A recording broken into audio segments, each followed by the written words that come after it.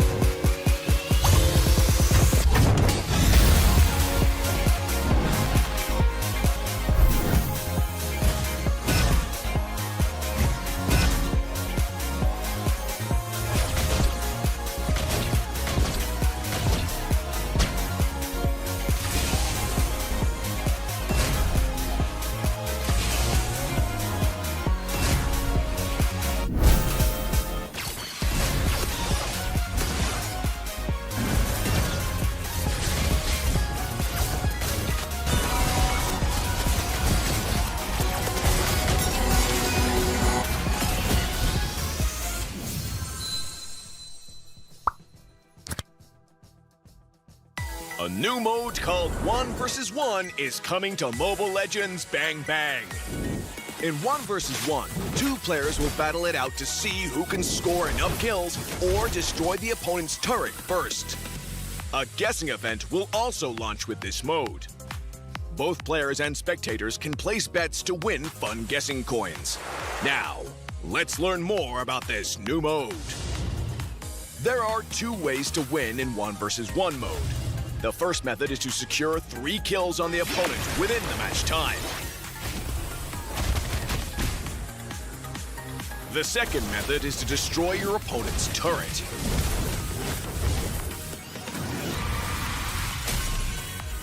The 1 vs 1 fun guessing event will launch with this mode. At the start of the match, both players and spectators can use their 1 vs 1 fun guessing coins to bet on the match's outcome. The game will also add a set amount of 1 vs 1 fun guessing coins to the prize pool for both sides. All fun guessing coins in the prize pool will be split among the winners. While the 1 vs 1 fun guessing event is running, you can exchange your fun guessing coins for exclusive rewards. Prioritize heroes with quick wave clear or strong burst for this mode. Quickly push your wave into the enemy turret to apply constant pressure and chip away at both the turret's HP and the opponent's HP. The 1 vs 1 map features bushes and creeps as well. Securing jungle resources grants an economic advantage, while the bushes offer the perfect cover for surprise attacks. The 1 vs 1 mode is just around the corner. So, rally your audience and fight for glory!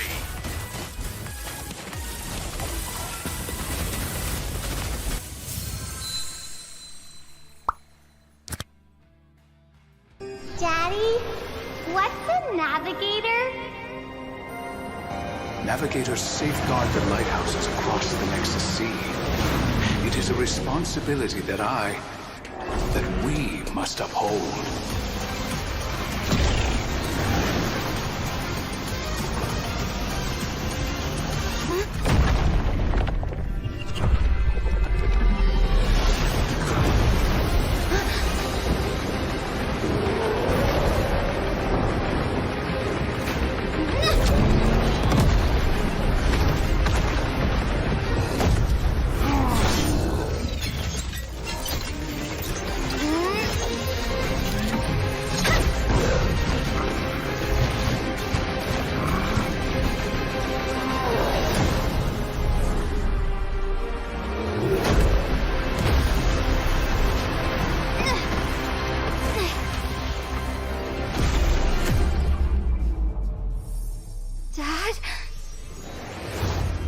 I'll always be with you.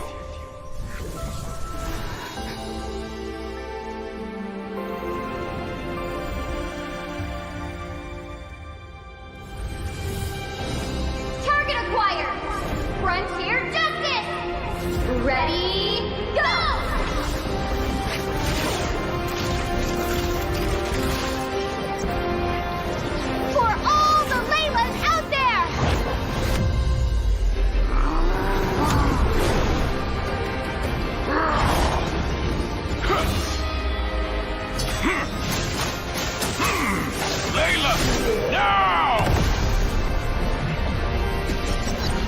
should have never tampered with the lighthouses.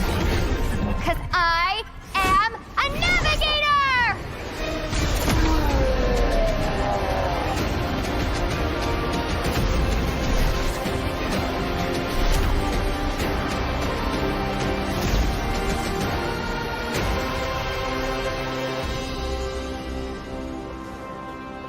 I'm gonna be the best navigator ever! I know you will. I thought it was finally over. Until I heard the whisper of the void.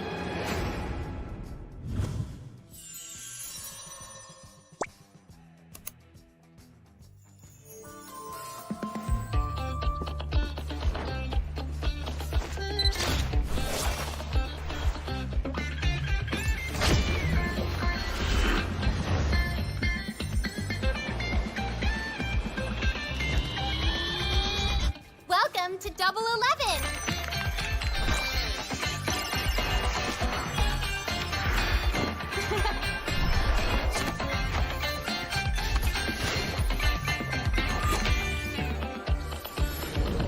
Amazing prices, amazing styles!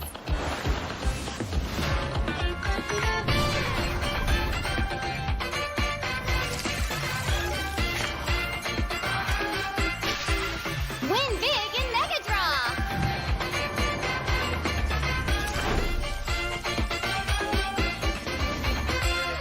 Lowest prices, incredible benefits.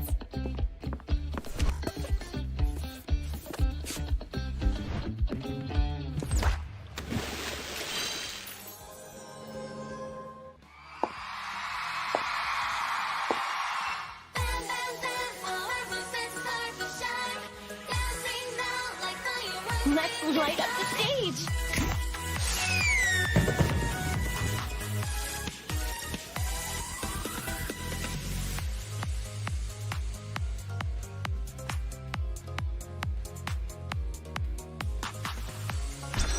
Every cheer fuels us to burn even brighter. Time for my solo. I spot a super fan out there. Eyes on me! Let our bond clear away all of your doubts. Bonds like starlit vows. Our connection spans the stars. Follow my rhythm.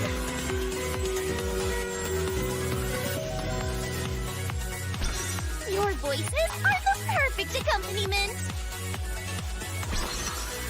How about an icy treat? Catch this frosty rhythm! Glisten like fresh snow!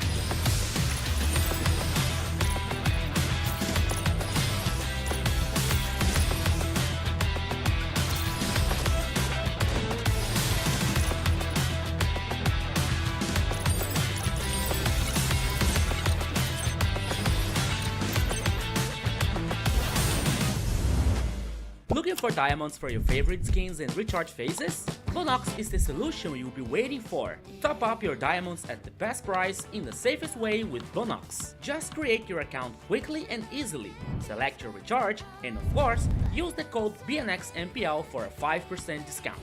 That's it! Enjoy your diamonds all thanks to Bonox, the official sponsor of MPL LATAM.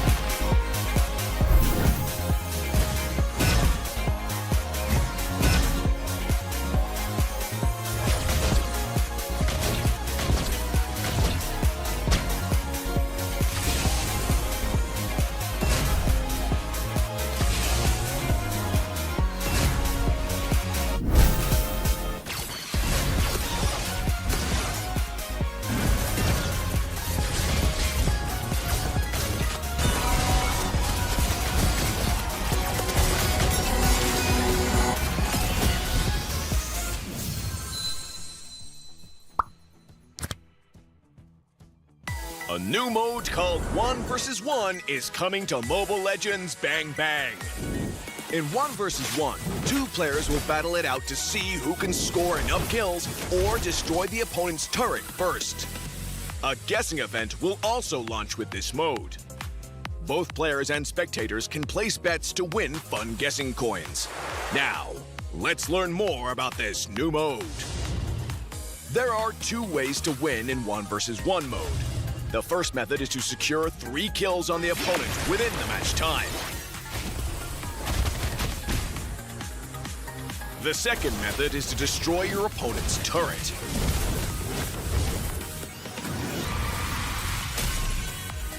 The 1 vs 1 fun guessing event will launch with this mode. At the start of the match, both players and spectators can use their 1 vs 1 fun guessing coins to bet on the match's outcome. The game will also add a set amount of 1 vs 1 fun guessing coins to the prize pool for both sides. All fun guessing coins in the prize pool will be split among the winners. While the 1 vs 1 fun guessing event is running, you can exchange your fun guessing coins for exclusive rewards. Prioritize heroes with quick wave clear or strong burst for this mode. Quickly push your wave into the enemy turret to apply constant pressure and chip away at both the turret's HP and the opponent's HP. The 1 vs 1 map features bushes and creeps as well. Securing jungle resources grants it economic advantage, while the bushes offer the perfect cover for surprise attacks. The 1 vs 1 mode is just around the corner. So, rally your audience and fight for glory!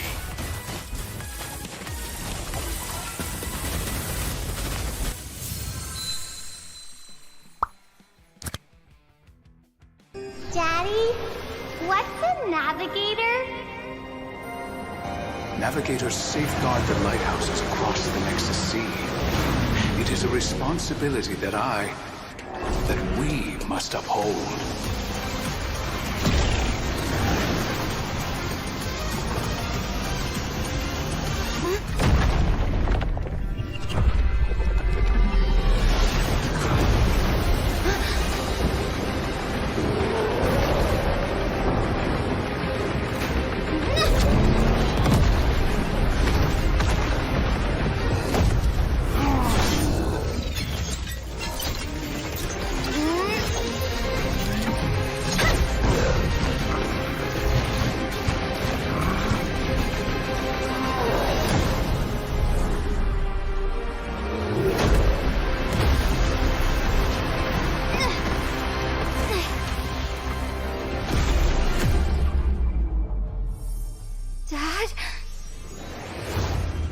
I'll always be with you.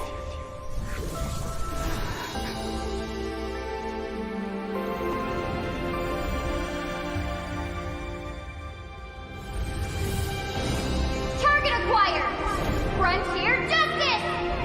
Ready, go!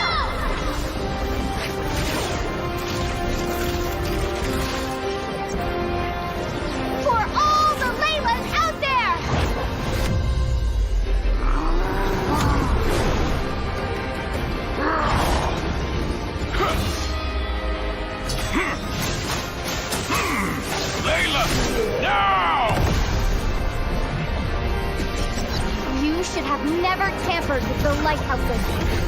'Cause I am a navigator!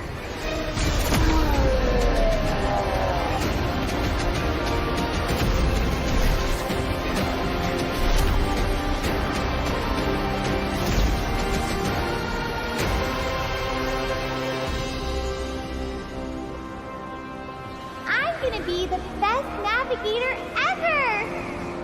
I know you will.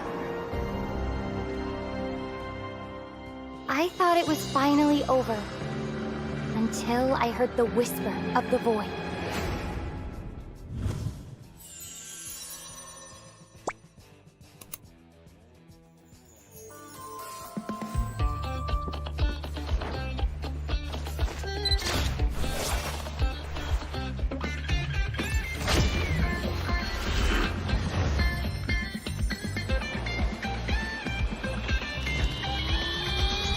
Welcome to Double 11!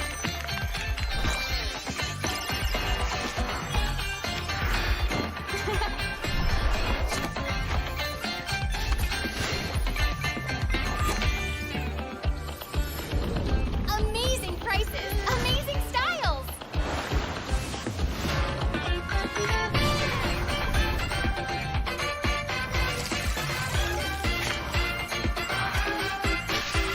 Win big in Mega Draw!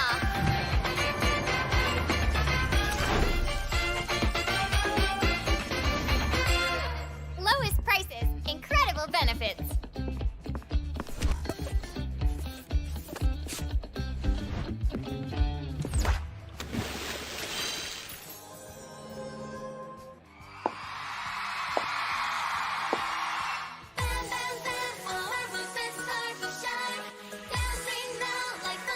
Let's light up the stage!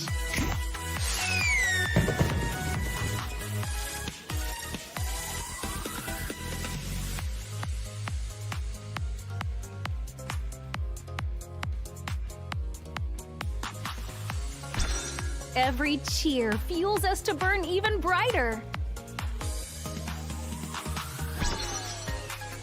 Time for my solo. I spot a super fan out there.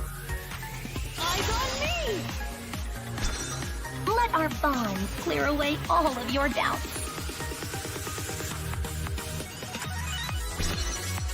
Bonds like starlit vows.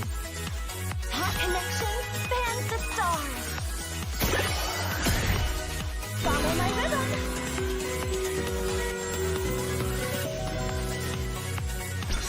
Your voices are the perfect accompaniment. How about an icy treat?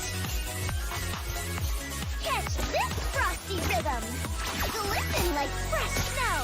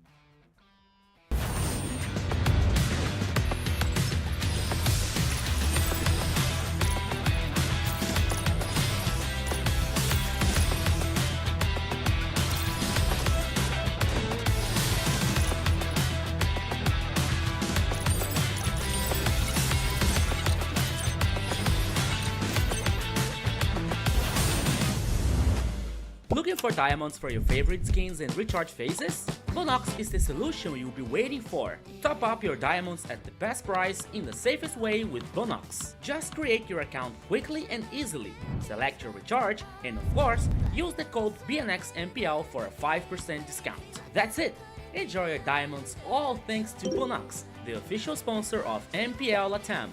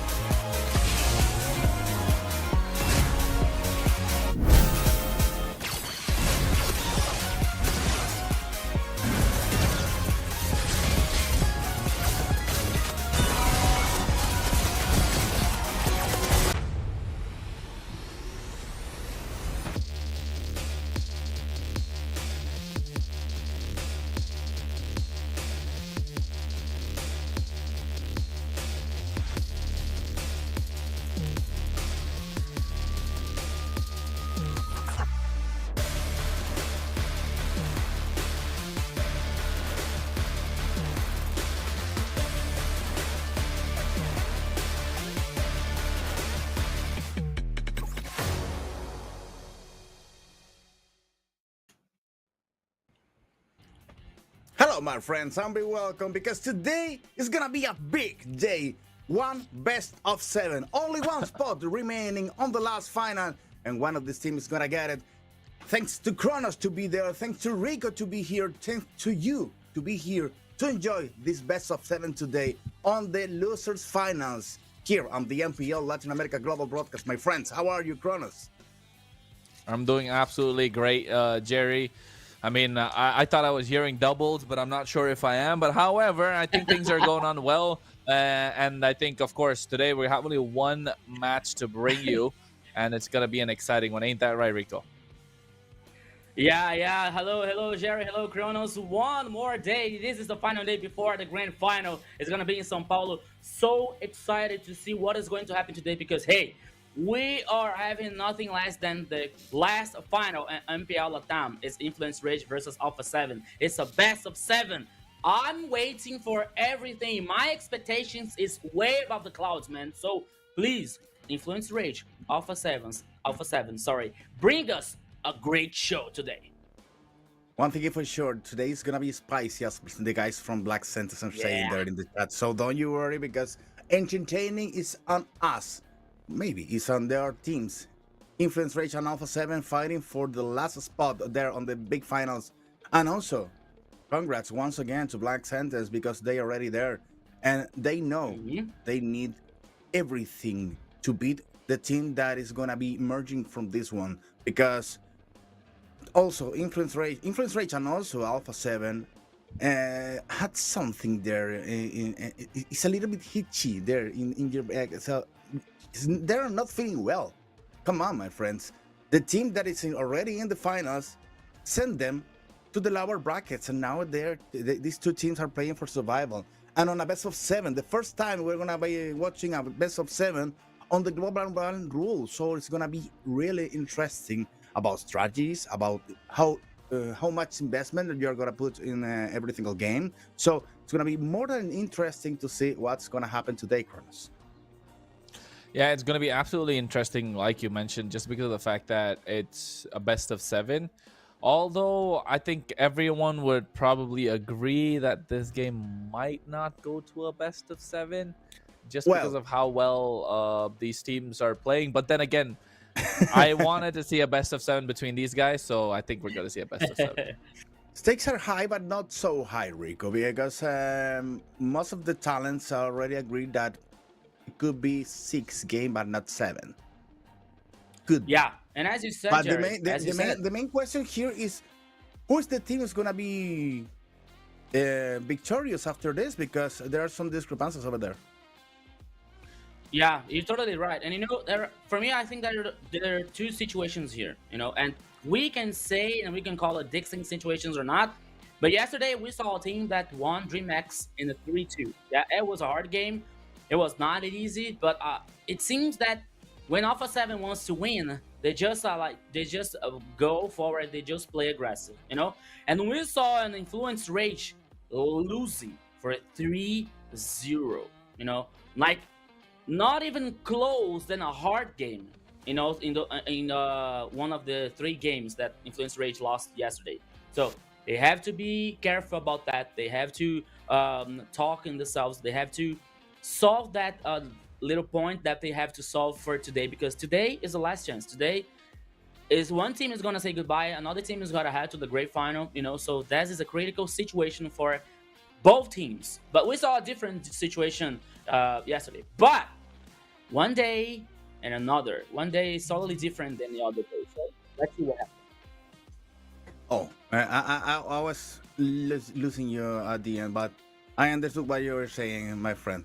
So, let's meet and say thank you to the guys who made this possible, starting with Bonox, because you know that you can power up your Mobile Legends Bang Bang adventure with Bonox, the official and trusted way to get your diamonds fast, instant delivery, secure payments, and unbeatable convenience to keep you always ahead in the game. So don't miss out and use the code BNXMPL and grab 5% off on your next top-up today, my friends. Yeah, and not just that, make sure you get yourself the Pova 7 5G. Of course, power your play with the Pova 7 5G. Ultra battery, blazing speed, and fluid 144Hz display. Built for true gamers. Don't wait. Experience the future of gaming performance now. And let's talk about an amazing project. Here is the project next on Mobile Legends Bang Bang. Yes, the annual map update is live since September 17th. We got 4 brand new maps with fresh strategies that will transform the game. Expanded rivers, flying clouds, broken grass, and broken walls, and dangerous grass. So gather your squad and experience the new MLBB routes. And you know what? It's that time of the year right now. Mariah Carey already know that it's that time of the year, but not Christmas. It's time for you to vote on the Esports Award, because Mobile Legends have been nominated one more time to the Esports Award. So head over to esportsawards.com/vote and vote now for our game, for our players, in every single category that you may look for the Mobile Legends. Go ahead and vote on esportsawards.com. Yep, and also if you are from... Oh, wait, never mind. I get to do this one this time. Of course, the folks, as you know, today's the lower bracket finals. The Black Suns Esports have already made it to the grand finals. Congratulations, a big shout out. We see you in the chat, Black Suns Esports. Make sure you give us a follow and subscribe to us as well. But then at the same time, the MPL LATAM Season 4 Grand Final is happening on the 15th of November in Login EXP in Sao Paulo, Brazil. All right? And come join us live, of course, on site. You get exciting special skins, exclusive codes that are activations that are available right on site, and of course, plenty of surprises waiting for specifically you guys if you're able to make it. And you know what? If you think, oh no, it's gonna be too expensive, man. I live right by Sao Paulo. I thought I'd go, but then I had to pay my rent. I didn't have the money. I had to spend it on one of these phones. I had to go and top up on BNX MPL and using Bonox. But then all of a sudden, guess what? It's free entrance, folks. Make sure you get yourself there and don't miss it. Of course, it's LOGINEXP. That's the arena at Vila Madalena, Sao Paulo. Follow our social and for more updates, of course, and behind the scenes content. Hey, did I say that right, Rico? Yeah. Did I say it right? Vila Madalena. Almost. How do I say it? Vila Madalena is right. Vila Madalena is perfect. But the state is São Paulo. São Paulo. São Paulo. São Paulo. Paulo. São Paulo, yes. Yeah. São Paulo. São Paulo, no. São Paulo, yes. São Paulo. But it's Hey, perfect, man. it's perfect, I got that. I don't know if I'm allowed to say it. I think it's a slang, so I'd rather not. I'm one of them. I'm one of the G's, not the G's that you guys are thinking of. Okay. So I want to see your excuse for not heading in the grand final.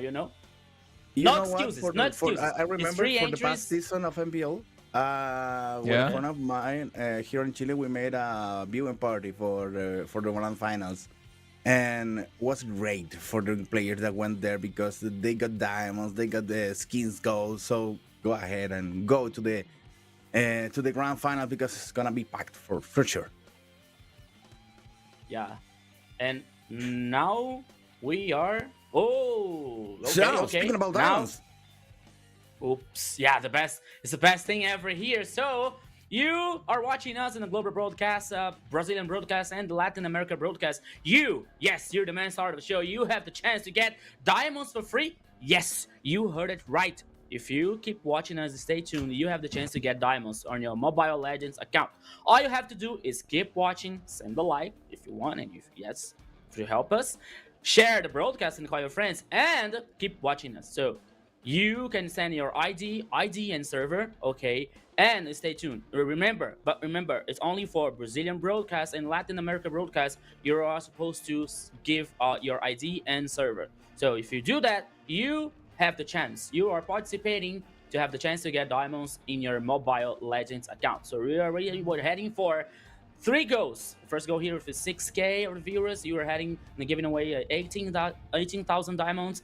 The second goal is 8K to 10K. We're giving you 38,400 diamonds. And the last goal is 10K to 12K of viewers here. We're heading and giving away more than 60,000 diamonds. 60,000 diamonds for you.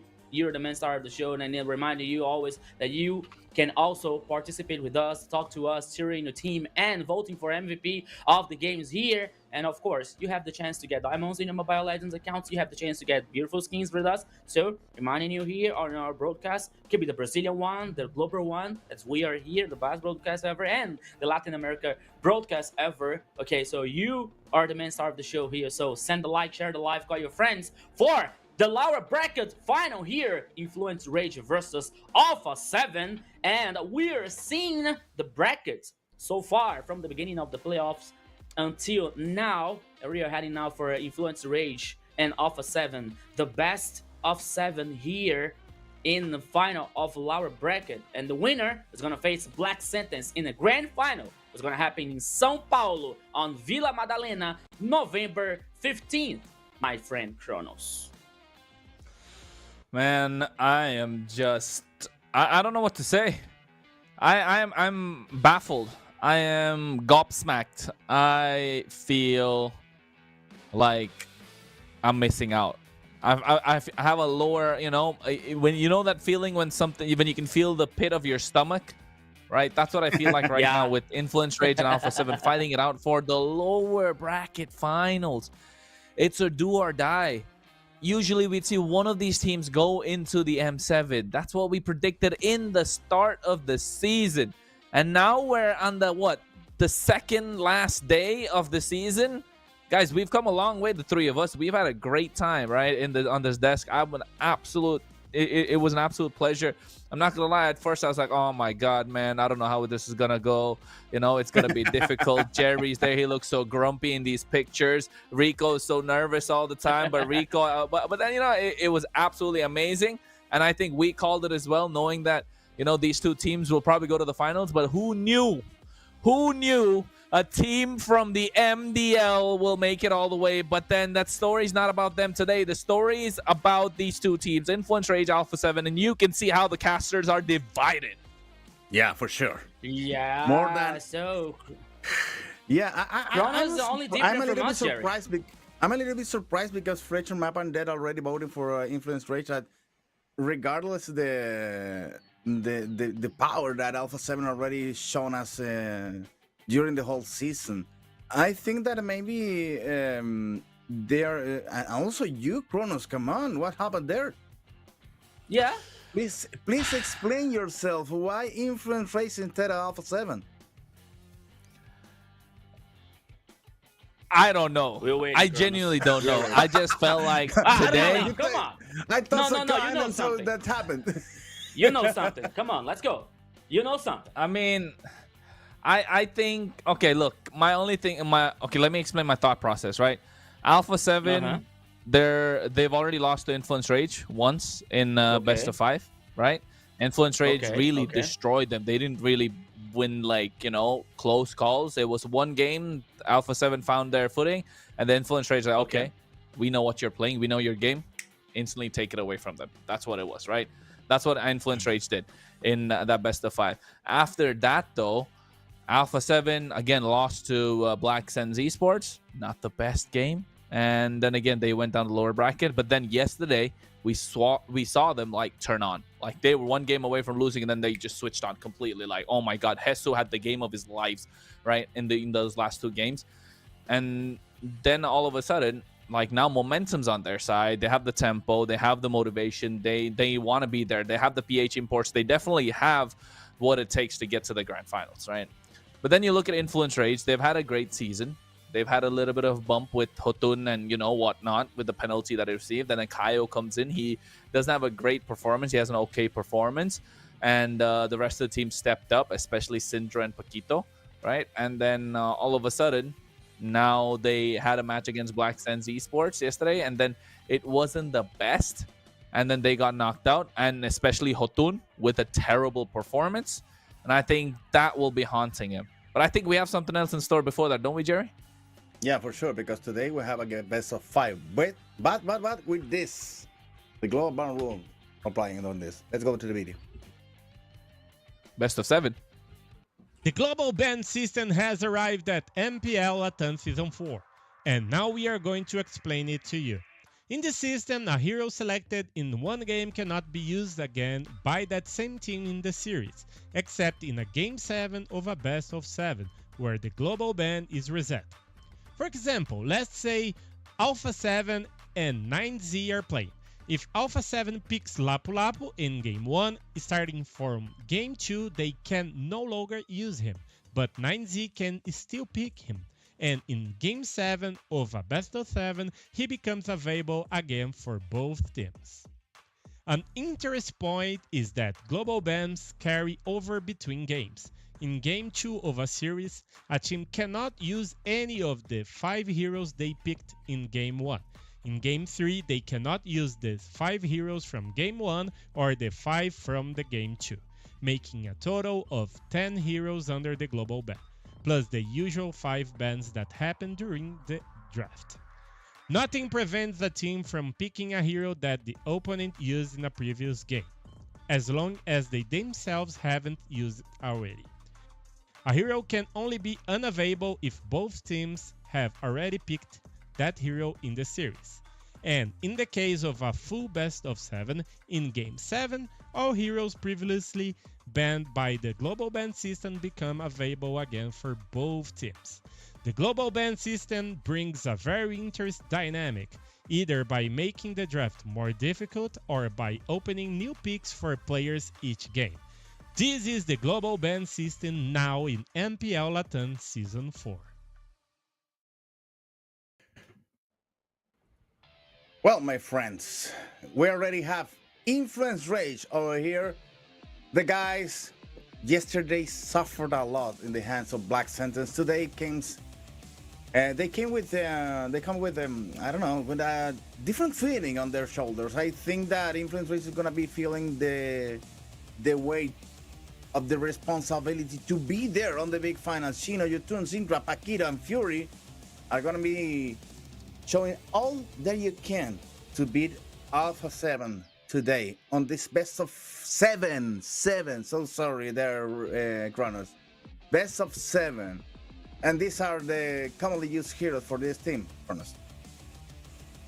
Yeah, and I think, you know what, when it comes to these this best of 7, hopefully we get to see a Game 7 so we can throw out all these global bans out the window. But I think here, Coach Blackjack's definitely has a lot of work ahead of him, especially, and we saw this yesterday, it's Paquito, right? We're talking about Paquito. Look at his picks. The Grok is not available, neither was the Kalea, and the Gatot was already always taken away from them.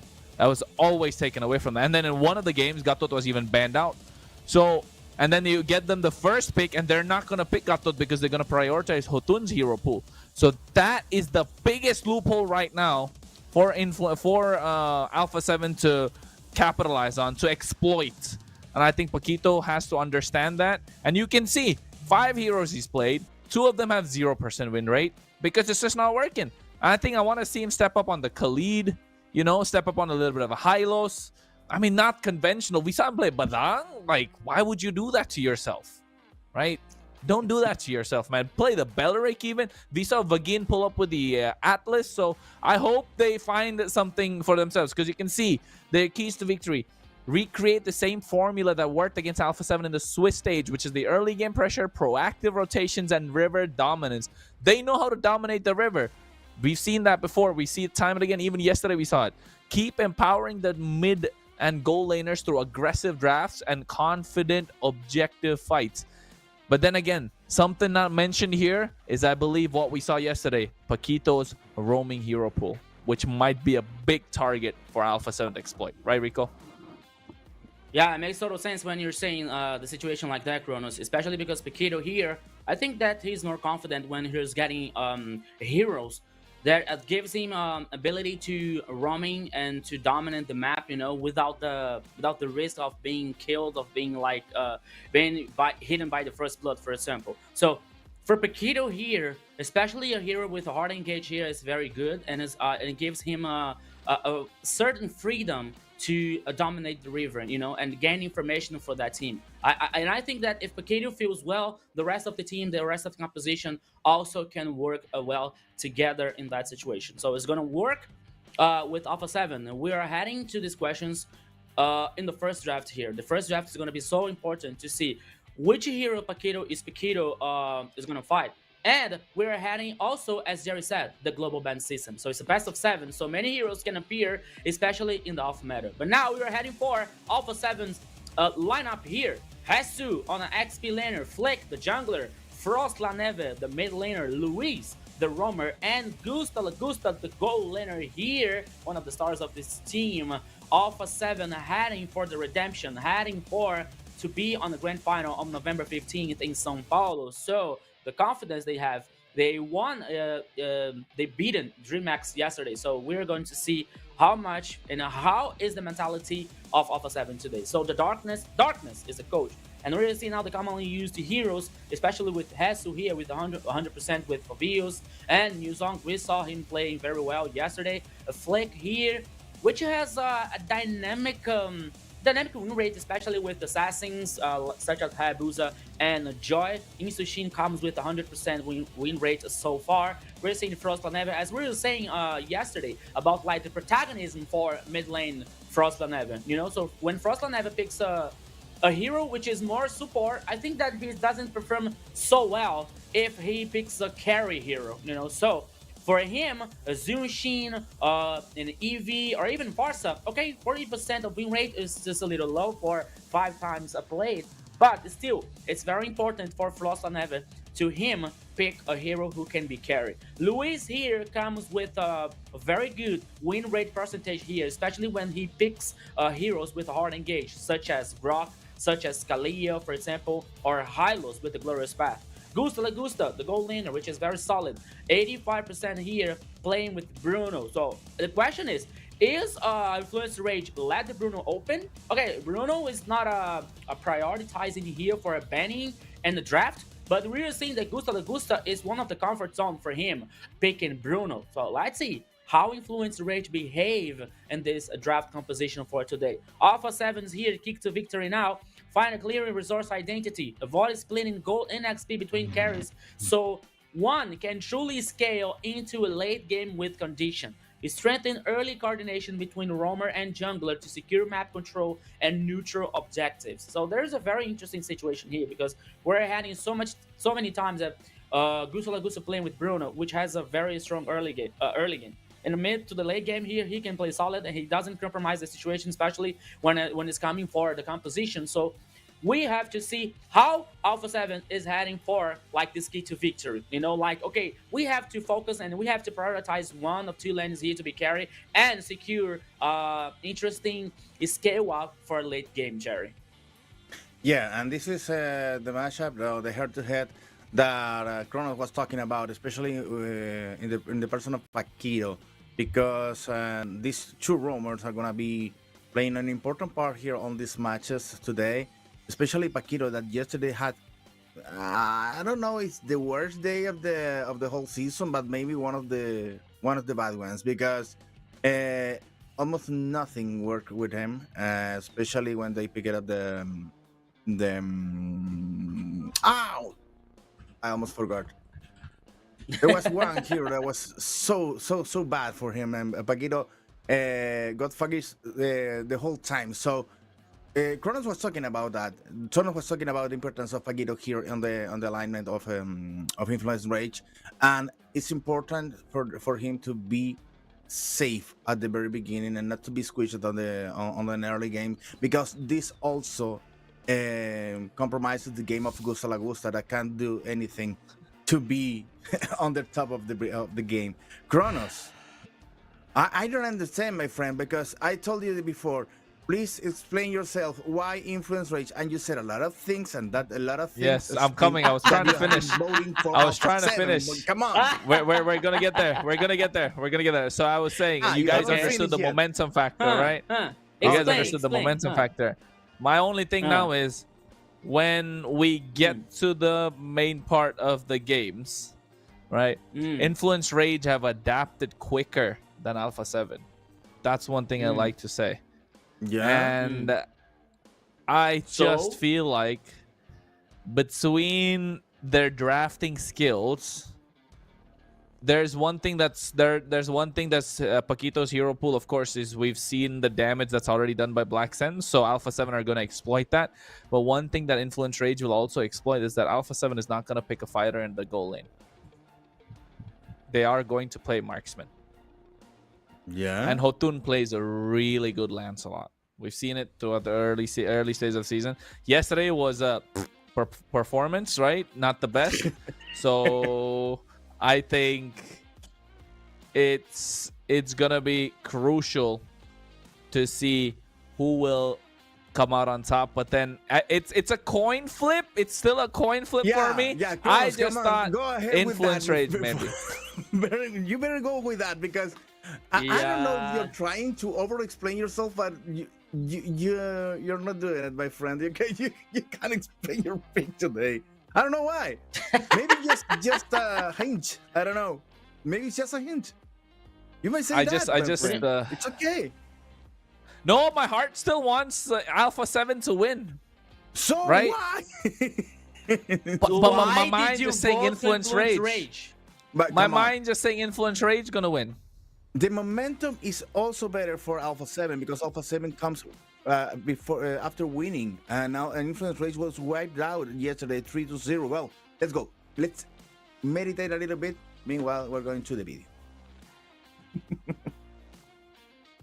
Fala galera, aqui é o Caio da Influence Rage e chegou o momento do duelo mais esperado, e pode ter certeza que a gente vai dar o nosso melhor. Fizemos em breve, e hoje é dia da Rage mostrar o porquê que nós merecemos chegar aonde nós chegamos. Melhor virem focados, porque hoje não vai ter espaço para erro de nenhum dos dois lados. Marca a presença no chat e já manda aquele Go Rage. Go Rage. There's a little bit. There's a thing that is very important on what he said.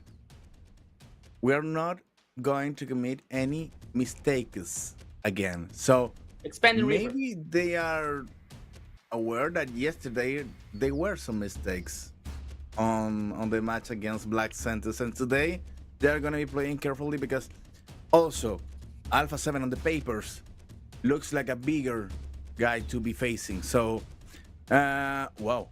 Wow, this is gonna be quick. Okay.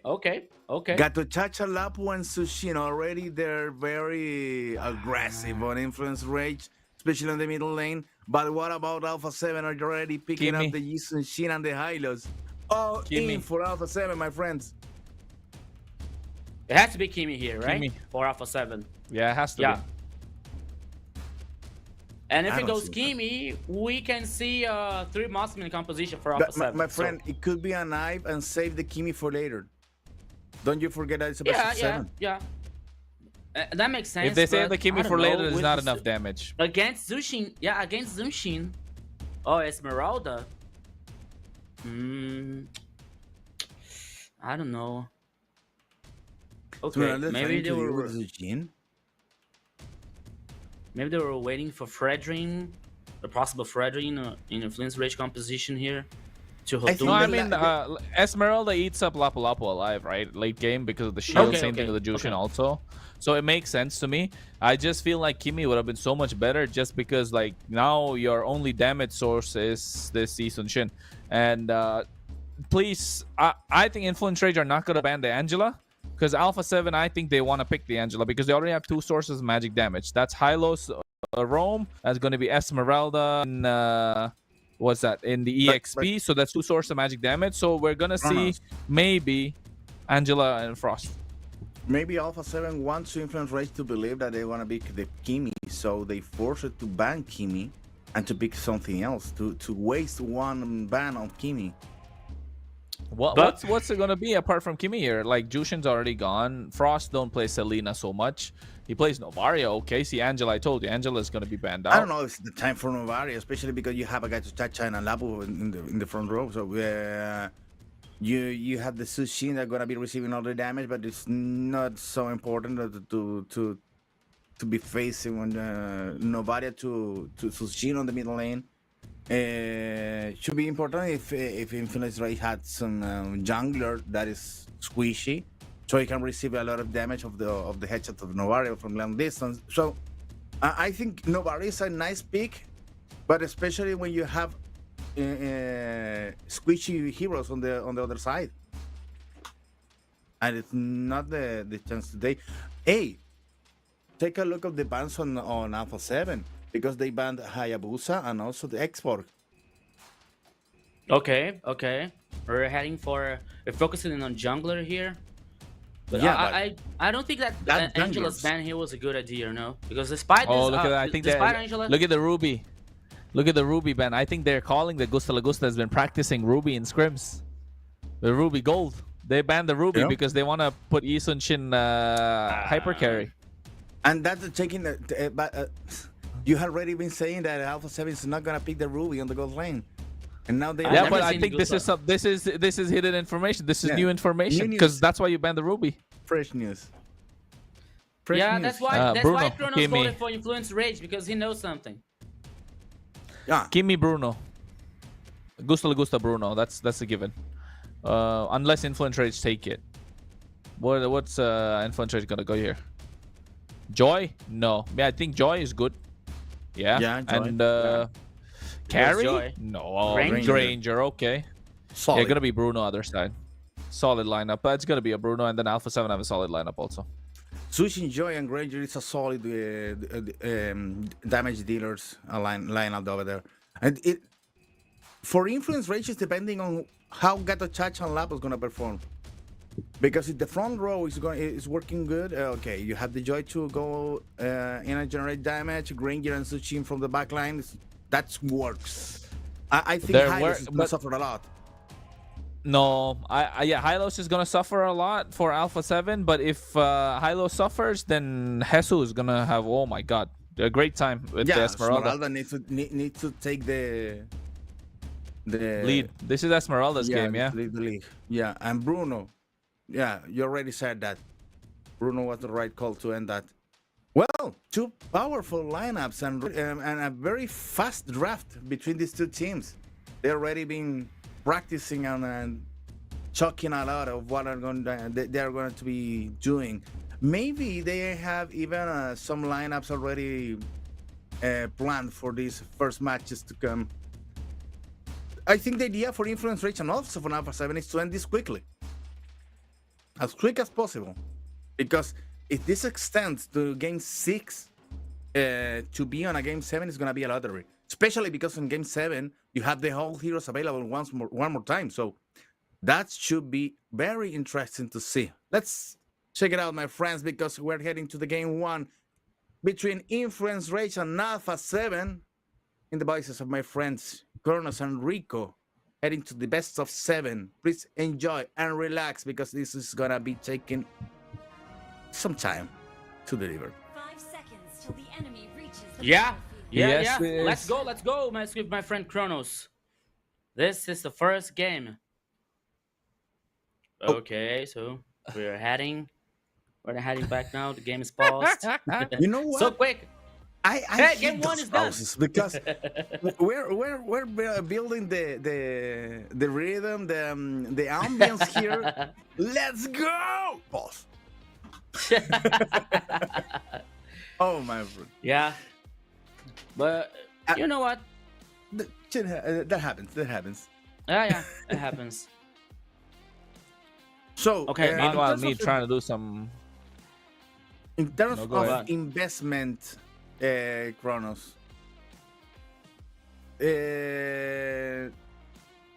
How about this game? I think that maybe Alpha 7 burned some important picks over here. You have the Jason Shin, you have the Esmeralda, and also the Kimi. Those are powerful picks. I won't say the same about Hylos and also Esmeralda, yes, but Jason Shin, Esmeralda, and Kimi are very powerful.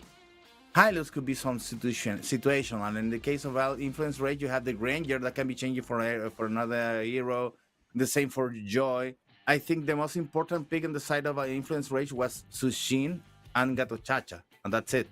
No, I think Gato, Jushin, and also Granger. Don't forget Granger.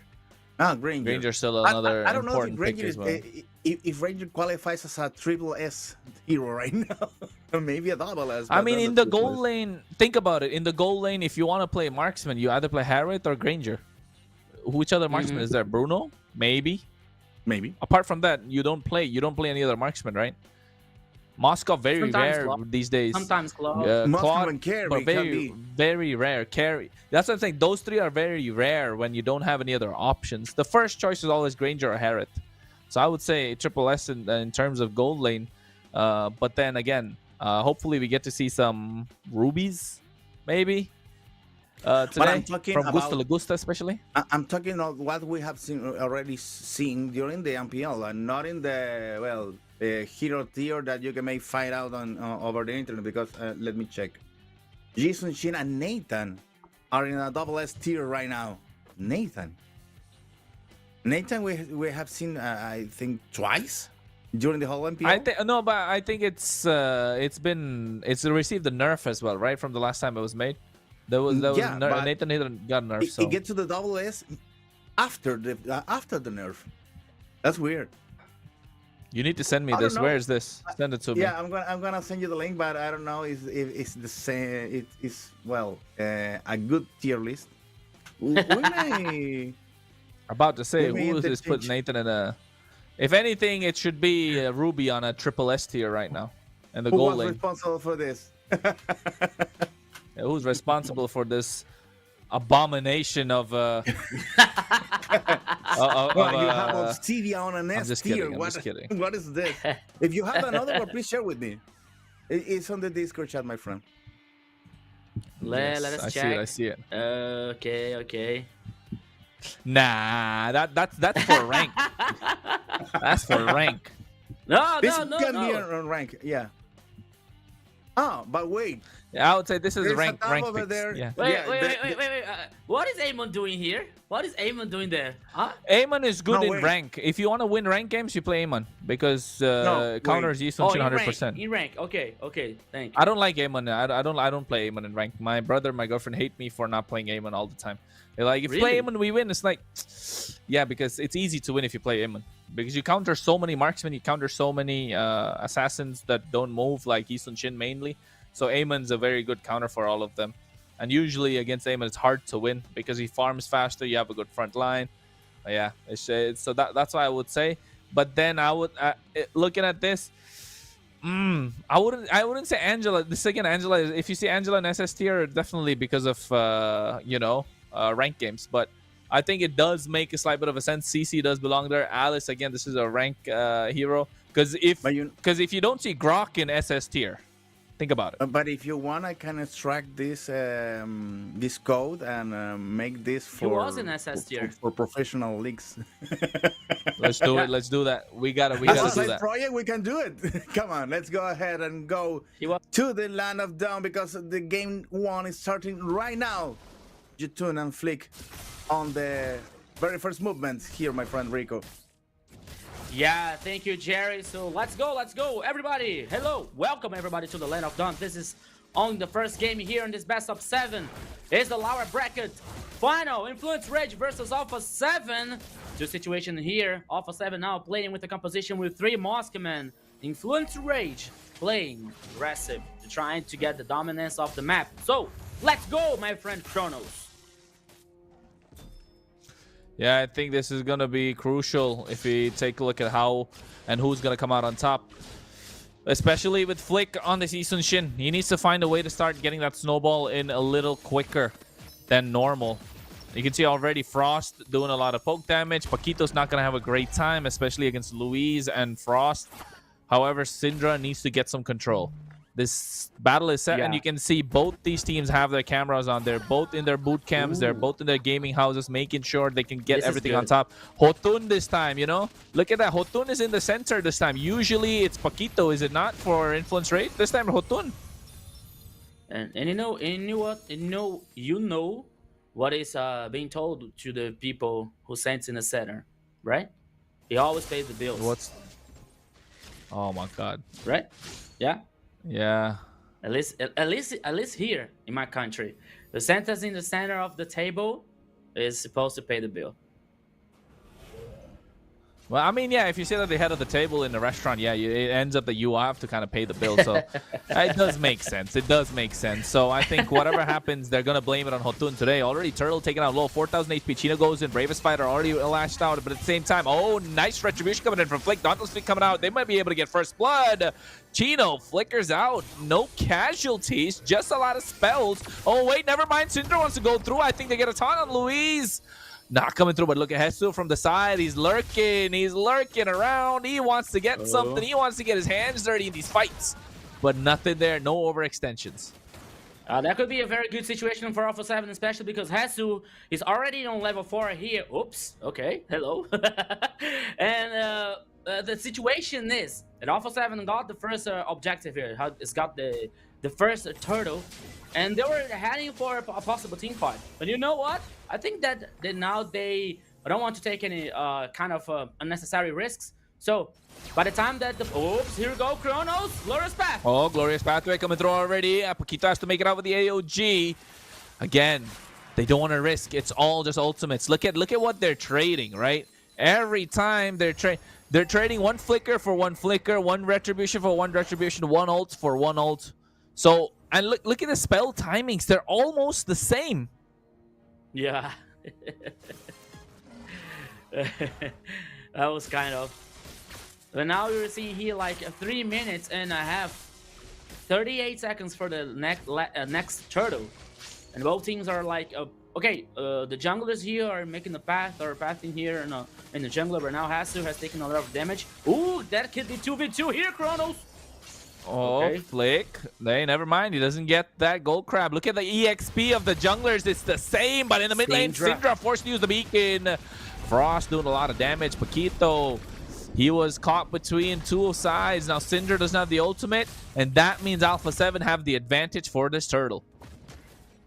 Yeah, and we can tell about the advantage here, especially with this composition with 3 Mossmen, because the range here, that could be a good thing for Alpha 7. But now wait, never mind. Going in, Glorious Pathway. Bland, they already used the range stacks. AOG coming through as well. Retribution in the hands of Hotun comes in with the electrifying beats, looking for Hesu, but he's taking him down. So falling Stormer dishing out the damage, but first blood in the hands of Fury. Yeah, first turtle 4, Influence Rage, and also the first blood here. And I think that in that last team fight, I think that there was lacking damage for Alpha 7, you know, because all players were together, but still, Influence Rage players, they were so tanky, they were so resistant. And now here comes the possibility that the first turret here in the top side in favor for Influence Rage, but Chino, oh, Hesu, is trying to defend here, and it works very well. Hotun, okay. Yeah, Hotun almost able to get Hesu right, but I think diving on the turret too risky. Paquito here trying to defend his own jungle. Alpha 7 want to get this bear. They want to get this lava golem. I think at this point, ooh, wait, Flick, they're playing it in and out. Hotun comes in finally. I think Alpha 7 are going to give it away. Oh, wait. Syndra taking a load. Chino comes in from the side. You can see the flank coming in as well. Braver's fight already been dished out. Syndra goes into the Crimson Beacon. But again, just trading ultimates. But look at what Alpha 7 haven't used a lot of ultimates there yet. So it's good news for them. So the next engage we can expect from Alpha 7. Yeah, next turn is still in the top side. Both teams now are like, okay, after almost 6 minutes, actually. Holy now has just a little bit higher for Influence Rage, and suddenly they got this advantage, especially because. Oh. In 2v2, wow, Gusta are taking a lot of damage from Fury. And now look at Hesu though, he's doing so much. Hotun, getting the rhythm down. No beats unlocked yet. 5 seconds under the turtle. They're just trying to bait something out. Flick trying to poke somebody down. Turtles up, 5-man rotation made in. Expanding Rivers, making sure that it happens. Frost has to flicker out of harm's way as well. Louise making sure he runs out, but there it is to use the Revitalize. Chino goes in, the Bravest Fighter, Raging Slash being used up. Glorious Pathway, but Fury gets another kill in his pocket. 2-0's Influence Rage. Hotun comes in, has the rhythm, goes for the beats as well, looking to get something down. Retribution not used up yet. They're still looking to get the turtle. Flick already got the Donald Sleek coming in. Hesu is doing everything that he can. Fury able to get the tower in the mid lane. Now they're looking to get Hesu as well. Electrifying beats. Hesu flickers out, but guess what? In the pocket of Fury, killing spree. 3 kills in the pocket of this Granger. He should have 30 stacks by now, and Alpha 7 look like they're in trouble. And all goes to Influence Rage here. Chronos, the turtle, the turret, the advantage. The gold lead now is almost a 3K for Influence Rage. The situation for Alpha 7 is not so good. We're not having their engage from Alpha 7. They're always, it seems like they're always trying to run from a team fight. They're always only trying to guarantee the objective. But Influence Rage always playing forward, always playing aggressive here, are taking an advantage. Especially now with that composition, especially with the kills to a Fury. 3 kills. All the 3 kills for Influence Rage so far heading into the gold laner's hand. Granger is getting stronger. Hunter Strike, Sky Pierce. It is good now for accumulated stacks for this Granger. Once again, the situation for Alpha 7 is getting critical, even in the first game. It is critical, but look at the top side. Chino comes in. I think he's going to be taken out. He goes with the Bravest Fighter. Yes, he's down and out. Frost able to get that one kill. Alpha 7, I think they need to run away. Hotun comes in for the re-engage. Look at oh my god, what an AOG. Everyone has to move out of harm's way as well. Hotun in the back line onto Flick, but the damage already dished out. They lose Gusta Lagusta, and Hotun traded. So 2 for the price of 1. And I think Alpha 7 are losing a lot more on the bot side. Fury has been working on the turret, and he's already got 3 turrets so far for free. That was a good response from Influence Rage, you know, even that they lose the players on the team fight in the top side, but Fury was splitting up in the bottom lane. He took the turret number 2. That means more map domination for Influence Rage in the first game. Alpha 7 here has to, you know that in the last team fight, it was not like a real team fight, you know, because there was 5 players for Alpha 7 only to take out Chino. And the response for Influence Rage was immediately, you know? So, now, here comes the first Lord. Influence Rage has a better position here in the map. Domination, but we are waiting for Alpha 7 to try to contest or trying to find back this important objective. But that could be very dangerous for Alpha 7 so far. Yeah, I think game number 1 is going to start setting the tempo, and you can see Influence Rage already found theirs. They found the way that they got to move, but you can see Conceal Play coming in as well. They're going to the bot side. Gusta Lagusta should be able to make it out of harm's way. So at this moment, I feel like top side's going to be the next target. I don't know if Flick wants to commit to this one. Chino moves away. I just feel like this Lord is going to be so crucial. If Alpha 7 get a good defense and a couple of kills, they'll be able to bounce back because Influence Rage already have about 4.5K gold lead ahead of them now. Yeah, the gold lead here almost goes for 5,000 for Influence Rage. And more important of that, now we got Malefic Roar for Granger. That physical damage penetration here for the gold lane is very good. Only Gusta Lagusta here only has claws in the Berserker Fury.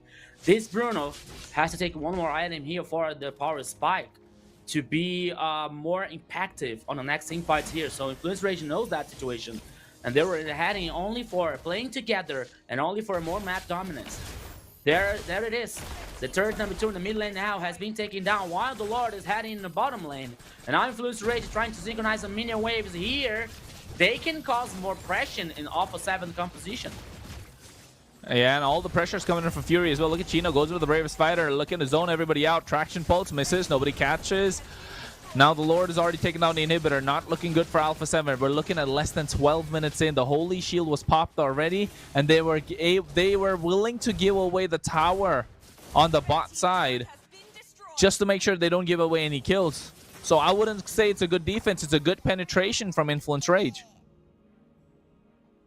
Yeah, they already had super minions on the bottom lane here. We still have the Holy Shield and the turret and the mid lane and the top lane here. But the question is the last line of defense for Alpha 7.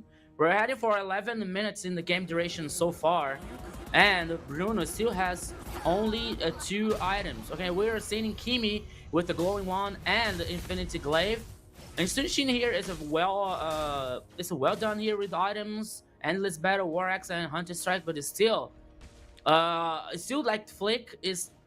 I don't say that he's not able to impact positively in this game, but you know, I think that he can't find that situation. He can find the ways here for help Alpha 7 in the next team fights, and in the team fight situation here to get superior numbers and trying to guarantee the other objectives. I think that Influence Rage composition here works so well when they're playing together to avoid these kills, to avoid that kind of risk for Influence Rage so far.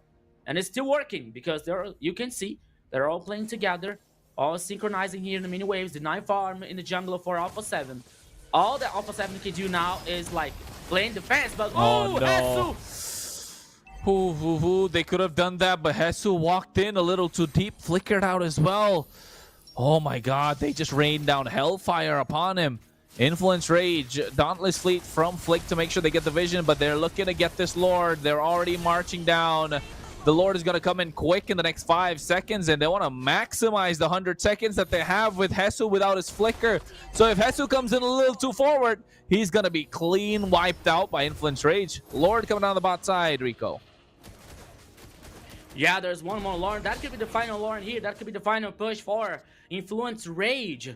That situation for Alpha 7 is so critical. The most Hesu here, I think this is the only play that he is allowed to play just a little bit far from the base, but it's still, if he take any false step, he can be killed. But let's go, Kronos! Oh no, Paquito, make sure he got the taunt in as well. Chino goes into the Bravest Fighter, taking a little too much damage from Frost. The Lord is still on the bot side as well. They look to get the inhibitor in the mid lane. Hotun comes into the picture now. No minions present, but you can see Paquito goes in. He gets taken down by Flick, and now with the help of the Lantern Flare, they get Louise as well. Fury dishing out the Rhapsody from behind.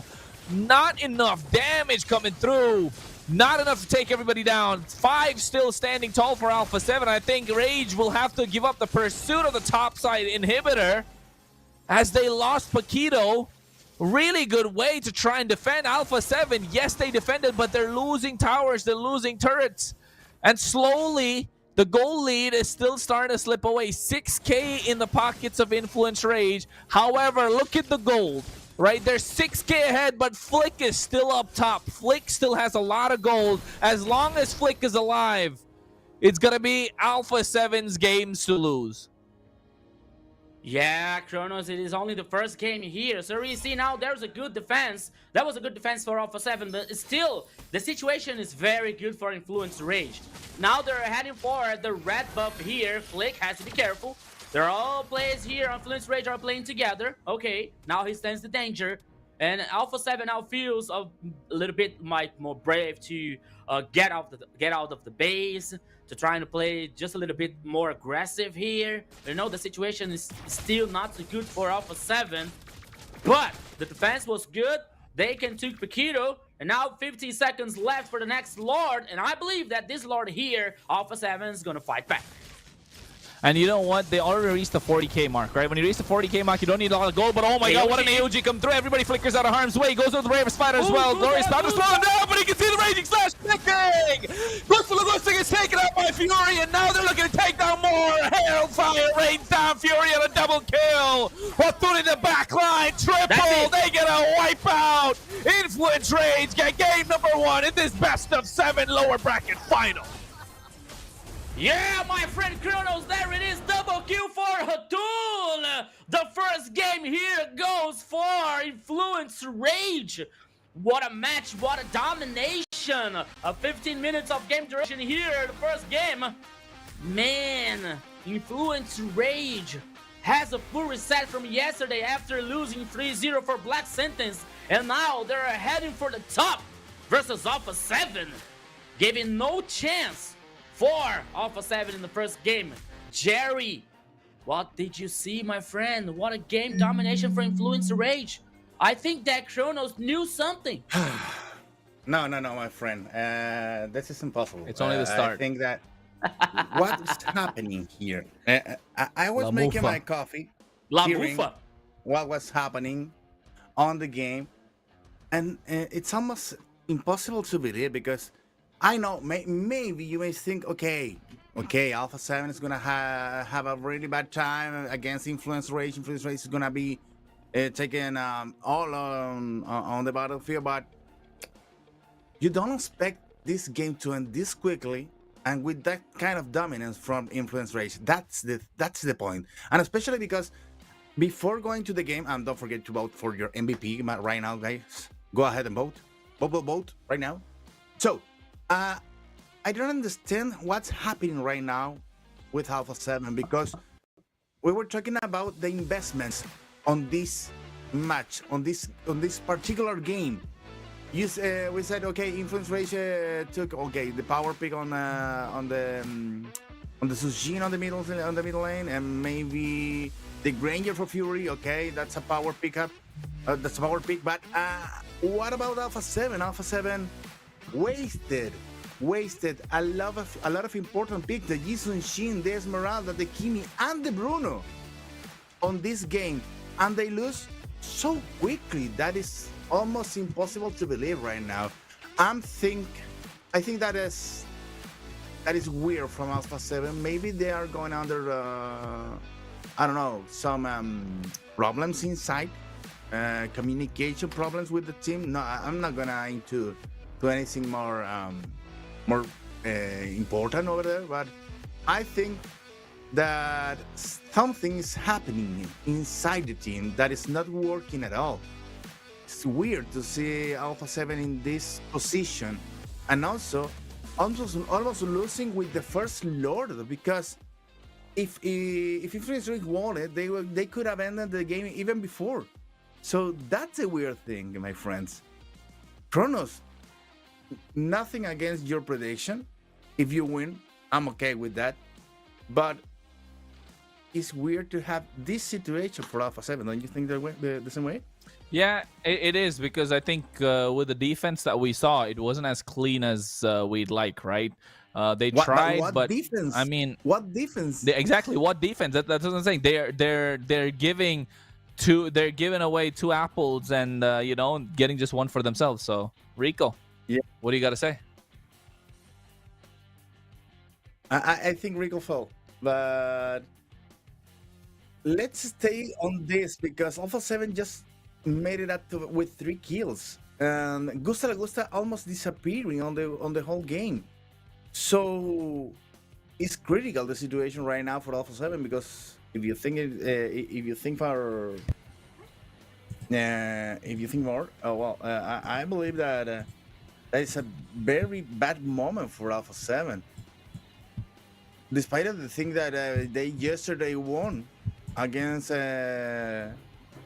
Remax, maybe they wasted they used all the talent that they had yesterday, and now, well,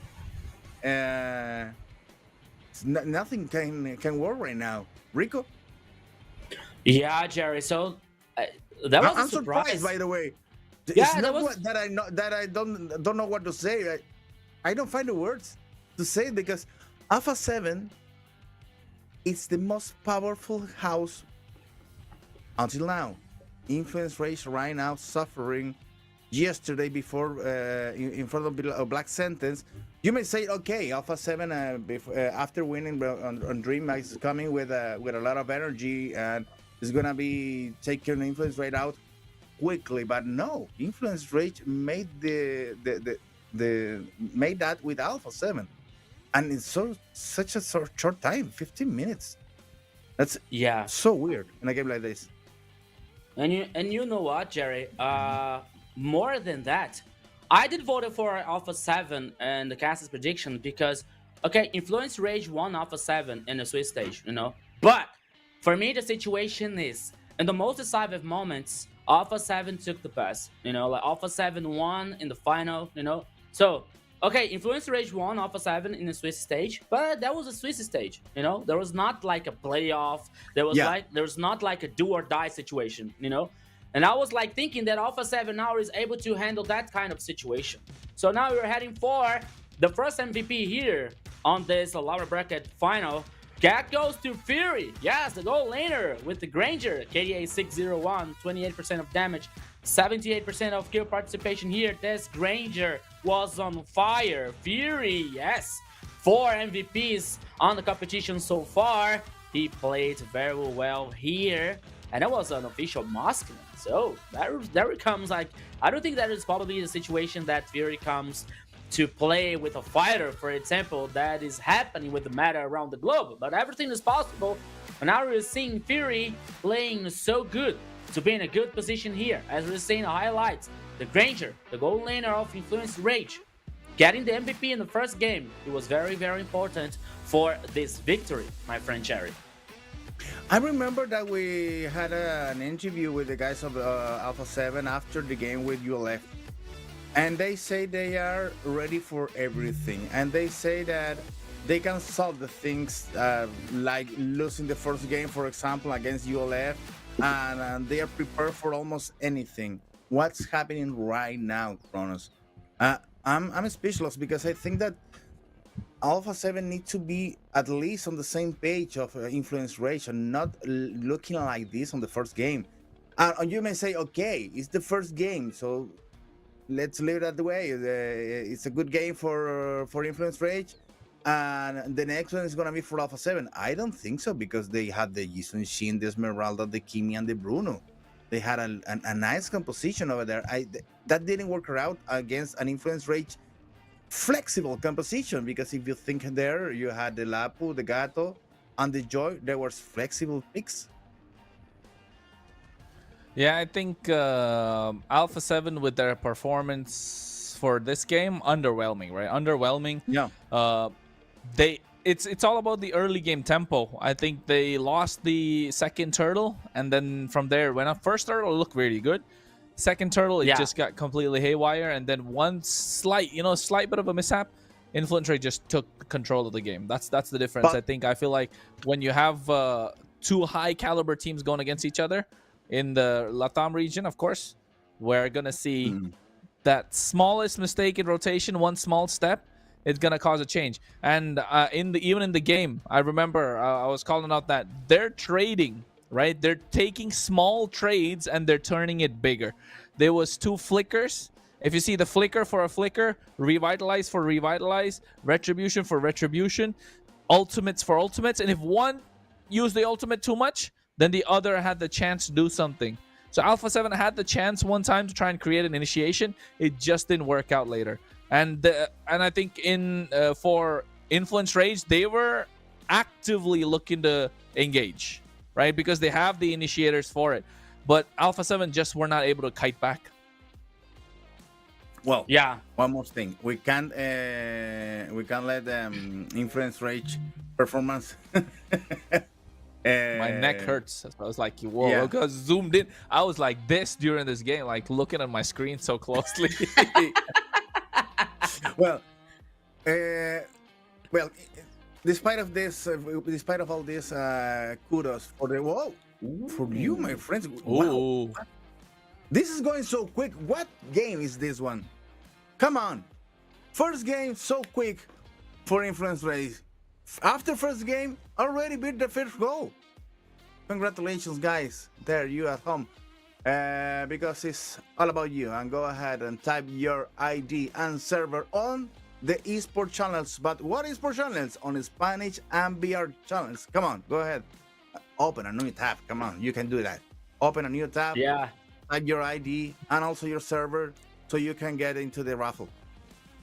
Yeah, guys, thank you. Thank you for all of you as your main star of the show. So it's only the beginning. We already hit the first goal in only the first game here. So all thanks to you. And remember, you can send your ID and server on the Brazilian broadcast and the Latin America broadcast. Okay, so send the like, share the live, call your friends. This is the final of the lower bracket here. Influence Rage versus Alpha 7. The first game, the first goal. Let's go, Kronos. Well, the thing is, I don't know, my friend. Let me end the idea here, because Influence Race is not a bad team. It's a good team. It's one of the three powerhouses right now in Latin America, and maybe Influence Race wasn't the best one, but should have been one of the two powerful ones. Now fighting out there in the lower bracket, but against Alpha 7, it looks bigger right now after just the first game. Let's think about that a little bit. Meanwhile, we're gonna be watching a new video about these things. Oi gente, aqui é o Frost, midlane da Alpha 7, e hoje é dia do confronto mais esperado da MPL Brasil. Só Alpha 7 versus Influence Rage, hoje no campo de batalha. Bom, mas não esperem muito não, viu? Não esperem um jogo de final, porque basicamente vai ser o mesmo resultado da última final da MPL.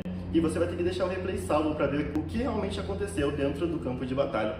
Mas bom, fiquem ligados na MPL 5 horas da tarde que o jogo vai ser quentíssimo. E eu conto com o apoio e com a torcida de todos da Alpha 7 com a hashtag GoAlpha7 no chat. E vejo vocês no campo de batalha na Terra do Amanhecer. Beijão do Frost. What was the result on the last finals? Yeah, 4-3. you mean yes, Frost is not wrong, you know, because if you reach the same result, it's gonna be 4-3 for Alpha 7. So it's Yeah, still, but they started still in the winning game, or you know? losing? They started winning or losing? That's a big question over here. I don't remember. They started to be with honest. losses. Oh, with Yeah, losses. next They match. started with losses. Okay. Whoa. Okay. So let's go But now. I don't We're know. headed for the draft of My the second friend, game. I still have the bad taste that Alpha 7 invested so much on the last game, but let's erase that from my mind and go ahead and focus on the next one, because Influence Rate looks so powerful. I hope for Influence Rate also to be on the top of their levels, and as they are showing right now, especially after losing 3-0 yesterday. So it's good for them, good for the enthusiasm over there. Okay, first months, Alpha 7. Well, Kalia is practically no beer. It's not gonna be appearing on the first games. I remember that We're not going to see Kalei and Grok. I don't think we're going to see Kalei and Grok full series. Yesterday we saw Grok, but after game 4, I believe. Yeah, I think That could Influence be, Rage that could left be. it open for to see if Black Sense would let it through, but Black Sense didn't let it through. They went first pick Grok, so I think we're not gonna see a Grok this series or a Kalea. Lancelot. Lancelot for Alpha 7, that's a power pick right now. Starting, Yep. pulling up the big Okay. guns. Okay. Isun Shin. Isun Shin Yeah, Rage? that could No? be. It's Black- open. Ancient No, Sheen Access and banned. Ancient Sheen Box is is banned? already banned from Alpha 7. No? Isun Shin, no? I think like No, I Ancient don't Sheen think they and need to go Show. Isun Shin. They can take their time. They don't have to rush it. They can go third pick. They can cook this young pick. Hylos, maybe. Oh, it's a good idea. Kimi also good here, but not against the Lancelot. They need, Yuzhong. Oh Ooh. my god, nice. Yuzong. I forgot Yuzong Yuzhong here. is great. Yuzhong is Yeah. great.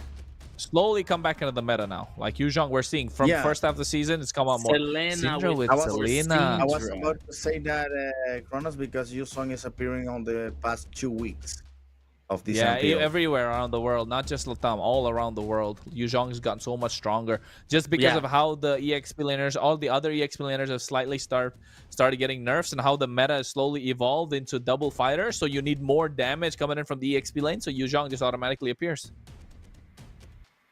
Yeah, Great. so And right. Selena, Kronos. yesterday Yes. we saw Selena that didn't write so much, Great but thinking.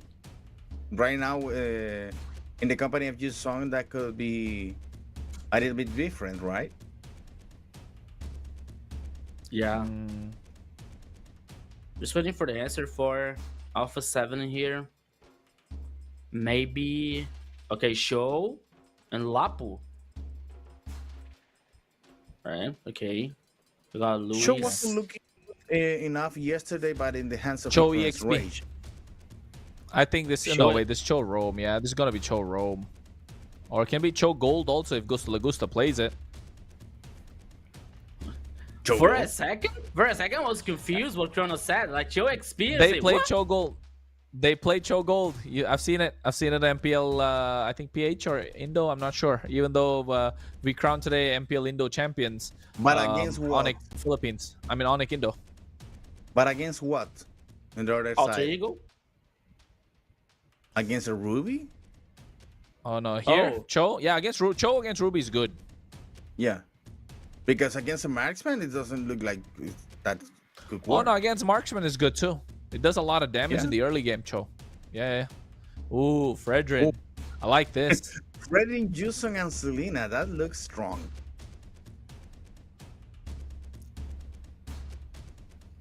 I think maybe Influence Rage is aiming for the late game right now. Lunox, and then what? They're gonna ban our carry as well, or Granger? Because Gusta Lagusta don't have Bruno now. You know, he's gonna go Granger or carry. So here for Alpha 7, I think they'll be looking to ban out Ruby, no? They need to ban out Ruby here. Ruby, That maybe could be. Hilda because Alpha of 7. dangerous grass. As they were banning the first game, that could be a possibility. But once Hilda again, ban I don't would be see really Gusta nice. playing with a. I don't see a Gusta playing with a soldier. To be honest, you know, I've never seen something like that. Okay, the meta is in favor for that, but I don't know. Hilda for Ramen here. Okay, another one of our. I think that maybe Hylos can be the last ban for Alpha 7. But let's see if once again Influence Rage ban Ruby here to avoid that that possibility for Alpha 7 in Gusta's hand. I think that would be Granger, the banning. Moskov, okay. Moskov here, the ban. The last ban for Influence Rage. I think that Alpha 7 is going to Last ban one was last banning Moscow here. trying to get in control of Gusta Lagusta, but it already said that Gusta maybe would going with green gear, so that Moscow ban That is could be. wasted. Khalid maybe Moskov ban just here. waiting for the Granger. Alpha 7 needs to ban Khalid. Oh, Obsidia. Okay. Yeah, I mean, yeah, makes sense because Lancelot's not going to be able to dash in and out. And you were laughing think about my tier list. They banned Obsidia. I still don't think it's right. But I think Influence Rage can also play Kaja here. Paquito can play Kaja as well. Oh, Kaja, that's a possibility. A very potential for pick-off situation. As we're seeing, is they're having two strong heroes, especially in the with a certain resistance here. Oh, Claude. Okay, I believe that Granger there was more Farsa. for taken out from Gusta. Granger Farsa here. So dangerous though, Andy. Farsa. Farsa so Granger. dangerous to play. I mean, it's Granger. Farsa. 100% Granger here. That could be Granger and Farsa or Eevee. Farsa's a good Yeah, combo Granger because Eve. There's not a lot No. of movement here on the Influence Rage lineup. No, a lot of movement. He has No, Black I'm Dragon. thinking- Yeah. Well, but under one skill. After that, Claude as well. Second skill, then ultimate with the sprint. Using Yeah. the Daxter. Yeah. And I think Matilda gonna be roam over there as well. So Kagura. oh, Beatrix and Kagura. This is nice. Alpha 7 Holy! going all Alpha 7 at the poker table like, yeah, I'm gonna go all in. That Beatrice Damn. pick is not the first time for Alpha 7. Kufra. Oh, what is going on? Hey, it's the best of 7, Kronos. Everything can happen, you know, so there's still a lot of heroes here that can be bursting up. That Kufra. could burn them. A long time since Kufra in the pro scene. Yeah, with a very hard engage here. Damn, I think that the Influencer Rage's composition scares me so much. Good initiation, good zoning. There's a great potential Yeah. of damage. Good control, especially with Syndra, with Selena. That's the Oh thing. my I goodness. believe that we already seen this this lineup on Alpha 7. This combination between Kagura and Beatrice is not the first time on this MPL. Yeah, especially Yeah. like Kagura here is very good, especially in the team fight in the jungler, you know, in the compact sizes. That could be good for Kagura.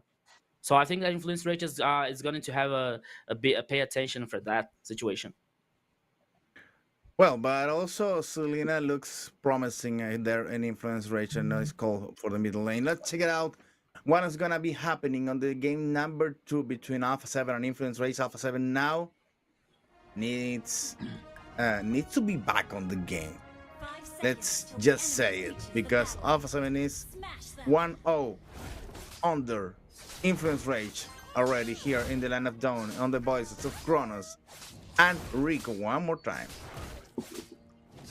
Let's go. Let's go. Let's go. Let's go. Welcome everybody once again to the Land of Dawn, a second game on this best of 7, the lower bracket final, Influence Rage versus Alpha 7. But now here goes Chrono. First blood.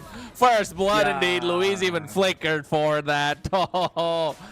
Not looking good. Alpha 7 already starting off weak. Influence Rage starting strong. Now want to invade as well. They have Retribution.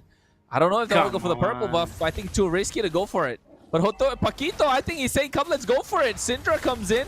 He has the arrow. They get on top of Louise. Retribution to steal it away. Flick is without a purple buff. Oh, Kronos, what is going on here? Influence Rage. Syndra's playing so aggressive. They're putting the cards on the table. The first minute here, the first blood in Syndra's hand. We're talking about Paquito. Selena. Oh, in the mid lane, we were heading. Yes, we were tracking the red buff, but in the mid lane here, there was pure chaos. Luis once again taking so much damage, but now he's getting forced to head back on the base. Influence Rage playing together. Hotun. Oh no, no. Hotun. Oh, Flick. No, oh, not goodness. like this. Flick gets caught. He gets deleted. No, not like this. Not like this. Influence Rage are starting to get to their heads. Influence Rage are starting to get to the heads of Alpha 7, and it's not looking good for Alpha 7. They lose another objective, and the goal lead is starting to slip away slowly. That's it, Kronos. I think it is 4-0 Influence Rage. I guess. No, I'm kidding. But the situation now is getting very difficult in the second game for Alpha 7. Especially with the dangerous situation from Syndra. And now we have Paquito here with hard engage. No, Louise. Oh Damn. my god. It's They're so confident, Kronos. Yeah, I'm not sure why Alpha 7 are not able to find their footing. I think they're looking for tempo, but look at Hotun, he's level 6, Flick is level 5. They're invading again. Paquito misses the Timer's Revenge, but you can see the Way of the Dragon come through as well, but taking out low. Fury Staff coming in already. Paquito gets taken out by Hesu, the bravest fighter. But Chino still trying to go in. Retribution. I think Flick still didn't get the purple buff. It's still in the hands of Hotun. Wait, what? Hotun stole the buff once again? Yep. I didn't see. Yeah, Hotun. Because Flick don't have purple buff. Yeah, you're right. Once again, no purple buff for Flick. My goodness. We're heading for like 3 minutes and a half. A goal lead here. Okay, it's not so big. I think the Alpha 7 could respond just a little good now on a last team fight, but still. I still have the Syndra situation here, you know? He's always trying to catch someone, to try to isolate someone here, but it's getting difficult because Influence Rage is very clever. It's playing very clever. No, Chino forced the flicker. Forced the flicker, Hesu. He uses up the Land Shaker as well. Here, Paquito in that dangerous bush. He's looking to catch Louise. Tyrant's Rage already charged up. Nobody there. I think the Turtle's going to be up for grabs, and I feel like Influence Rage might be getting that one as well. Yeah, you see that Gusta La Gusta. He can be one of the hopes for Alpha 7, especially in this game and in this best of 7. Once again now, Influence Rage playing around the Turtle. Another important objective here. It started immediately. Now here comes the Black Dragon from Chino, just zoning the players of Alpha 7. No contest, no fight back for Alpha 7 here. Second turtle. I've seen that. Okay, the first game, the situation. Oh, Frost. Okay.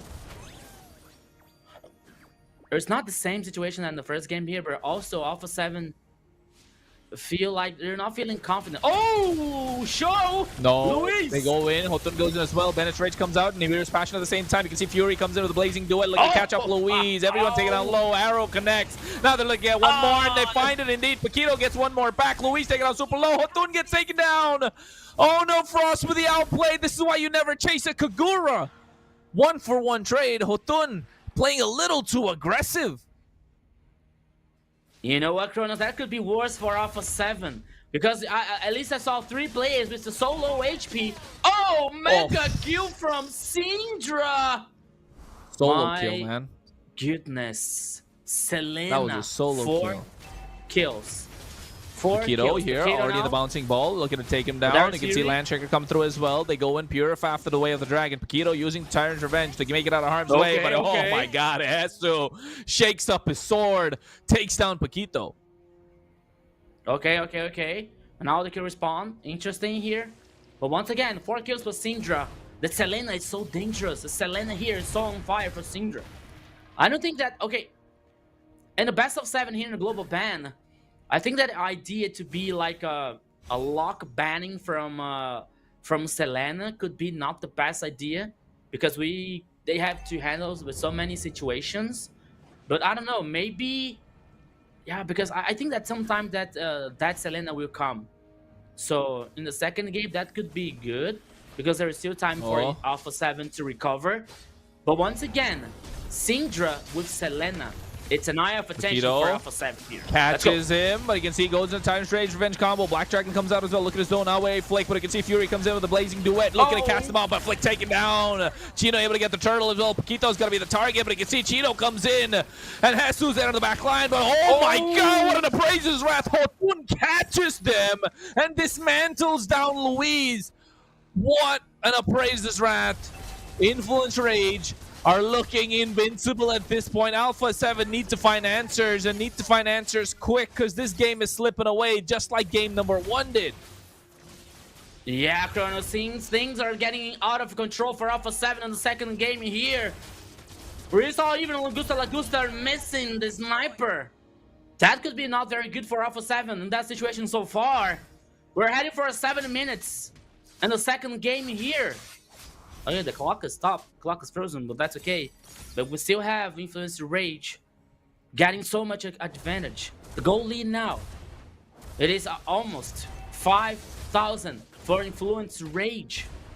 Oh my goodness. Alpha 7, as you said, has to find answers, has to find a way to get back in the game, to turn things even here. But you know, it's getting so hard because Hotun is so strong with his Fredring, especially in causing so much damage in ultimate here. Luis is not finding the best way to isolate and trying to peek off on that composition for Influence Rage. Alpha 7 is getting once again in a critical situation. I think that the game is not over yet, but Influence Rage has the knife, the cheese, the cake, everything in hand to win the second game. Oh no. Yeah, I think now they're slicing him down, right? Slice and dice. Okay. At this point, Hotun, oh no, he gets caught out. Influence Rage. I think Hotun is a little too aggressive. Didn't see there were all 5 members. The taunt didn't pay off. Luis flicker with the way of the dragon. I mean, hey, what did you expect, Hotun? You can't keep doing that all the time. You can question my results, but not can question my methods. You know, so who cares? It was a 5 players versus 1. A kill is a kill. A peek off is a peek off. But now Alpha 7 has the superior numbers, but here comes the Black Dragon. Here we go, Kronos. This team Yeah, fight they can be go in very as well. good. Look at Petrify on Gusta. Lagusta is taking down low, has to flicker out of harm's way. And you can see Hesu there trying to stop the Paquito. What a Tiger's Revenge, trying to catch him, but you can see Fury in the back line, goes with the Blazing Duet. That's a lot of damage. Flick trying to go in, but makes it out as well. But the arrow connected from the side as Gusta Lagusta snipes down Paquito. Here comes Otun, and Chino has to run away as well. What a defense from Rage, making sure Alpha 7 cannot take away that Lord. It is the timing, the layering of the skills is working out so well for Influence Rage, but Alpha 7 just haven't found their footing, and now with this Lord, I think Hesu wants to try and steal it, but Hotun's able to get the retribution on time. Influence Rage will looking to march down the Lord right now, coming down the bot side. Yeah, that's everything was seen to be to be in favor for Alpha 7, you know, but Influence Rage had the resilience to fight back, to take a slow team fight here, to get hand under control once again. But then after the kill for Alpha 7, they were able to handle to the Lord. They were able to guarantee one more time. I don't know, Kronos, but after 10 minutes here, the goal lead, okay, the goal lead didn't get larger for Paquito, he catches them with a Revenge in the Rage. Luis taking down low, already at the help of the arrow as well, but he's get taken down again. The Lord is still coming in. Only Flick to try and go and defend that, but I don't think he's going to be able to do it by himself. He's an assassin. Lancelot, yes, he has the damage, but I don't think he'll be able to clear. Has to recall. The Lord is still going to come through. Hotun, he just comes in and he just takes away the turret by himself. Oh no, Flick's recall getting canceled by Chino. And I think he's trying to make it out with the Phantom Execution, trying to buy some time, but I think Influence Rage do not want that to happen.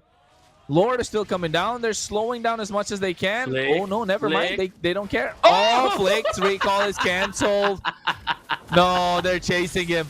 They're chasing him. Phantom Execution. Flick is able to make it out alive. Okay. Yeah, Influence Rage. Oh, they're just toying with them. It's like they're playing with their food right now. I was about to say that the Purple Bovich is an imposter because he spotted Flick.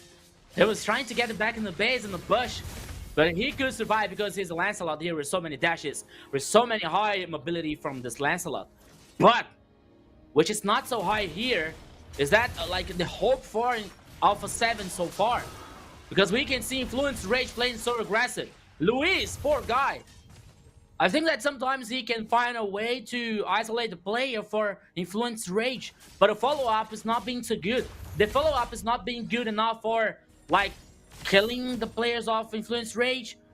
To have a better situation in a team fight to get superior numbers, you know. But I think that once again, Alpha 7 is not over yet in this game. Here comes the invisibility. There comes a naughty thing for Alpha 7, Luis. Oh, he flickered. He flickered. It's not looking good. I think Influence Rage know that now, and I think they want to play more aggressive. Fury's on the top side. He's coming in. They're playing the macro game. It's working well for Influence Rage. Luis, no flicker. 30 seconds, less than 30, 20 seconds to the Lord. Oh, this is not looking good for Alpha 7. No, not even. Not looking good at all for Alpha 7. We are heading out 10 seconds for the Lord and 19 seconds for the Flick for Luis to get back once again. That is a very hard for show here, trying something, and now here comes a Oh no, way of the dragon onto Paquito as well. Luis taking down low. You can see, oh my god, they're just pouncing upon him. They just dove upon him like hungry dogs looking for their food. They found a piece of meat. They just chowed down. Alpha 7. No, they're losing on all fronts. Influence Rate get the Lord, and now they go for a concealed play, looking to get some bodies. And they're looking for murder at this point. Oh my god, Frost able to make it out alive. Hesu is going to be the next target. Flick, oh, he's playing with fire. He's been playing with fire all game. Still able to recall on time. Yeah. There's this time there was no imposter. There's not like if the purple buff is spawning Flick, he was able to get back in the base. But once again, Kronos, it's the second game. It's the second domination game here for Influence Rage. The goal lead now heading for almost 6,000 for Influence Rage. But more than that, not only in the goal lead here comes the Lord in the mid lane. Even waiting for Black the tackle, Dragon but as now well. Chino! Petrify already used up as well. Arrow connecting onto Hesu. He's not going to be able to move in front. And Luis doesn't have the flicker for about another 10 seconds. Lord already taken down both. Oh no, Paquito able to get the Tyrant's Revenge onto Hesu. Take it down low. You can see he gets the kill as well with the help of the Shao Residue. But you can see Fury with the Blazing Duet. Gusta Lagusta goes in with the Wind of Nature. Looking to take down Paquito, but the Immortality's popping. The Beerus Passion comes out as they're able to get that kill. And now they trade 1-for-1. Hesu for Paquito. And Alpha 7 this time doing better than they did in game number 1 for the defense. Okay. The defense here was very interesting for Alpha 7. Okay, we are seeing how the turrets are so much damage with the so enduring HP here. But the truth is, there is no taking down turret so far. There's no minion waves in the base of Alpha 7. That gives them a chance. That gives them a hope for still get back in the game. The second game here, we're going to see now Gusta Lagusta with 2 kills. That's one of the hopes for Alpha 7. Luis has the flick available now. That could be a chance. That could be a very interesting situation for Alpha 7. They are now waiting for the next Lord. The next Lord that could be the final. Oh, we're seeing now the items. Oh, Winds of Nature.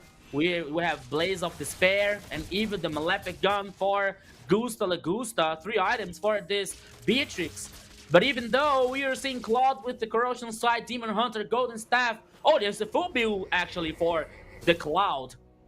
Winds of Nature and Steel Malefic Gun. The 2-0 for Cloud here. This Kufra, Ice Dominance, the Athens, Immortal.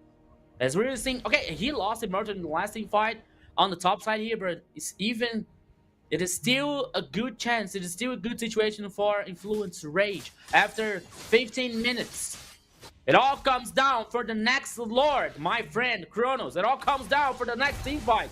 That could be crucial. That could be lethal for both teams, especially for Influence Rage. Oops. Oh, look at that. Look at that. Gusta Lagusta looking to catch Chino off guard. They're trying to go and try and penetrate into the inhibitor. They're going to take it down, but you can see that sandwich play trying to come in from Influence Rage. Paquito charging up, misses, nobody home. Lord is already up. Hotun's trying to get it started. Alpha 7 understand the assignment. They need to get this Lord. They need to find a pick-off, especially Louise. All flickers available, all spells, all petrifies, all purifies, all available right now. Paquito charging up the Tyrant's Revenge, looking to catch Gusta Lagusta. Cancels it out, and so is the Lord. It's been reset. It's all going to come down to who's going to be able to make this a big play. Now we're having Syndra. Syndra is heading. Oh, Luis! Once again, is stunned by Absolute Arrow from Syndra. Oh my goodness, Syndra here is the sniper with the Selena. The Lord now is heading with the half HP here. Not getting through with Seth. My friend Kronos, Luis coming through. Paquito with the Tyrant's Revenge as well. Goes through. You can see Immortality's pop. Chino comes into the back line. Blazing Duet goes in as well. Luis taking out low. He's getting bursted out as well. Frost has to flicker out of harm's way. Gusta Lagusta going to be the next target. He doesn't have the Wind of Nature. He's looking to get taken down, but you can see the rest of the members getting zoned out as the Lord is already taken away. Jesu's taken down by Syndra. Flick has to run out of harm's way. And now somehow, some way they escape. And I'm not sure who got the Lord. Rico, you gotta tell me, because in the thick of all that fight, I missed out who got the Lord. The Lord was heading for Influence Rage, my friend. Influence Rage guarantee you one more Lord that is heading in the top side now. That could be the final push. Oh, maybe, but because Luis now is heading back in the game once again, and there is a 10 seconds left for Jesu. Alpha 7 is getting the full team here to try to defend one more Lord, but it's getting very no, Paquito! Paquito! He flickered forward, missed completely. But you can see now they're punishing him as well. Luis went for the way of the dragon. Black Dragon coming in at the same time. Petrify onto Jesu. He's trying to survive with the Raging Slash. Gets taken down. Fury the Blazing Duet. And Venice Rage being used up as well. Syndra goes in and out to take a kill on Frost. As now Link is doing everything he can to defend. Punctures in and out. Gets himself a double. Trying to do something, but Fury's taking out solo. Gusta Lagusta has too much damage. As Alpha 7 are able to defend. Flick trying to get another kill. Onto Fury. Immortality's popped. Oh my goodness, all inhibitors down, but Alpha 7 still stand tall. 18 minutes in, they're able to defend. You know, Paquito here, almost blew everything's up for Influence Rage. He was able to survive because he lost his Immortal. And he kept going in the team fight here. The defense for Alpha 7 was so good. My goodness. Okay, we can see Flick and the Lancelot here bursting the damage. causing so much damage here, and that was able to defend the game. We're also now the base is all open from Alpha 7. And I told that the last Lord could be the final one, but this is definitely going to be the final one here. And once again, things are not done yet for Alpha 7. With a peek off here, with a certain situation for Alpha 7, that could be the game change. The reverse situation for Alpha 7. But it's very difficult for Alpha 7. Because Influence Rage are playing aggressive, are playing confident. And the base is still open for Alpha 7. Yeah, as always. Forever here, the base is open for Alpha 7. So they have to defend. They have to control all the minion waves here. Especially the super minion waves. And Influence Rage only waiting in the jungler for a mistake for Alpha 7 here. 10 seconds for the next Lord. That could be decisive. That could be the final one. Here comes the Lord on the bottom side now. But both teams are heading in the top side. Oh, Kronos, here we go. Conceal play comes through as well. Hotun is going to be the target. Luis get the way of the dragon with the help of the Menace Rage. They're able to melt him down. Here comes the blazing duet from Fury as well. Black Dragon from Chino. Looking to take down Gusta Lagusta. But in the back line, look at Fury as well. Wind of Nature from Flick. And able to escape that at the same time. Oh no, Gusta Lagusta is able to try and get some damage down Fury. That Wind of Nature was clutch. Flick was almost about to get him. But they got Hotun. And they traded him for Frost. 1 for 1, but no retribution. I think Alpha 7 want to start the Lord. Oh, I don't see. I can't believe my eyes here. Hotun is the jungler. Influence Rage now has no retribution available. Paquito goes in. Titus Revenge. Menace Rage already used up as well. They're going to try to get the retribution on point. Flick is able to get that one. Paquito's going to be the target. And now with that arrow trying to come through, Influence Rage give away the Lord. The advantage that they had is all gone now. 20 minutes in. This is an Evolve Lord. This could be a final push if Alpha 7 play it right. Let me hold my breath here. Let me check my heart pressure. Because there is so much emotion for my heart in this game. There's only the second game here in this best of 7. And now Alpha 7 here has a very good situation for destroy the turret. To gain more map domination here. But here comes now Hotun Luis, my friend. What are you doing? Okay. Arrow connects. Okay. They spot it. They know where they are. But not only look at that, they're still able to defend. Oh my god, come on. Syndra, Sniper. Syndra hits all the absolute arrows here so far. My goodness. They're doing everything they can. Look at that. They even defended that tier 1 in the mid lane. So they're not letting Alpha 7 through, but with the help, the Bennett, they're able to catch that one. Bot side's going to be the next target. I think they're giving up the bot side just to defend this Lord. And I think they need to start doing that because the Lord's already marching in close enough. Luis able to get the Jeet Kune Do knock up as well. Hesu looking for the perfect play, has 4 seconds. So does Frost, and I think they want to go in, and they really want to go in. Bravest Fighter already used from Hesu. Luis concealed play, looking to go to the back line. Has the flicker. Jeet Kune Do with the bouncing ball, canceling it out. The Lord able to get them. You can see he gets the way of the dragon onto Paquito, but the Black Dragon comes through as well. Fury with the blazing duet now in the back line. Chino goes in, but Gusta Lagusta's left untouched. Hotun with the Winter Crown, but you can see he's still trying to survive as well. Immortality's popped now. Chino goes down, and so does Hotun. And Alpha 7 looking for the clap back, and I think they will. But what a knockup from Paquito with the help of the Titan's Revenge. They're trying to defend the wave. Fury's taken away, but the base crystal's left exposed. The Lord is still left standing. Gusta Lagusta wants the base, and I think Alpha 7 will get it. What a way for Alpha 7 to take back game number 2. Alpha 7! Take my money, take my energy! What is going on here? What happened in second game? If you go to the dictionary and find the meaning of resilience, if you go to the dictionary and find the meaning and try to search the meaning of patience, the resilience, you are going to find Alpha 7's photo of the team. Because that what happened in the second game. They were so resilient. They were so able to handle that situation. You know, we were telling that Influence Rage had all the odds here to win the second game. But the situation here and the reality goes for Alpha 7. My friend Jerry, it's a best of 7. 101. Everything is equal here, my friend. I think in this game was a mixture of two factors. One time, well, you said it already. Resilience from Alpha 7, waiting for the right moment to fight back, waiting for the right moment to... holding to the lives. Oof. More than just waiting for the right moment, because, come on, the base was almost done. They had the house on fire already, so there wasn't even a chance to fail one more time for Alpha 7. But also, a lot of responsibility for Influence Rage, because Influence Rage wasted a lot of possibilities to end the game. They made some mistakes over there. They left Augusta alone a long time, just dealing damage for free. And now on the highlights, we are gonna be watching something about that, because Influence Rage had the chance to close the game more than one time, and they wasted. So I think the mental right now is gonna be so hard for Influence Rage, because they had the game and they let it slip. And Alpha 7 now is back into the life. It could be a 2-0 for Influence Rage, and that should have been a complete disaster for Alpha 7. But right now, it's a tight game. Small things comes to be bigger right now today, Kronos.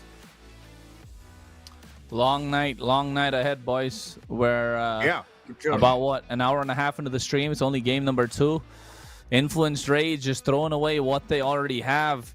And it's all, and you know what? It's not everyone in Influence Rage. It's just Hotun. He's been a little too cocky with his positioning, and his team pays the price. Too aggressive, not knowing when to back off, and just became a problem for his own team to deal with. Syndra had a brilliant game. Fury did well. At the same time, Chino was doing amazing. Paquito was hitting those ultimates, catching them at the right time. Sometimes he did botch it, but it just came down to Hotun's positioning at the end of the day. The brothers are not on the same page. Yes. And you know what, Kronos? We're seeing here the two teams that you're power enough to punish any kind of mistake, you know? So, I believe that one of those mistakes was Paquito. You remember the last lore, not the last with Influence Rage, not with Alpha 7, but the before the last one, that Paquito was trying to initiate in the turret number 3 in the top side, but he misses. He didn't find anything, and he was forced to lose the Immortal. I think that all started to change in that situation, because after that, Alpha 7 had the situation to handle, the situation to defend the base, you know? Okay, the base was open, but it's still, with the Fleek performance so brilliant, they were able to handle that situation. They were able to defend. And it all happened so fastly, so suddenly, that Hotun was caught in there was another mistake, that Hotun was caught lost in the jungle. And he was lost here, and that opened the possibility for Alpha 7 guaranteeing the Lord, you know, and all, like, it was a snowball of actions, a snowball of early little mistakes from Influence Rage that helped it and assisted Alpha 7 to not get back even the game, but also for let Alpha 7 to have a good chance for winning the game. And Alpha 7, once again, they are a very qualified team to punish that kind of mistakes, you know. Influence Rage, as you were saying, Kronos and Jerry, the Influence Rage has so many times, there's so many chances to close the game, you know, with so much advantage, but they didn't do that. I think that they were so confident, they were so confident for that, they just forgot it. They just like, okay, we can close the game at any time, and it didn't happen, because in the other side there is Alpha 7, and Alpha 7 now, once again, a very resilient mode here, was able to reverse that situation. The result, a victory for Alpha 7, a victory, and then all the games here leads from 1-1 so far. So, Influence Rage, Jerry was saying about the mentality. I believe here there are two possibilities. The first one is the mentality for Influence Rage then can be just a little bit burned down from that situation. And the other situation is, okay, we lost the game, but we still in our mentality condition for winning the series, winning the best of 7, you know. So that could happen, these two kind of situations for me. But the deal I don't know if that is that easy. Alpha 7 won the second game. I don't know if it's that easy, Rico, because looking to the goal yeah. difference over time, you may Okay. you may say that influence rate was dominating the game until the very last end of the game. So yeah, we already know that on the very late game with the whole with all the heroes on full build, the goal difference is not so that important. But the thing is, you were dominating Alpha 7 during most of the game, and after that, you crumbled just for one mistake. And that's so bad. That looks really bad, especially when you have the advantage on all the numbers. And Alpha 7, well, just stay there on a leap of faith. And after that, if they fail that, it was over again for Alpha 7. But they managed to do that, and it was more responsibility on influence race than Alpha 7's reliance. It's okay. You can say that there is a resilience on Alpha 7, and that is needed on every important team here on the region. Every important team on this level of competition. But for influence rage, that kind of a waste is not acceptable, especially against Alpha 7, especially on these situations.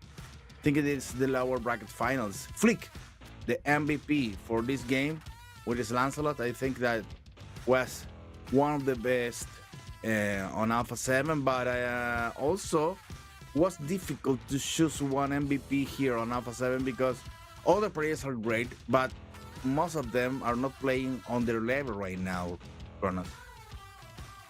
Yeah, I think Flick this time just proving that, not on the same level. Because if you ask me, he didn't do anything flashy, right? He really didn't do much flashy plays.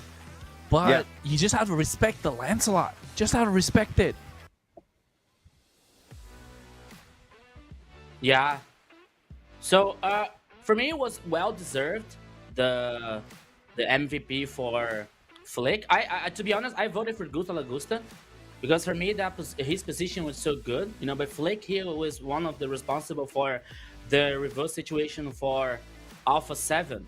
But once again, the resilience here for Alpha 7 was so strong, So we're so good for that kind of situation, and that was a very, very important for Alpha 7, And Jerry was saying that about the mentality. I agree totally with Jerry. That could be like that could impact so strong in influence rage mentality. But first of all, here the Flick, the MVP here, 6 out of 10. The casters were like almost 100 observers. The referee was conflicted, and the audience, none. I think that I was seeing the chat saying Gusta Lagusta deserved the MVP, but Flick here was well deserved also, And reminding you guys that you are in the broadcast, that you are the main star of the show, and you can also participate here in the MVP vote system. Okay, you can vote for MVP also. Okay, so back to the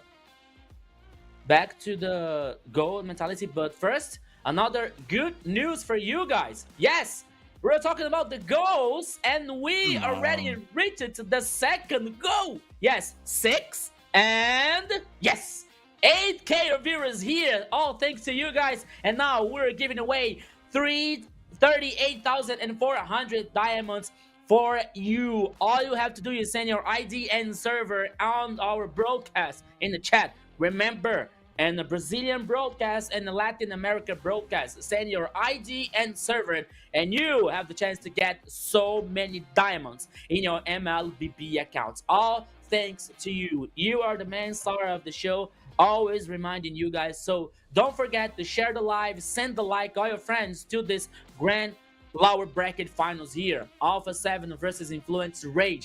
Only the second game read here, and the second go reach it here from 8K, more than 38,000 diamonds just for you. Thank you so much for your support. Thank you for your audience.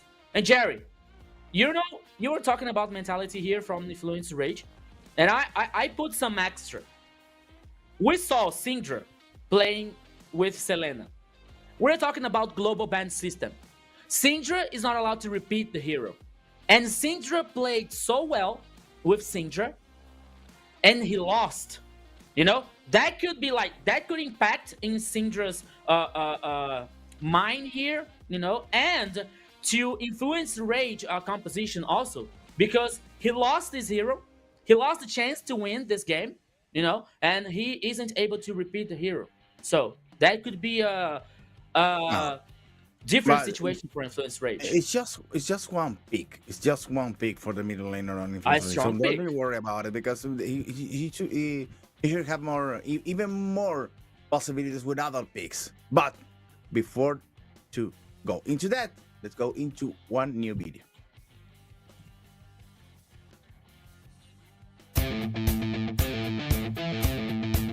Hola, soy Paquito, más conocido como el hermano de Jotón. Y esta es mi historia de cómo empecé siendo un don nadie, empecé siendo el hermano de y pasé a ser el mejor roamer de Latinoamérica. Todo empezó en 2016 cuando empezamos a jugar junto con mi hermano, casualmente, hasta 2022, 2023, que empecé a competir con él. Él ya tenía su propio equipo, le faltaba un roamer, le faltaba mi rol, entré a competir y nada, empecé siendo un don nadie, empecé siendo alguien que entró por ser un acomodado, entre muchas comillas. Pero lo que nadie sabe es sobre mi evolución, sobre cómo me tuve que levantar prácticamente todos los días a partir de las 9 de la mañana para empezar a mejorar mi microgame, para tratar de integrar conceptos, para tratar de evolucionar rápidamente porque estaba en una época bastante apretada. Y nada, tuve que pasar varios procesos en el que tenía varias personas de la comunidad, del competitivo, que me trataban como eso, como un acomodado, como alguien que no se merecía ese lugar, como alguien que realmente no era tan bueno como para jugar competitivo. Y tuve varios procesos en lo largo de mi carrera, los cuales yo tuve que, nada, evolucionar de a poco, ir ignorando las críticas, pasar por ser un sustituto más a ser el mejor roamer de Latinoamérica para el mejor equipo de LATAM. Yo tuve bastantes aprendizajes durante los distintos equipos en los que estuve. En Malvinas Gaming aprendí a lo que es empatar porque tuvimos varios empates. Me sentí bastante mal, pero no me dejé caer por el hecho de no ganar. Durante Bigetron aprendí que no todo se aprende simplemente jugando, ya que, bueno, estuve de sustituto bastante tiempo. No me dieron las oportunidades para demostrar lo que yo podía hacer, pero no lo tomé como algo que me tirase, lo tomé como un aprendizaje, el decir, bueno, tal vez hay algo más que puedo aprender y no simplemente solo es jugando. Aprendí que mirando también se pueden ver cosas que por ahí dentro de la partida no la vas a notar, y eso está bastante bueno. Creo que se puede aprender bastante simplemente viendo cosas mínimas que dentro del juego van a hacer la diferencia. Y ya dentro de Influencer Rage aprendí a poner en práctica todo lo que pasé, todo el proceso de 2024. Aprendí a lo que es estar en un equipo, aprendí a convivir, tuve que dejar de ser un poco yo para poder aportar más al equipo, porque al estar todos juntos no siempre vas a, ¿cómo decirlo? No siempre vas a estar bien con todos. Vas a tener que ceder un poco de tu parte para que el equipo funcione. Okay, let's get back into what he said about to be in Bigetron, but they didn't let him play. That's Broken walls. like when you no. Oh, Broken walls indeed. Yes. hopefully, That's hopefully like this is you- the when only you- when you prediction have a that little Rico brother. gets right and not the series, right? Hey, come on. Hey. Hey, you're leading, man. I got you. I'm right behind. Yeah. Who knew? Who knew Okay. I'm leading? Let's get back into the interview because it was something interesting about Paquito. Paquito learned a lot watching their teammates to play, and that's good, you know. For a player that is right now, he knows that he's one of the best roamers from the Latin American scene, and also is claiming to be on the best team. But that needs to be reaffirmed right now, especially against Alpha 7, especially against a team that stole one game, or maybe Influence Rage just give away one game on this series, setting the things 1-1. Now we're heading into a new draft before a new match between these two teams. Oh, everything is getting so complicated right now because now the global bind rule is gonna be influencing a lot on this draft, my friend Kronos. Yeah, I think this draft is gonna make it or break it. I think this is the momentum chaser. Usually in a best of 5, this is the game that's the most important. But I think in this best of 7, given the fact that it's a global ban, it's gonna be super important. And the problem here lies with Influence Rage, not Alpha 7, because Influence Rage have played their best cards. That Selena and that Yu Zhong, that Claude were winning games. And Paquito's Kufra pocket pick, that should have been a win for them. Alpha 7 should not have picked up the win, but they still persevered and waited until the end. So now I think Hotun is going to lock in. He needs to lock in now. Okay. And despite the fate in the last game here, I think that Influence Rage, I'm sure that Influence Rage knows the way for victory, knows the way here to get in a better situation, no matter the game so far. So always Alpha 7 here has to take care about like Influence Rage composition and Influence Rage mentality for this next game. So now the respawn back for Alpha 7 is Eevee and Granger. That was a good respawn here, but yeah, they're choosing the mid lane here. Eve, I think that is open for so many possible situations. Like now, I think that Alpha 7 is they have the obligation to choose a tank roaming, you know, a roaming here for a protection and killing, especially for this Eevee. It's weird that the marksman came so early on the game on the draft right now. Baxios, the first pick of Influence Rage. After that, immediately they secured the Moscow. And on the other side, well, Alpha 7 with the Hive to start, and also picking up the Granger to follow one more time Ashlot now in Influence Rage. And that's a powerful composition for the start. Baxia, Arlot, and Moscow. That's gonna be impacted a lot, but after the middle game, Kronos. Yeah, I think this Arlot. I mean, Arlot. Wait. I just Arlot's not mid game. Arlot's early game. No. Arlot has a lot of sustain for start. Also Baxia, but Moscow's not gonna be dealing so much damage at the beginning. No, but Arlot's damage is so much in the early game that he just transcends. He just immediately bypasses all of that. So I think Arlot in the early game really does enough pressure. And it's a flexible pick. Can be roam, EXE. Same with Baxia. Can be roam or jungle. Most likely you're going to see in the jungle Hesu. That's why I see responding with a big ultimate with the Terizla needs that sustain. So it's looking good for Alpha 7. They have a kill box composition. I think here Influence Rage need to pick up a Farsa for Syndra, because that Selena game was lethal. Same thing with Fury, right?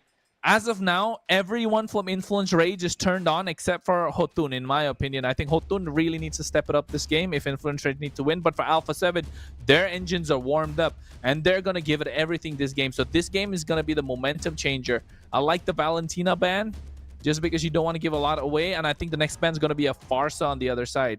So, for sure. But for Influence Rage, need to take away more junglers. The Joy is left open. We still have the Hayabusa that's up for grabs. So I think it's got to be Hayabusa or Joy, unless they want to let go the Joy, just because of. Oh no, they don't. They want to ban the Joy, and yeah, I think now they need to find a way to get things going for themselves on the other side as well. Yeah, but I think if Alpha 7 bans Farsa, for example, I think that Influence Rage is heading for Kimi in the mid lane here. That could be an option. And for Influence Rage, banning Hayabusa as the last pick here could be that could be a possibility for Influence Rage or for Alpha 7 to still choose Fredrin. That could be a possibility for jungle as well. For a Flick. But now we're heading for Influence Rage last ban. I believe it's gonna be. I think that it has to be Hayabusa. Like, it's still focusing here on jungler for like trying to neutralize the Flick's strategy here. That could be. I mean, maybe Hayabusa, maybe Fredrin. I don't see any other options here. Oh no, Xborg was the ban for Influence Rage. Okay. They're assuming like that's physical damage, but now let's see how Alpha 7 is responding here, choosing maybe it can be the jungler now, or they can cook for the last choice. But they still have now Luis, can be Luis's choice now.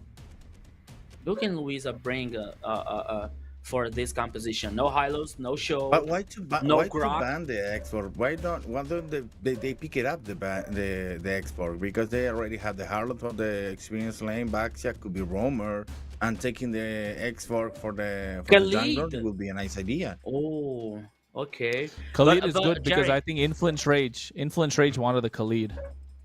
yeah, but Jerry, I think that if Influence Rage didn't ban Xborg, I think that Alpha 7 would choose, you know? So there would be like a flip coin here situation. If Influence Rage doesn't ban Xborg and Alpha 7 picks up, and the opposite. Like Alpha 7 ban Hayabusa, for example, and still Alpha 7 choosing the Xborg, you know? Or for choosing Xborg for Influence Rage. So now, but assuming that Boxer can be the roamer and Arlot the XP, but here I think that Boxer is gonna be 100% for jungler and Arlot gonna be the roamer here. Kadita and Hilda. Oh, Kadita here for mid lane. It's a great finisher. I'm not liking it. Influence Rage. I don't like the Hilda so much. Yeah, I knew it. Akai. Akai. I don't like the Hilda a lot at all. I mean, Broken Walls make sure, but I think the Hilda is just not a good pick here, just because of how. This proved my point, Kronos. Instead of banning the X4, why don't they pick X4? Sending Baxia to the roaming, sending Arlo to the experience lane, and keeping up the X4 on the jungler, because it could be a nice matchup for Akai. Oh no, it's because they had the first pick. Alpha 7 had the first pick after after the bans, right? So I think that's why, because if Xborg is open, they would pick the Xborg. So I think that's why they left it open. But I was expecting Khalid to come for Influence Rage, because Khalid Arlot combo, we've seen it in the early stages of the tournament, and that's super good. But here, I think Khalid and Arlot just make sure that should have been picked up. But I think Alpha 7 pick it for themselves also. Good aggression early on from both teams. And I think in this one, Paquito's already done a lot of problems for Frost in the previous game. Same this game as well. But for Alpha 7, everything riding on Gusta La Gusta. For Influence Rage, I think Chino needs to, put on a lot of pressure in the early game. Yeah, for sure. More than sure, because he needs to take that Arlo up Ray on the first moments of the match. Okay, let's go ahead. Now, you, my friend Kronos, are able to rest a little bit, because I'm keeping here with my friend Rico to go with the actions on the game number 3 against, it's Influence Rage against Alpha 7. These two teams fighting to be on the grand finals, Rico. Yeah, let's go, my friend Jerry. Now it is time for Kronos to have some coffee, to take a rest. There was so much emotion in the last game here. So let's go, everybody. Welcome to the Land of Dawn, to the third game. Always taking time here to say hello for the people in the global broadcast. Hello to Bruna Rosario. Hello to Tony San, our favorite GM Obsidia, Nitro, Kimi. Hello to Pakali. Hello to my brother, Jefferson Nunes, and my sister, my sister Denise. All my family is on the global broadcast. Thank you so much. I love you guys. Yeah, it's like a nepotism or something, but that's okay. And now we're heading for the third game here. Yeah, 1 minute and 26 seconds. It's very important to have your family backing up, my friend. That's okay. Yeah. We all live together, so that's good. All the support is so important for me. That's why I love my family so much.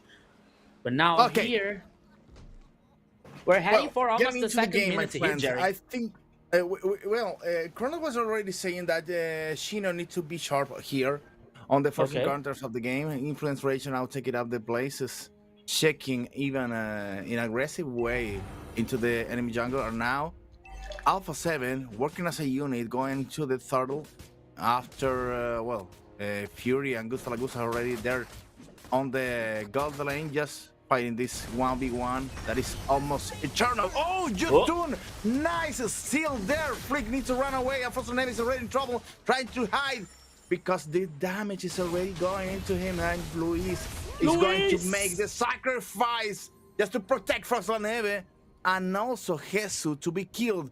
The killing, and also the turtle for Influence Rage. Oh, for a second, I thought that Fury was able to was heading for trying to another pick off here for Influence Rage. But the truth is that the first turtle was Influence Rage, and you said it right, Jerry. Luis went to the sacrifice to save Hesu in the first team fight here. So once again, Influence Rage. Early game, it started so well. It's starting so good for Influence Rage. Let's see if they can handle and they continue the pressure and the advantage so far. If you feel any noise on my microphone, please tell me because, and also for me that's okay. That's okay. Okay, because there's a concert near my home today. Do you like Linkin Park? Oh, that's good. That's nice. They are playing like 2 blocks from my home, so this is gonna be huge. And okay. Just some moments. So I gonna need to close the window because the noise is coming from the stadium. Okay, but go ahead and focus on the game. 25 seconds before the next turtle appears, and Influence Rage is already taking care of the positions. Oh, nice pick up there. Oh, Hesu, Syndra, making the one trick that you can make with that middle laner that makes a lot of damage. Yeah, once again. Go. I mean, once again, early game, Influence Rage's early game is so good. It's so well, so strong, so aggressive here. But now heading for the second turtle. And once again now, Alpha 7 is not in a good situation because Flick now. We're in the front line here. The turtle already started for Influence Rage. They were taken out here from the base, but now here comes Luis as the main target that can be killed. But now here comes another kill. Influence Rage getting superior numbers, but now here comes once again the ultimate from Moscow. The turtle is stole from Alpha 7. Flick stealing the turtle. One kill for Influence Rage, but the second turtle was stolen for Alpha 7. Ah, that was a big retribution here. After all, because Alpha 7 had the same chances that the Influence Rage to take the turtle. And now, over Gusta, well, you know, with Syndra, with the Carita, it's almost for sure that they're gonna be taking a little surprises, and also nice pickups over there to get the superior numbers anytime that they needed. Influence Rage taking all the chances to be the one to claim victorious after the third game of this series. Don't forget, we are 1-1. 5 minutes on the clock. Influence Rage now pushing up Alpha 7 against the wall one more time. 3K on advantage on the gold. Yeah, my friend Jerry. And that seems that the last game didn't change at all, like Influence Rage mentality. Though they're still good, they're still playing aggressive, they're still with their strong early game here versus Alpha 7. They're leads them to a very interesting situation. And now the first turret in the top side in favor for Influence Rage. Fury playing Moscow. Oof. There it is, the first turtle for them. Moscow here with the corrosion side. And Gusta with the Granger with the Haunted Strike, the first item here closed. But once again, Influence Rage always playing forward, always playing aggressive here. Flick, okay, he was stunned, but he's a Kai, he's resistant, he's a tank. But even though, meanwhile, Fury is heading for the turret number 2 on the top side here, Jerry. Nice distractions of Influence Rage because he's trying to fix the... Hey, one more kill on Hesu. Hesu having a bad time. A bad time. Syndra there with the comebacks and also trying to play with the minds of Alpha 7. Rage now against the next turtle on Luis. It has nothing to do with that. This nice objective for the guys of Influence Rage. And now one more tower. Yeah, another one. Jerry. On the goal lane, already falling. Demolition damage on Influence Rage is so huge right now. And I was about to tell about that. Check out the goal lead. It's almost 5,000 for Influence Rage. And we are talking about only 7 minutes in the game duration so far. My goodness. There is so huge advantage for Influence Rage. Playing so aggressive one more time, like you see Hotun now trying to steal the red buff here. Flick can be dangerous. Oh, nice pickup. He was full out here, but now he's forced to use the Beyblade. His ultimate for my guy. Paquito here. Influence Rage, players are always playing together. Once again, Luis is heading for Syndra. Kadita now using the ultimate here. There was a great burst of damage, but now here comes a beautiful knockoff here. The response back for... My goodness, Influence Rage once again. Okay, Alpha 7 got a kill on Syndra, but the advantage, the situation is critical for Alpha 7. The goalie now only... One kill that causes 2 towers. It seems fair to me if you are the Influence Rage, because 2 towers for just trade. 1 kill. Come on, Alpha 7. What's happening here? If there is always this kind of trade, Influence Rage, okay, Influence Rage says, okay, we can do that. That's a good deal. That's a good fair for us. That's a good trade.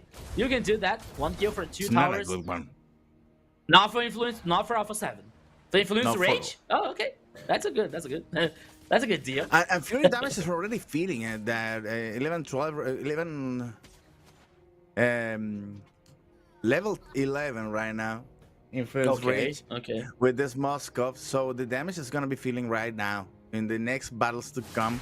And Freak Resistance is not gonna be feeling so good in the next battles to come. The First Lord is already appearing on the line of down, and so there goes Paquito to take the place under control, and Influence Rage already moving in that position. Yeah, the First Lord had him in the bottom line, but the action is gonna bring the top side here because Guta Lagusta can't be the target. Oh, he was taking so much damage! But now here comes once again Superior Neville's for Influence Rage. What a beautiful knockup here! Hesu can be the next victim. Double kill for Moskov. My goodness, what a massacre for Influence Rage! 3 kills for Influence Rage. Then now the way is open for the First Lord here. Double kill for Fury after a very strong team fight for Influence Rage. Oh my goodness. Alpha 7, it's so lost in this game here, my friend Jerry. And I don't see no way of Alpha 7 heading back in this game, my friend. No, not at all. 7k gold of difference and 7 kills right now, and in a 10 minutes game. The Lord is gonna be marching right now. No. Yeah, I think that he's heading on the top side, I guess, or that could be in the mid lane. Okay, on the middle. Oof. On mid lane. All right. And all you right. know what? Okay. If the Lord is gone on the middle, this could be the end. Yeah, that could be the end. Yeah, I think it's the most difficult position or situation to defend for Alpha 7 right now. Flick trying to take something on the jungler. Oof, almost got by Syndra. Yeah. Influence Rage saying, "Okay, my friend, do you have the chance to get this buff?" Oh, they did it quickly. The Lord, good chance for Alpha 7 to wait for a longer game. After all, Influence Rage was pushing in the middle lane, but was so quickly raised, so it's not a chance to be pushing one more time for Influence Rage. Yeah, the Lord forcing the turret to using the Holy Shield here. That could be a good defense for Alpha 7, but once again now, there are more control, especially with the minion wave controlling here for Influence Rage. But Hotun can be lost in the party. No. He was buying some time for Influence Rage, but now with the ultimate from Eevee. But now the response back for Influence Rage can be so good. Causing the kill now, but Boxer here was killed, but Hesu could be in danger. There was good respawn here. There was a good defense for Alpha 7. Taking Hotun down. But even though, my friend Jerry, I think there's a long way for Alpha 7 to reverse this situation. I'm not agree with you, because in that situation, it wasn't a defense for Alpha 7. Influence Rage was playing with their patience, trying to take Alpha 7 out of the base. One of them bites the bait, and after that, Influence Rage makes a lot of damage. If the battle continues, it could be the end of the game. Alpha 7 is not in a position to fight back right now. Yeah, Jerry. You know, I think that all the Alpha 7 can do here, it was trying to farm as much as they can, as much as possible, trying to get items here, especially with their carries, you know. And for Influence Rage, I think that they have to be just a little bit more patient, you know. I think that Influence Rage sometimes get more anxiety for like trying to close the game, that it brings Alpha 7 a good chance for heading back in the game. So Influence Rage has to be more patient. Hotun, especially the jungler. I think that Alpha 7 is looking for a pickup over here, trying to surprise someone on Influence Rage, ramming there on their own jungle. Meanwhile, the next lord is already in the line of dawn, so Influence Race is gonna be transitioning over there, trying to secure one more time the new objective, the new biggest objective on the map for their own. Influence Race pushing one more time, but this time to get a new lord on their service. Yeah, so now 13 minutes and 26 seconds. This is only the third game. Here's a best of 7 as the final bracket. Final Influence Rage versus Alpha 7. The Lord is started by Influence Rage. Only Hotun. Oh no, Lord is getting reset once again. Influence Rage here now just with a little bit of hesitation. But now waiting for Alpha 7. I think this is a trying to bait here for Luis! Yeah, to get that mistakes. Yeah, but now there's a clear path for the Lord for Influence Rage. Luis, one step ahead. One early mistake here. That could be the end, the game off for Alpha 7. Influence Rage have a superior number. But now we have 14 seconds left for Luis head back in the game again. The Lord once again had in the mid lane. The question, Jerry, is that could be the final pressure. That could be the final wave for Influence Rage. I think that Influence Rage need to close up this hero now, because they're taking so much time to close the game one more time, and this opens a window for Alpha 7 to get back into the game. So they're gonna be taking advantage with Fury pushing up on the gold lane, and now on the middle lane with the Lord. One more time going to the pressure against the Crystal, already receiving some damage. Alpha 7 trying to defend. It's almost impossible. Figure receiving a lot of damage. One more time. Oh, the Lord was disappeared. Once again, Alpha 7 managed to survive for a little bit. Well, Influence Race is getting into big trouble right now because Alpha 7 is farming there behind their base walls, trying to stay alive, but also ending their capacity, ending their equipment. So it's not good for Influence Rate to fight against Alpha 7 on the same circumstances one more time.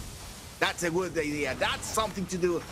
Going after Jesus, going into defensive, trying to close the game. Hotun is gonna fall, but Flick's already receiving a lot of damage. That Moscow is like a machine gun. That can be. Oh, come on. One more time, another mistake for Influence Rage. I think that, well, they got the Flick. They got to the damage on Flick. They managed to kill one more member of on Alpha 7, but when they lost Hotun, they reset the attack, and that's not a good idea. They need to push to the end. Jerry, the point here is, what is going on Influence Rage? Because you see in the map, Alpha 7 didn't take down a single turret for Alpha 7. The goal lead here is heading for almost 10,000 for Influence Rage. But it's still, Influence Rage, it's a risk for Alpha 7, sorry. It is still a risk for Influence Rage, you know? Rico, you have 3 more minutes, and the goal difference is not gonna take any importance at all. Okay. That's a big problem for Influence Rage, because you may have 10k, 12k of difference on gold, but if Alpha 7 is full equipped, that doesn't mean anything. The battle is gonna be same. It's gonna be in the same circumstances, and Influence Rage can rely on that. Can give that chance for Alpha 7. They need to be aggressive right now. Maybe, in this Lord, it's gonna be the most important battle, because Syndra right now, Syndra's damage is not a big deal for Alpha 7. They can wait. They can receive the damage of Carita and even survive. Look at Paquito. Paquito is got it. Got it. Wow, Frost! It spotted Paquito in the bush. It spotted Paquito now in the grass. That was a good spot in here. But now once again, Influence Rage is starting the Lord. That could be an interesting situation for Influence Rage.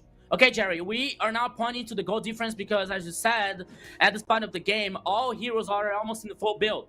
Okay, but check out the map dominance, because the map here is still full in favor for Influence Rage, but Paquito, he can't be careful here. He has to take care. He has to be careful because the Lord is now open once again in the top side. And that could be very crucial for both teams. Both teams here are dancing around the Lord. But now, Alpha 7 are placing two players in the bottom lane. Open the Lord for Influencer Rage. I don't think that will be contest for Alpha 7. Hassel is coming here. Okay, hell! Gusto Lagusta was taken down. But whoa! Flick starved the Lord. But at all cost here. What did it cost? Because now Alpha 7 lost two players. And that could be the end of the game for Alpha 7 because Influencer Rage is heading now for the final pressure here. There's a wave here. Two minions on the top side. And only the side here that is still have a turret is setting up. But now, losing it more than Luis can be killed. After the ultimate here now, the three numbers. That could be the end for Alpha 7. Only Frost Laneve. But this is defending here using the Immortal, only the ice. Now, Chino! He survived the monster kill for Fury! And this time, the situation was different for Influence Rage. Guarantee one more victory. The second one in this best of 7. Influence Rage now one step ahead for the grand final. Oh my goodness. Jerry, what a game. I don't know if it was that kind of a game where we were expecting from Influence Rage and also from Alpha 7. The thing is, I'm melting here with the heat, so I left my jacket over there. So sorry, my friends. But the thing is, okay, is this the kind of a strategy that Alpha 7 is going to be playing during the whole series? Waiting to the very end of every single game, trying to come back from the death? Is that a strategy at all, Kronos? I think this is what Alpha 7 did last season, and they're looking to do it this season as well. You know, that's what you saw Frost, what he said.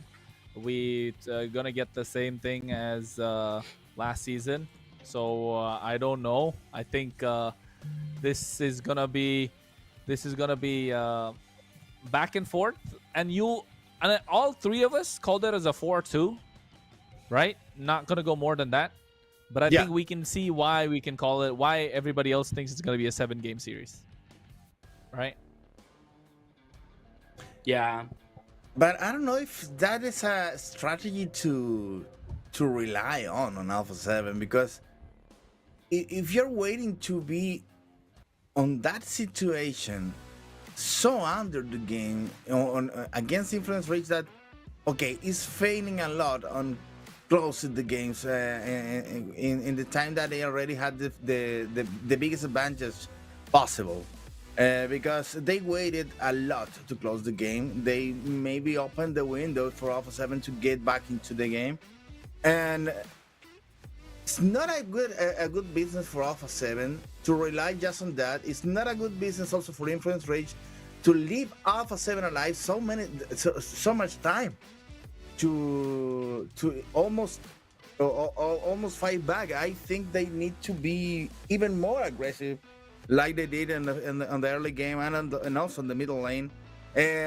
One more thing that was good on Influence Rage was that Fury's damage was feeling from the very beginning of the game, and despite of the fact that it's a Moscow.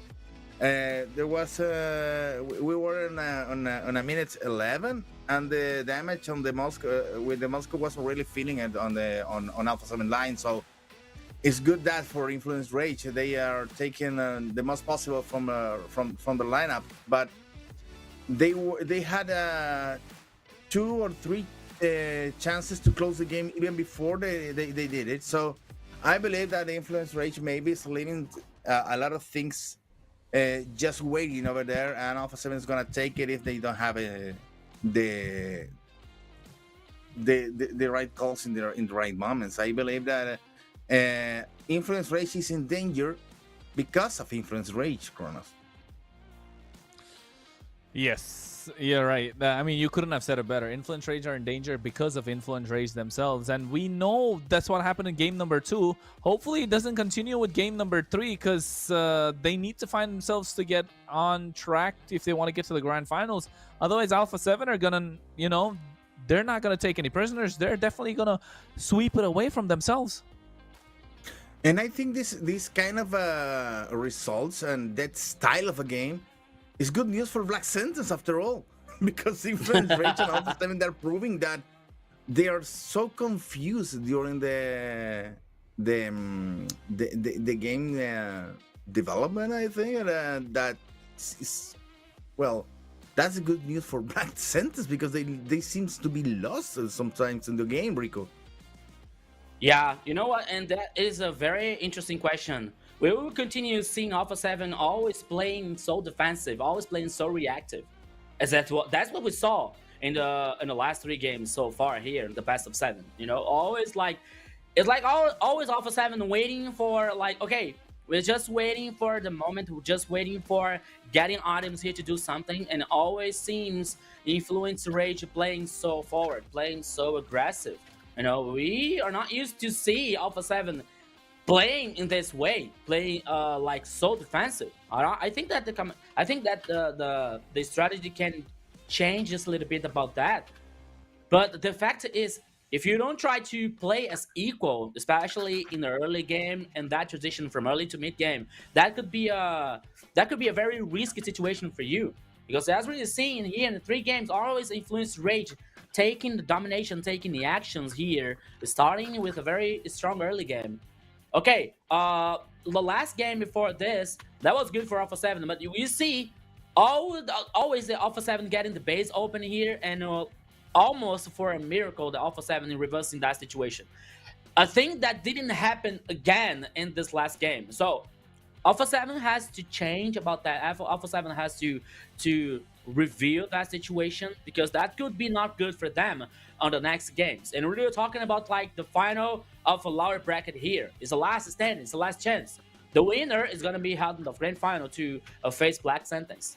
And as we were saying, Jerry, and I was thinking a few minutes ago, Black Sentence is watching this game here, and I think they're laughing from ear to ear what is happening, because we're seeing a solid performance and so solid early and mid game from Black Sentence. They're leading them for the grand final. So both teams here, I think that Influence Rage is doing their job. Playing aggressive, play forward. Alpha 7 has to do the same if they want to head to the grand final. But now here we're heading for the MVP that goes to him, Syndra. Yeah, the mid lane. He played so well with Selena in the last game, but now with Kadita. Oh my goodness, KDA 515, 24% of damage, 67% of kill participation here, playing with this Kadita with the Petrify. What a great strategy here for the mid lane for Influence Rage to lead them to the victory and putting them in this an advantage. So far, 2 victories versus 1 from Alpha 7. So we see here Kadita with the great potential of this Magician Burst damage. That was so good. That was so in favor for Influence Rage, Kronos. That led them to the second victory. And once again, I want to see the Alpha 7 playing more aggressive. Picking heroes with a kind of a way style, with like Kadita, with a very high burst of damage that can lead Alpha 7 to play comfortable and play forward. Yeah, I think Syndra definitely a game changer, right, Jerry? Yeah, for sure. It was a good call, especially to get more aggressive into the early game. But that worked so much on the early game and also the middle game. But after that, Influence Rage performance went down. They lost the aggression. They lost the idea to close the game. They lost the idea to be dominant. You can't be that dominant in the early and the middle game, and after that, be in danger to lose the game against an Alpha 7 that is already wounded. If you make that damage, if you make that you make Alpha 7 suffer at that point, you need to close it up the game quickly. It's a risk. Yeah, it's true. a risk. And to be honest, you know what? With the way game number 2 went as well, with his Selena, he was definitely getting MVP from my side for that one. Even though Fury played a really good Claude, but I mean, they just weren't able to close the game out. And then now they find a way to close the game out, and hopefully they're able to do the same with the next few ones that are coming through, or at least Alpha 7 are looking for quick games, because I feel like the next 2 games are going to be quick, right? They've got, especially the next game. If Alpha 7 wants to bounce back, they need to have a quick game, because the longer the games goes, it affects the player's mentality. And the more it affects their mental, it's going to get, And also, if Influence Rage want to prove that they are able to win the series, they need to win quickly in the next game. So both teams needs a quicker game in the next one. Yeah. Okay, so before Rico. that, before we've seen all these questions be answered in the next games, we're heading for a video from Alpha 7. Let's go.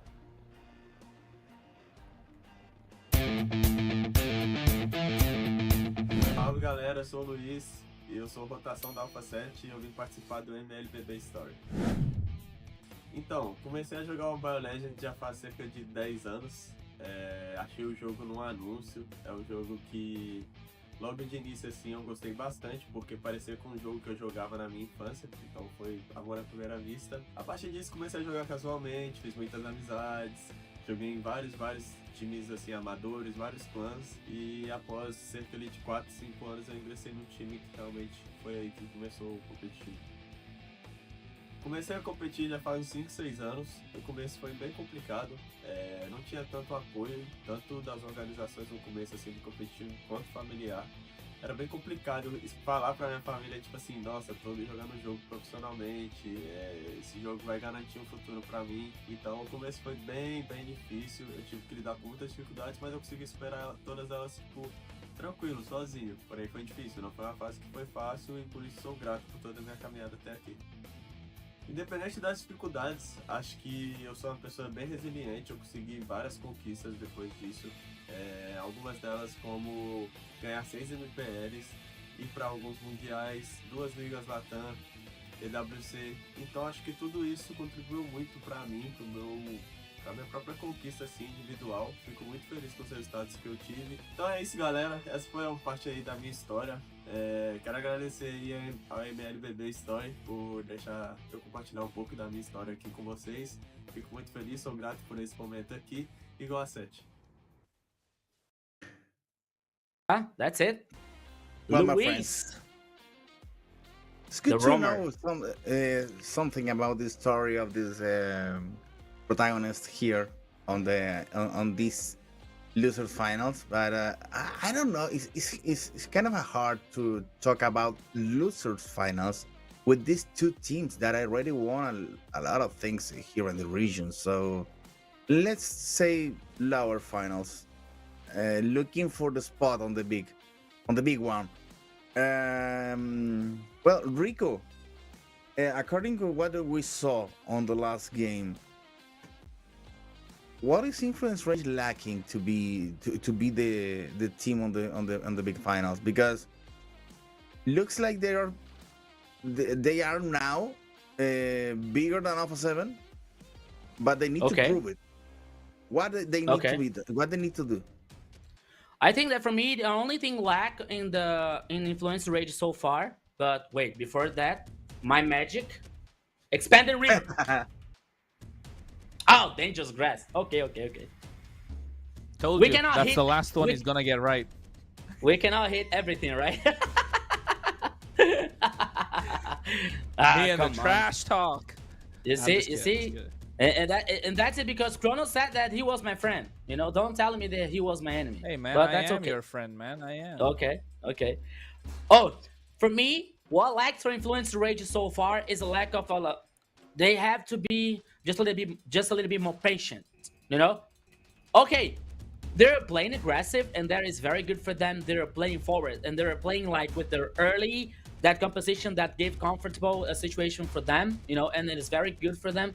But sometimes you are seeing like even Paquito and Hotun playing too much aggressive. You know, they're sometimes they're getting lost in the position. They're getting like trying to do something else in the game, and they are getting lost, and they give some kind of a chance for Alpha 7. You know, and I speak especially for before the second game.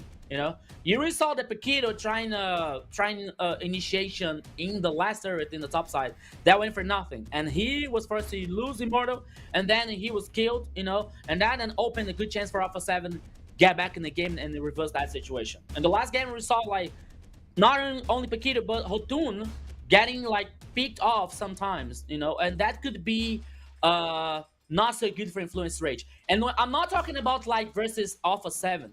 I'm talking about like if Influence Rage faces Black Sentence in the grand final. They have to be patient about that. They have to be like resilient about that.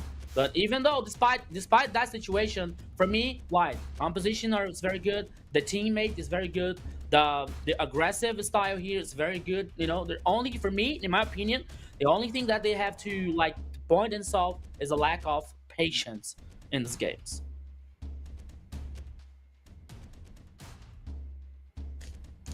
That's it. Okay. Kronos and I are watching, expecting the first picks to getting into the compositions of these two teams, because after 3 games, well, game number 4 is a crucial situation for both teams, in terms of the draft, in terms of the mental, in terms of the chance that they already had to set the series for them. Ah, come on, Kronos. Look at Grok. Are you serious? Like, why would you leave a Grok open? We know what the Grok can do. You pick the Valentina to use the ultimate, okay, but it's not for that. Boxia, they wanted to trade. They just wanted to. Yeah. But they were getting the box anyway. I mean, okay, CC is fine. I'm still not liking this. You can power Grok up the giving away. Boxia position with Akaja, for example, to be in front of Grok, for example, to power up the front line. Xborg here. Xborg from Hotun. Just instantly pick it up because they're gonna ban it out in the next phase. I think I'll be thinking it from that angle. I'll be thinking of Xborg so that oh no, Isun Chin was open. I'm not sure though. Isun Chin against Boxia is not. Isun Chin against Boxia is not the best pick though, in my opinion. Isun Chin is not a really good pick against Boxia just because of how Boxia can, you know, rotate a bit faster. The point of picking Isun Chin is you want to rotate faster, you want to farm faster, but Boxia is really good at those things. And also, Valentina is able to take the ultimate away from Isun Chin, so the surprise element is gone.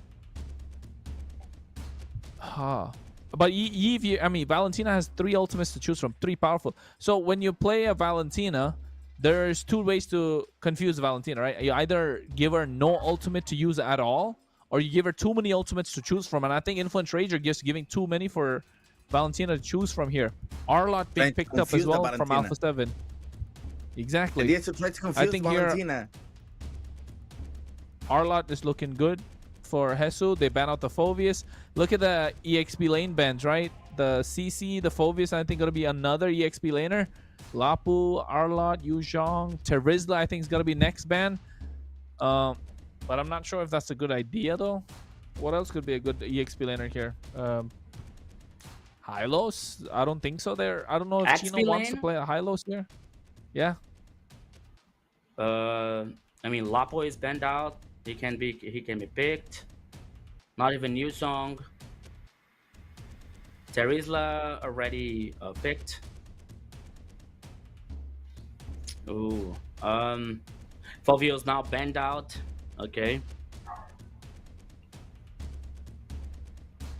Oh, where is CC? Oh, CC banned out also. Okay. Oh, CC is banned also for Beos. Foveus is banned out also. But oh, you have a still uncommon picks Ruby. to be used here. Ruby in XP lane? Ruby or maybe open. the gold lane. Ruby gold lane, I think. Oh, Ruby banned out. Never mind. Hilda It was a good Benedetta, idea if for Chino can Influence play. Rage because they already had the Jason Shin to play the role for the Maxman. So it could be a good call to have a Ruby and after that Jason Shin dealing damage from behind. So, but it was banned. So I think here. What about Roamer, some no, gold laner, surprises? Irithel? Come on, let's aim for surprises, Kronos. You mean a Irithel? gold lane for Gusta? 1-1? That could be Claude, that could be Irithel. 1-1. That could Yeah, I be think Carry. Claude is a good shout. Claude is a good That shout could be here. 1-1. Claude is really good. Yeah. But if they're gonna go Claude, they don't have to go pick it up now. Then they can pick up the Roamer. Yeah, they can Claude cook needed the... to be rushed. Belleric? And then talking about Chip. Belleric for Louis. Chip. Should be open. Oh, Chip. Yeah. That And could Chip be a for good. Influence I think Rage could be a Matilda. nice call, Nah, Matilda. Louise Matilda here. Louise Matilda just kill Influence Rage right there. Louise. Oh, Claude for Gusta. Okay. But they're gonna go Matilda, I think. Claude Matilda. They're just gonna kill Influence Rage lineup with that Matilda. Absolutely. So Influence Rage needs to come up with something now. I think gold lane. No, against Matilda and Claude, something's gotta. They could go maybe. But if Influence Rage picks Esmeralda here. Oh, Uranus? Okay. Oh, carry. Uranus? The back, yeah. Export Uranus? No, not export. Or export Esmeralda. Uranus. That could be Esmeralda. And that could neutralize No. Matilda. No, glue. Okay. Alice. Glue? Oh, glue. That glue is good. Okay. Okay. One Matilda, more no of that situational picks that has been happening during the last series. That glue wasn't part of the early part of the MPL. Come on, just don't tease us. Pick that Matilda. Make it work. Matilda is there. Belleric is there. Because you can see Matilda lines up so well with this lineup. I mean, it's not there in the current meta, not so well because you don't have the engage tool, but you have an Arlot, you have a Boxia, you have Valentina that can engage as well now. You just need a Matilda. There you go. Yeah, and I think It's that so for clear. Alpha 7 we're not able to choose another tank, you know, because of the carry. So Matilda here. No, that I mean could be it the doesn't best matter choice. if there's a. It doesn't matter if they carry or not. It's just Matilda's so good with Boxia. Matilda's so good with Arlot. Valentina can also use Grok's ultimate, so you have another engage tool. So Matilda's just there for the disengage and the heal. And now Influence Rage are in trouble. This is a winning draft from Alpha 7. I don't see them losing unless it goes super late game or they just throw early on. Hotun needs to step up again in the jungle with the Isun Shin, and Paquito on this Grok should be on point. Otherwise, Alpha 7 are just gonna steamroll through Influence Rage here. But you know what? For that to work, Alpha 7 needs to dominate the early and the middle game. And in the last 3 games, Influence Rage was the one who was setting the script of the play of the game. So I don't know if that's gonna be possible. Yeah, but I know, and it's my turn now to take a rest, and I'll leave you with the beautiful voices from Jerry and Kronos. Good luck, guys. Good job. Well, Kronos, it's that time of the year. One more time. It is When indeed. we realize that we have 2 teams that doesn't know how to close the series yet. They're just trying to improvise and invent something new on this line of dawn, my friend. We're 2.5 hours in the stream already, aren't we? 2 hours 40 minutes in. You'd expect the best of 7 game to go in by now, but we've only played the best of 3. So at this point, you know, the way that this game's going, the way that this meta is shaped up as well, makes so much space. And Frost is doing well on this Valentina. The idea of a Valentina is to poke. It's a very pokey mage. Yeah, but don't you forget that it's the first time we haven't seen we are in this situation, a best of 7 with the global ban rule, and also the global ban rule is so good. It's changing the aspect of the leagues that I know that for some other games are taking notes about how this rule works and how it's possible to implement in other games, because you have so much heroes. You need to close the gap to have funnier games. Yes, I agree. But here on the top side, I think they're trying to go for an engage. Jesu's very aggressive with the hero that he likes. Like, already level 4 now, making sure Luis can get his level 4. Actually, no, just skips the wave completely. RWM dropped down. Meanwhile, the turtle pit already taken down. Hotun able to get the retribution on point as well. Jesu has Chino on top of him. Final slash coming through, but he's just a glue that's so tanky. They're able to secure the turtle against Abaxia. This is not looking good for Alpha 7. Alpha 7 need to play aggressive with the lineup that they have. It doesn't make the Abaxia look so good. I told you, Alpha 7 early games is really in trouble right now from the very beginning of the season, and right now it's looking even worse. I think that something happening there with the concentration of the team that is not working at all. Yeah, I think not just that. Influence Rage needs to... I mean, Influence Rage, Paquito's doing a really good job. Like, Paquito is able to tank a lot of damage. He's trying to zone them away while Syndra is just poking from behind. Look at the combination. These two are like two peas in a pod. Frost is trying to do the same with Luis, but they don't have a front line, so they have to give up control of the turtle or the river. But they're still fighting for it. But Flick needs to start playing a little more aggressive. Look at that. First blood in the mid lane. Hotun catches Frost off guard. When Luis is not there, that should not happen. That's a mistake from Frost, and now they're paying the price. It's going to be a 4v3. Jesu already used the final slash. He's still going in. Gets out with the guiding wind. Influence Rate is reading so good that the rhythm of Alpha 7, getting those pickups so early and so fast without any problem at all. Yeah, leaving now on Alpha 7 on a disadvantage on the numbers, and one more time going to Paquito. After Paquito, Gusta Flick, but he's tanking everything. It's the work for the grow. Yeah, it is.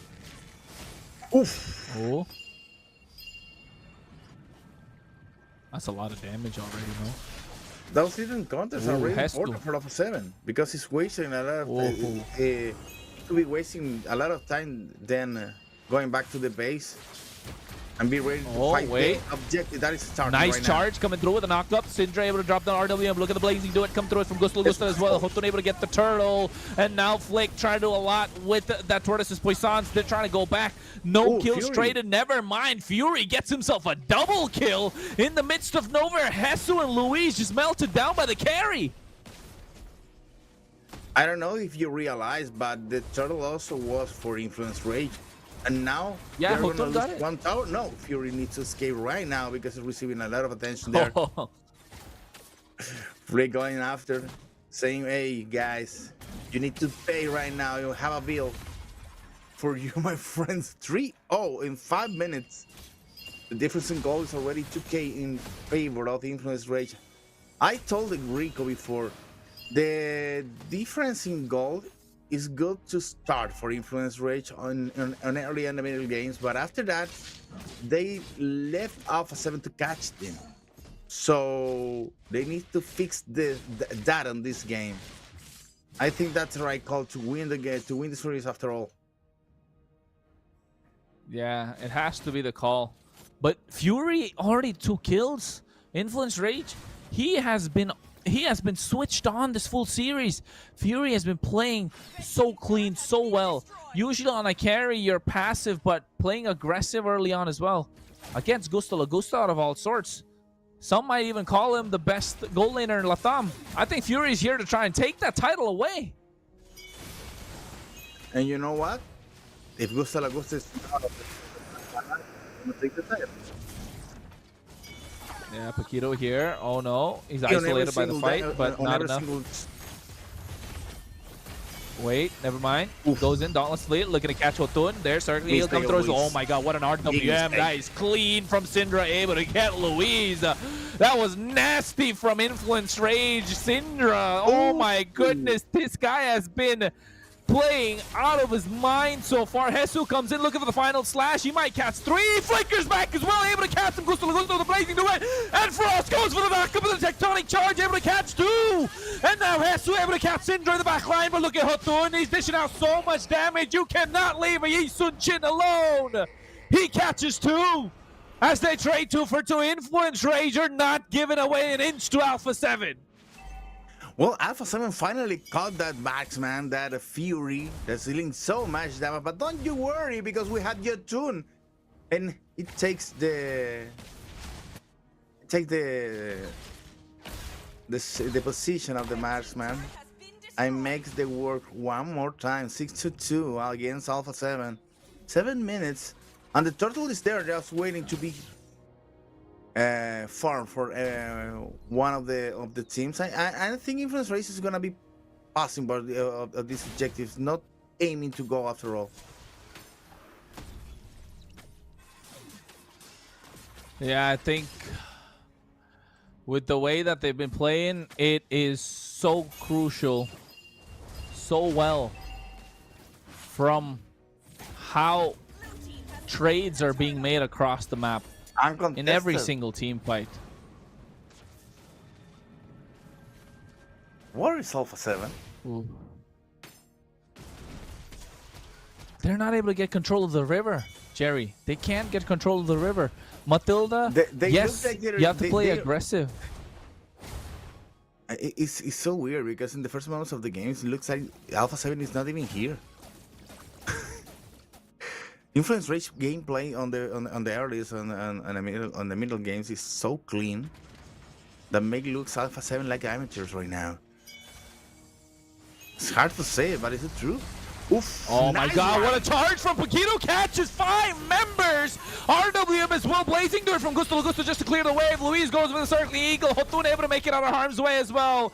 Oh my goodness, Paquito, what a play. Somebody clip that one. Show a replay.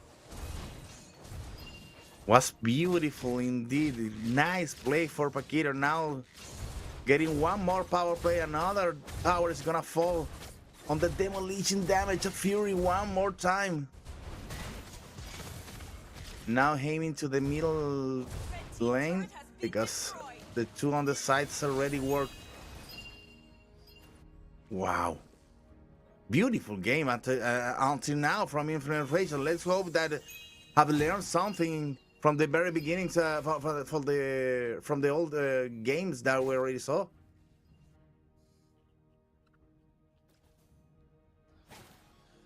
Oh my god, it has been so good from them this far. Influence Rage just understand how to break down Alpha 7. Look at the item build as well. He is so tanky, but the damage is racking up. Hotun's farming up so fast. Level 14, the win condition for Eastern Shin usually try and get 2 levels ahead of the opposition, and they've been able to do that. They've been able to do that so well at this point. And now they're even trying to dominate the river from Abaxia. Flick has to use the guiding wind to get out of harm's way. Wait, and now the Lord is up. Is there a Abaxia on this game? Really? I haven't seen it at all. Oh, never mind. Mid lane, Syndra left alone. Hesu able to pounce. Paquito here looking for the charge onto Frost as well. I don't know if they want to go and engage. They don't have Syndra. The control tower with the RWM is not going to be present. So now this is a chance for Alpha 7 to try and get the Lord started. Hotun, however, comes in the Dauntless Fleet, able to catch them off guard as well. Alpha 7 will have to go back knowing that they do not have the damage, do not have the items to tank the damage coming in from Hotun. Oh, they go in. Circling Eagle locking him down. Hesu goes in with them. Alpha 7 trying to go for an engage. Chino splits up, making sure that Alpha 7 will have to fight time. Lord is getting started. The Lord dance has begun. This salsa, this tango. Now Influence Rage pulling the aggro of the Lord as well. Half HP on the Lord. Here is Samba, my friend, in Brazil against Brazil. Samba it is. The Samba has begun indeed. Oh, Hesu comes in looking for the final slash. Knockup from the Lord. RWM, but Hotun able to steal it as well. Black line. As the blazing duet hits. Wind of Nature coming through, but you can see, oh my goodness, they trade goal later for goal later. Frost is left standing, but he goes down to Hotun. 2-for-2 trade. Chino and Fury for Frost and Gusto Gusto. This is not good for Alpha 7. It's both their damage dealers. And also, Chino and Fury is gonna be having 2 more seconds of advantage against Alpha 7 because the last Frozen Neve and Gusta Lagusta fell after them. So it's a little advantage to go with the Lord, and Rock is now going with the Lord. Paquito trying to be on a supportive side of this Lord to get more into the push on the gold lane. Meanwhile, in the middle lane, well, Jotun already taking care of the one more tower, and now on the top lane. I told you, he took the role of the marksman right now. That's what Yi Sun-shin's got to do, Jerry. That's what Yi Sun-shin's got to do. Take the role of the marksman in the late game. Dish out the damage that comes through as well. They need to find answers. By the tower. And Alpha 7 are not able to find any. No. They had nothing to defend. Oh, circling eagle, Luis. No. Oh my god, why? Paquito went in. I'm not sure if it was the right idea. He used a flicker as well. So that was a botched play. Influence Rage. I think no. that was hesitation. No, wait, that wasn't a mistake, because with that play, he forced the Holy Shield to be deployed on the 3 towers. I think it was a good one. Oh, wait, RWM trying to clear the wave. Oh, Alpha 7 will have to go back. But look at that, the bot side. Pressure, pressure, map pressure. I told you, that was a good idea. Nice sacrifice over there for Paquito. And now they have 50 seconds to be ready for the next Lord. I think Influence Rage can manage to deal to end this on the next battle for the Lord.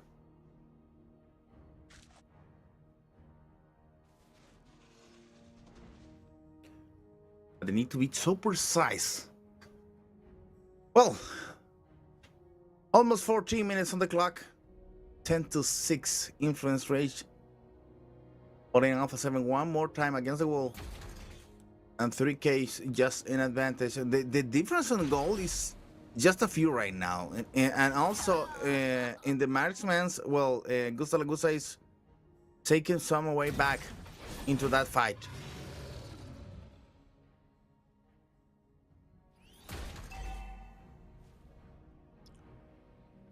Yep. And I think it's just not doing well for them at this point.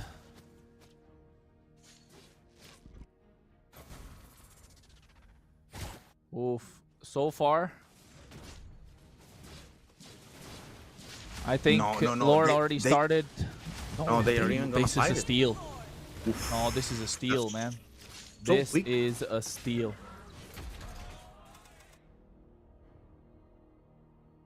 Maybe Alpha 7 was expecting to Influence Rage to get into the Lord after that. Trying to, I don't know, maybe. I don't know what to say about Alpha 7's gameplays right now, because they are playing so reactive against Influence Rage, and Influence Rage needs to learn something after those 3 games, because the rhythm for Alpha 7 has been the same. Waiting for Influence Rage to take the advantage, to dominate the game, and after that trying to fight back with their base already almost on the ground. So I don't know if it's a good idea for Alpha 7, and I don't know why Influence Rage is waiting so long to close the game. Now they have They just want another. They want another set of super minion waves, Jerry. The longer the Lord takes, the more the super minion waves they get. The more time they can buy. Dauntlessly already used. Trying to go in. Alpha 7 need to find a way to defend. They are defending, but look at the next set of waves coming in. The Lord is so slowed down. Lord is going to charge into the top side. Going to break that inhibitor. Mid lane's going to be the target. Already fight breaks loose. Oh my goodness. Syndra in the back line gets melted down by Gusto Lagusta as well. Jesu almost trying to make a play, but you can see circulating coming from Luis. Fury's going to be the target. Chino and Hotun trying to go in, but the damage are present. The Lord taking the base crystal. I think it's over. It's one hit. They were chasing the fight, but they forgot the Lord. And oh my goodness, Influence Rage distracted them from their base crystal. can we vote for the Lord for MVP right now? Oh my god. He did what all Influence Rage didn't on the last games. They closed the game. They closed the game so quick. Oh, Well played also for Influence Rage, calling the attention on Alpha 7, and they were so distracted that forgot that the Lord was already in destroying their crystal. Well played for Influence Rage and getting the new game into their hands. Rico is playing like the Lord right now.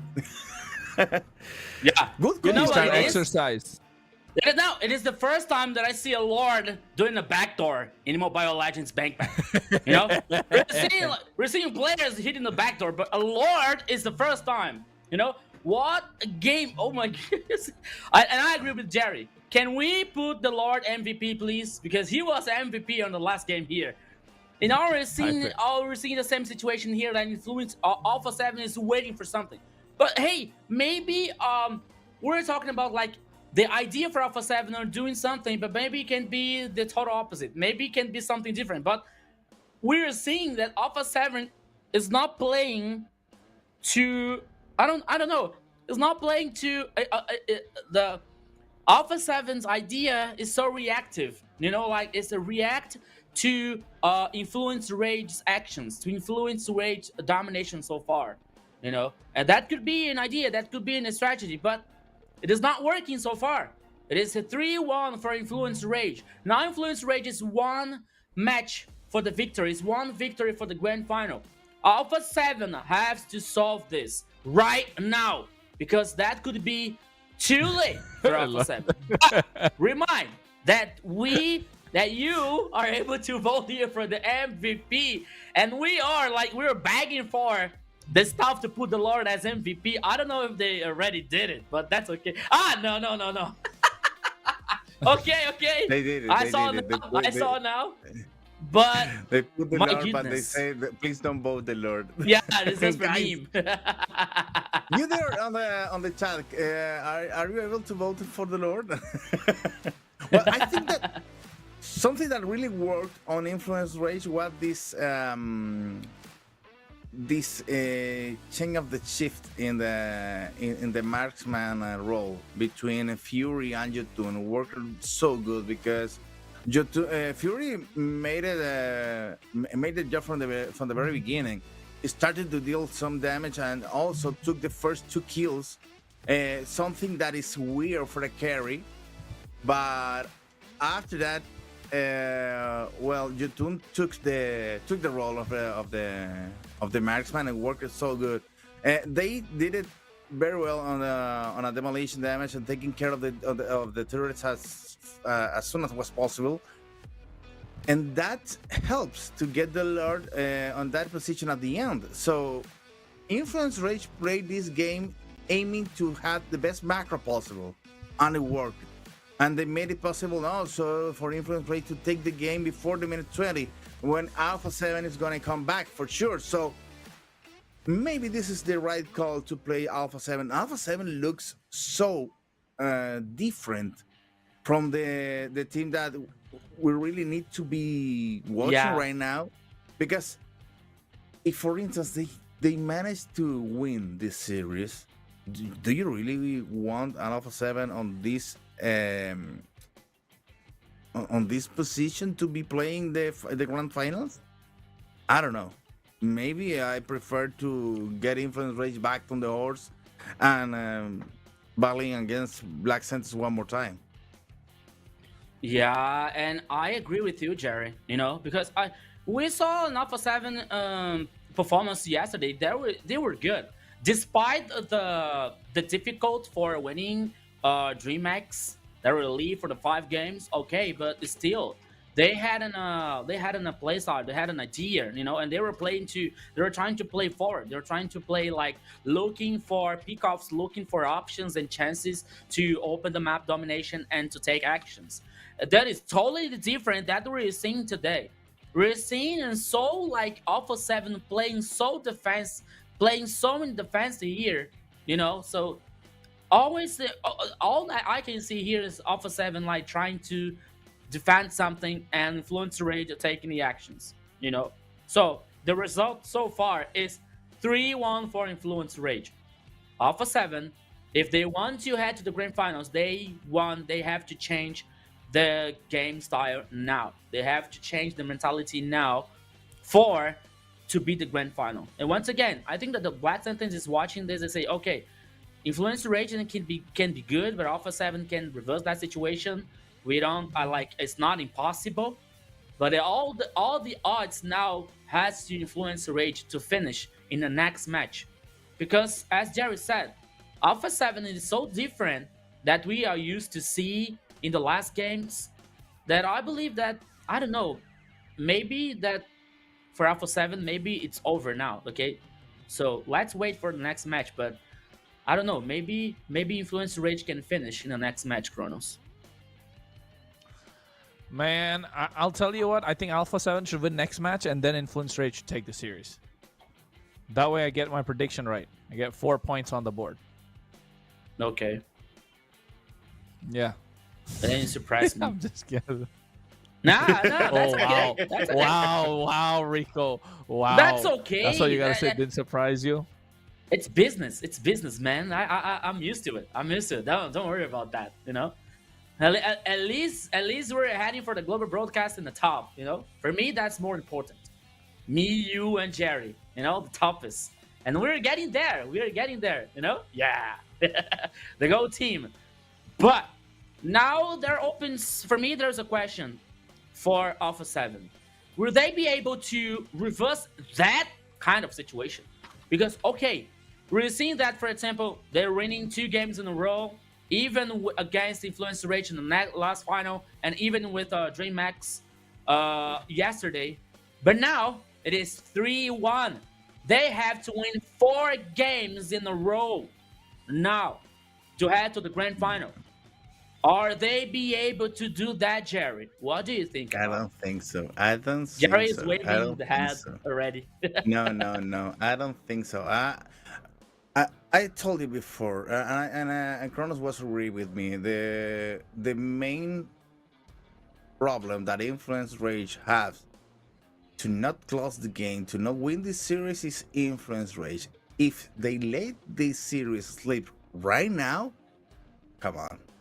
That's very big problems, and that's bad for the region, not for the only the teams. Because if you have, well, Jotun is our MVP, well deserved for sure, especially when you take that responsibility to be the best damage dealer possible here, taking the place of Gary that started at the beginning, dealing the damage. So well played for Jotun, and also well played for the Lord. I know that some of us was just about to vote for him, but also I know that this is gonna be 100% for Jotun, because I don't know who is gonna be voting against Jotun right now, really. Yeah, and you know what? I think that's the first time that all the casters voted for Jotun, like for a single player. Happened before, to be happened before. I don't remember, to be honest. But Jotun, once again, I believe that he's gonna be a 10 out of 10 here for all the voting for MVP system. You know, observers, audiences, and casters. But the fact is, Jotun now. Do you remember what I saw in the last game before this game? What I was sensing for the Influence Rage was a lack of patience. That happened now, because we saw Jotun. Okay, he was like when Shin, he was not able to play for it. Whoa, what? 7 out of 10 for Jotun? Observers and the referees.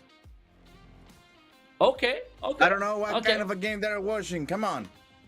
Yeah. Maybe they voted for the Lord.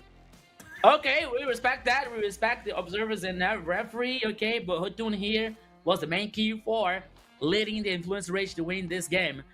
And I was saying before this game started, it was lacking for just a little bit patience for Influence Rage, and that will happen because now Influence Rage worked it so much in the macro play, especially, you know, leading the mini waves, causing so much pressure, so much working on the map domination for Influence Rage. They were able to win this game with no hard difficult. You know, that was in this series so far, this game was the best one. This game was the easiest one for Influence Rage to close this, you know. And now open the gap for Alpha 7, because as I told you, Alpha 7 now has to win 4 games in a row if they want to head to the grand final to fight versus Black Sentence, which is a very, very hard. Is that impossible? No, but this is very hard, especially when we are seeing Influence Rage performance so solid, so brilliant so far. So now Alpha 7 has to do some magic to reverse that situation, Kronos. The question is, will they be able to take a rabbit from the hat in that situation? Alpha 7 can, but they're really relying on Influence Rage to make the mistakes. Okay. But okay. at the same time, I think I don't know if it feels like there's some problem within the team in terms of communication. Not within the players. I don't know if the players are happy with the draft that they're getting at this point. It feels like they're not. Or it feels like they're not on the same page. Jesus is so aggressive. Jesus knows he has to make the plays. He's going in. Luis is doing the same. Flick just doesn't look as comfortable at all. No. Flick doesn't feel like he's playing his game at all. Have you seen Gusto Lagusta on this 4 game? Gusto Lagusta same. Doesn't feel comfortable. Too much pressure from Paquito. Too much pressure from Chino. Too much pressure from Hotun. And oh my god, Syndra is a monster in this game. Like Rico likes to say, right? Oh my god, the way that he plays is absolutely insane. And you know what? These guys have called for the video. Now it's my time. There's a video coming through, guys. Make sure you check it out.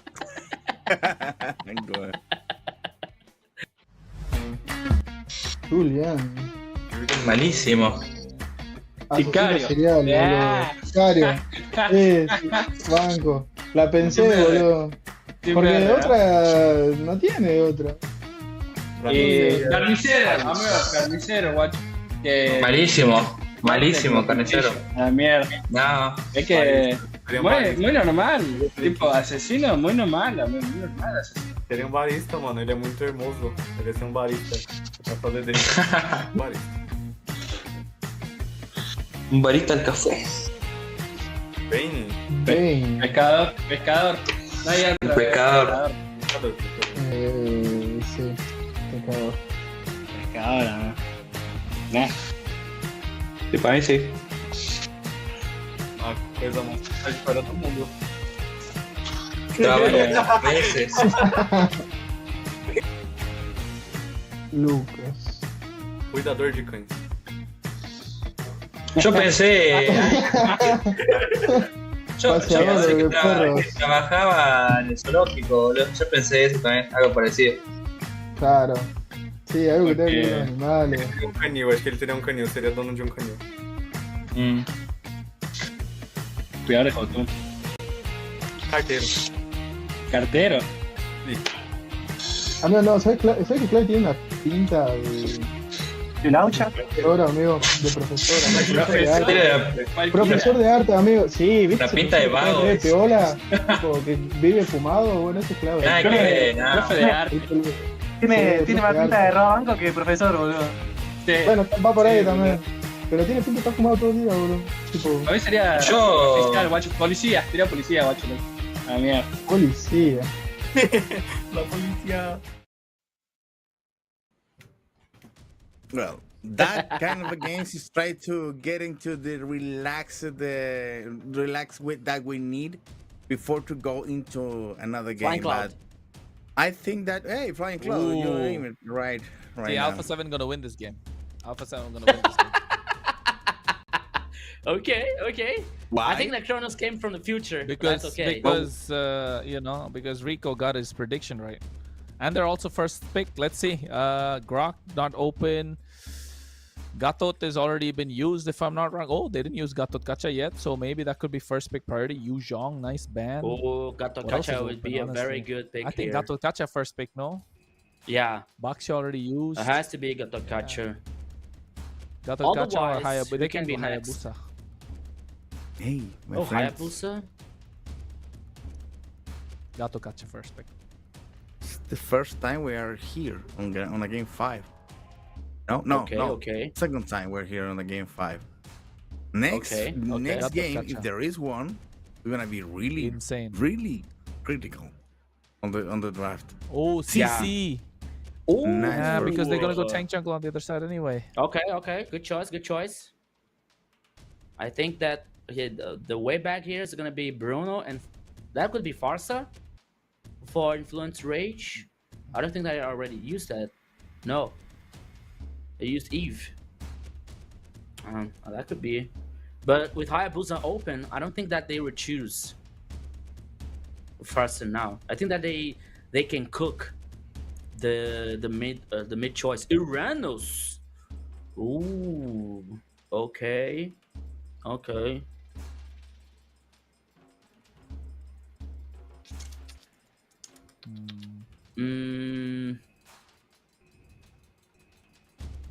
We're not able to use Esmeralda anymore in XP lane.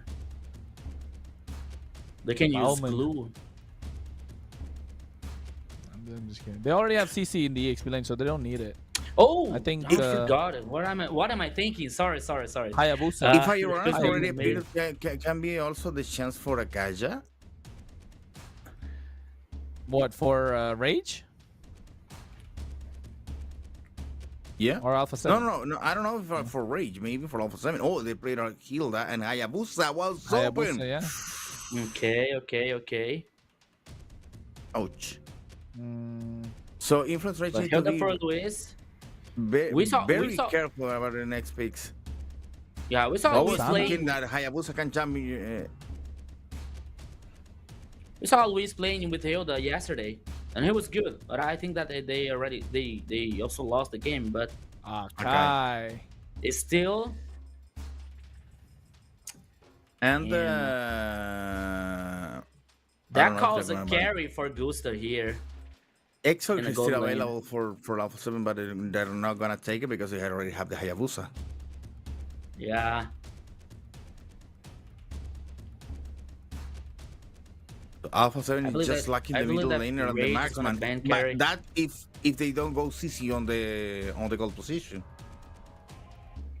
I don't know. True. Can you go CC gold as well? Yeah, that could be a nice surprise for this game. That's why it's been in carry. Yeah. I don't know. But you can send Hilda. You can send Hilda to the experience lane. Okay. Yeah. Take the X as a roamer and CC for the gold lane. I don't know if I'm getting too creative here, but no. I've seen. It is really creative. It's creative, but it's that possible. You need to deal with the Uranus and the Akai, so that's a very hard first wall. And they banned the carry and they banned the Lunox themselves. So yeah. I'm looking at either Vexana, Aurora, Novaria. Novaria can be for Alpha 7. Novaria for Alpha 7. They need to ban Novaria. Selena. Nana is really good as well. Tigreal is still open. Oh, that could be a choice for during the whole season. I don't know if they're the right time to bring up a Tyrell right now. True. Matilda ban here, Alpha 7. Alpha 7 banning Matilda. Not too much tanky for Influence Rage. Kimi was open. But Kimi was open. Makes sense. Let's see what's left in the mid lane. Angela. But if they ban Kimi, maybe they are aiming to have more squishy picks on Alpha 7. No, you know what? Not Angela. Sicilian, man. Influence Rage Sicilian. That could be.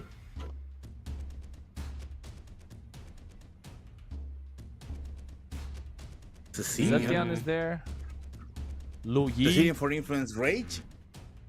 Yeah. Sicilian, Lu Yi. Faramis. Faramis. Chang'e. Faramis, I think. No, Faramis is so good here. Cho? They're cooking the mid lane choice. Facindra. Okay, you run some experience. Akai on the jungler, Cho as a roamer, Bruno as a marksman, and now you can get something. I don't know. I don't like this Cho. No? I don't like this Cho. I don't like Cho for on my regular basis. I don't like Cho anytime. But that's personal. Alpha 7 here. Can go Sicilian or Changa. Faram is also really good. Again, like these are the heroes that are there in the mid lane. Gord is amazing here to take down Uranus. But if they pick Faramis, they are gonna be Gord is too relying on Bruno static, to you deal know? all the damage.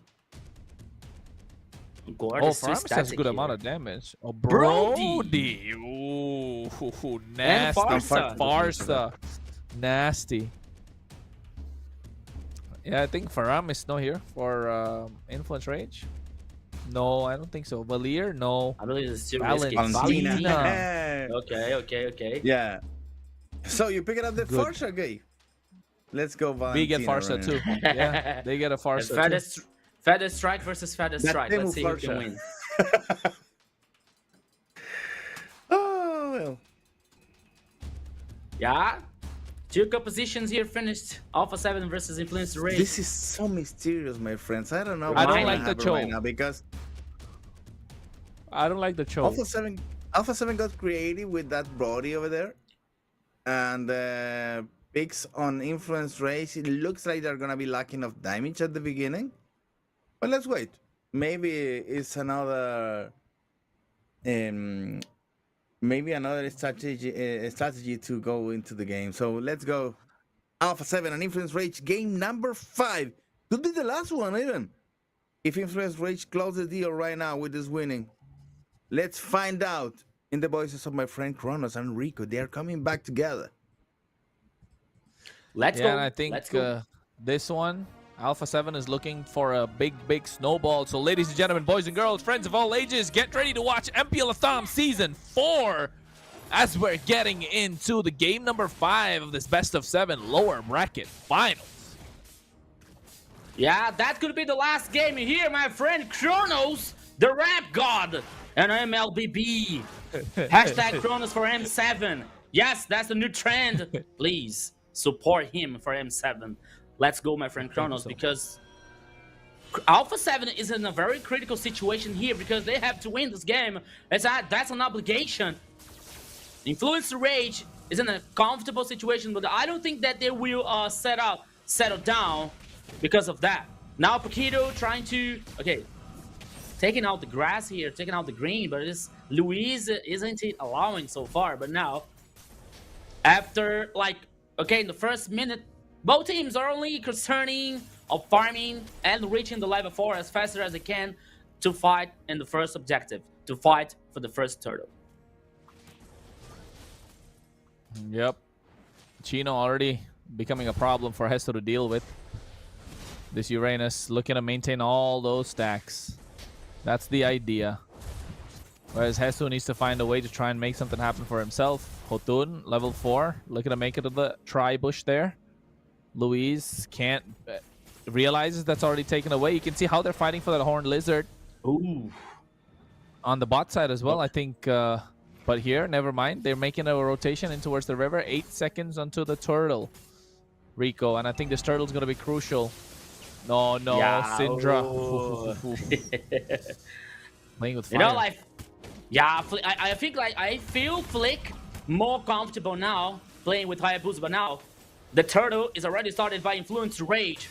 After 2 minutes here, this is a very important important objective here. Chino now is trying to zoning. Flick. Oh, Luis has taken so much damage with the Beyblade. Akai, ultimate, first blood comes for Influence Rage, even the turtle. But now here comes the response back. A very good revenge for Alpha 7. Hesu getting the kill. Cici an XP lane. That could be a good situation for Alpha 7. But I think that they are not allowed to lose so many objectives so far. Oh, but now Paquito's going to go down. Yep, he's gone. But Luis is still the kill. Yeah, I don't think it was... I don't think Alpha 7 were planning on that. I think Flick wanted that kill really bad. Yeah. But nonetheless, I think not able to get it. Still ahead in terms of farm. 324 gold ahead the Akai. Akai's going to get to the Dreadnought armor. Look at the itemization. 2 Dreadnought armors, 1 Silence Robe. They got the magic boots as well. Tough boots, rather, to make sure they're able to tank in a lot of magic defense early on. So Hesu and Flick are not going to do a lot of damage early on. It's going to come down to Gusto Lagusta, who really, and Frost, who really have to snowball. the idea of a Brody is that Brody has to snowball super hard, right, for him to get anything. Yes, you're good you're good early game. Mid game is Brody's power spike. If mid game Brody is not able to do a lot for Alpha 7, then it's not looking good. Get the kill on the bot side, get that tower, and then start taking down towers one after another. That's the playstyle that you want to make up for a perfect Brody game. Don't you think that Brody is look like Xavier in this skin? You see, I think that he looks very like Xavier. I mean, I'd say yes, but you know, there are distinct features from Xavier that we can make out Brody for. So I don't think we'll be able to tell that to Xavier. I think at least. I think everyone would agree. Okay. Well, I think that in this situation here, we can remember that the game that Alpha 7 won, Flick was with an assassin, you know? Hands up, because the next turtle is here, Kronos, and everything can happen. Let's go! Wait. Hotun already taken out super low. Will have to go away. Turtle being reset by Chino and Flick, but I think Flick should be able to get it quite easily with the Retribution. As now with the way of the dragon, they're pushing back Hesu, pinned to the wall. Vengeance, gonna be an easy kill. Look at them. They're even throwing in the TNCE Mort for a little bit of salt in the wounds of Hesu and Alpha 7. Okay. You know, that could be like, okay, Hesu was a sacrifice for Alpha 7 guaranteeing the turtle. But I don't know. Okay, but now we can remember that the game that Alpha 7 won, Flick was playing with Assassin. Flick was playing with Lancelot. And we know that he's one the comfort zone for Flick. But now Frost Laneve! Oof! Had a strike! Oh, Valentina. Purify, man.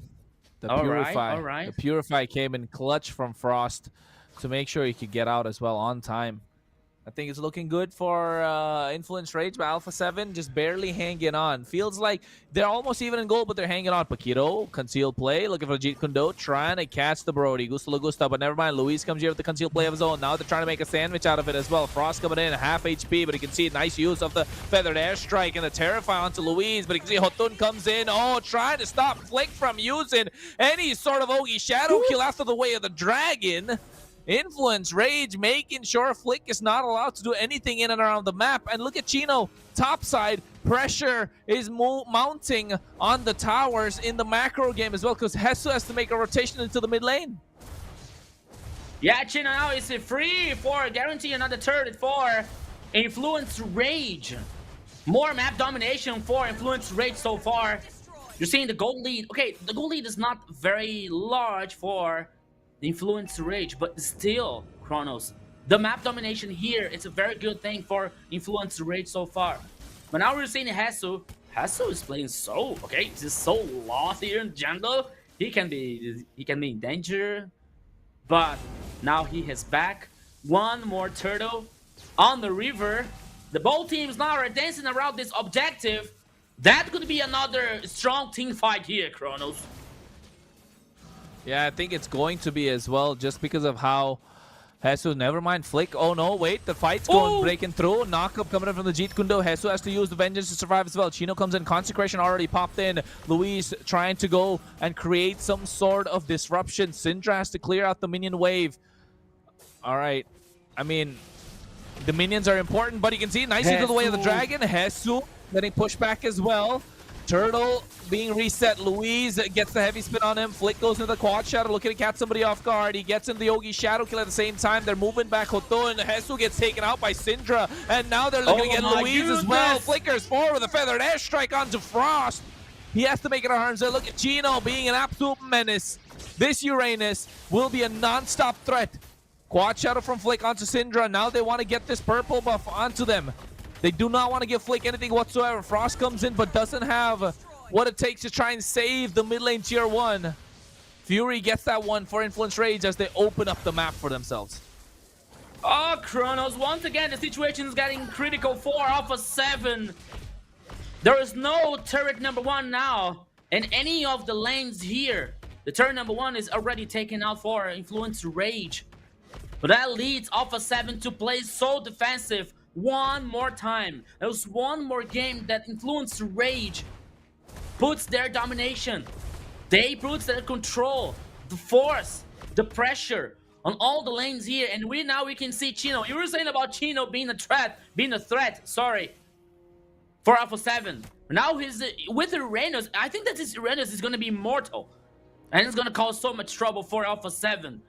And now the goal lead that I saw a few minutes ago, there was not a big deal for Influence Rage. Now Kronos is almost, yeah, it is exactly 4,000 of goal lead for Influence Rage. We're seeing now Bruno with the Has Claws. I'm sorry, I lost items here. Oh, the Has Claws. I think that they finished the Malefic gun also.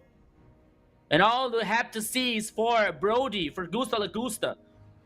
I don't know. I want to say that Alpha 7 still have a chance here, but I think that minute by minute, step by step, Influence Rage is putting Alpha 7 to playing so defensive, to playing almost in their base. Influence Rage, I think that Influence Rage know what they're doing, Kronos. Yeah, Influence Rage know what they're doing. You're saying it right, Rico. Alpha 7 look like headless chickens at this point, and Jerry said it before. They're playing reactive to Influence Rage. They're not being proactive. And in a game of MLBB, especially in this current meta with this patch that's on, you have to be proactive to win the games. And Alpha 7 are not be able to do that. Look at that Paquito. He knows where Luis is. Gets the way Jeet Kunda knock up as well. Trying to bait out of the way of the dragon. Luis. Hesu poking down Hotun as much as he can. The Lord's already started. Chino's taking a lot of the aggro, but he's a Uranus. He'll be able to regen back up HP. They're looking to catch a damage dealer. That's going to be Syndra. Alpha 7 needs to get Syndra or Fury. They know that. Flick, though, trying to clear out the wave on the bot side. But on the top side, they get it. Way of the Dragon from Paquito just to zone away Luis. And I think after looking at Flick on the map, they're trying to make sure they run and gun this Lord down. And now below 10,000 HP. I think they want to get the Retribution on point as well. Retribution secured in from Hotun. Ogi Shadowgill coming out onto Chino, but he's not going to do anything. And Syndra's left untouched. What's going on? Alpha 7 are being divided, and they're not knowing which target to choose. Yeah, Kronos, the question is what is going on here. At least Alpha 7 took down the first turret in the mid lane, but I don't think that was going to be necessary. I don't think that is going to be enough for Alpha 7 to reverse that situation so far. The first Lord, guaranteed by Influence Rage, already starting heading in the bottom lane.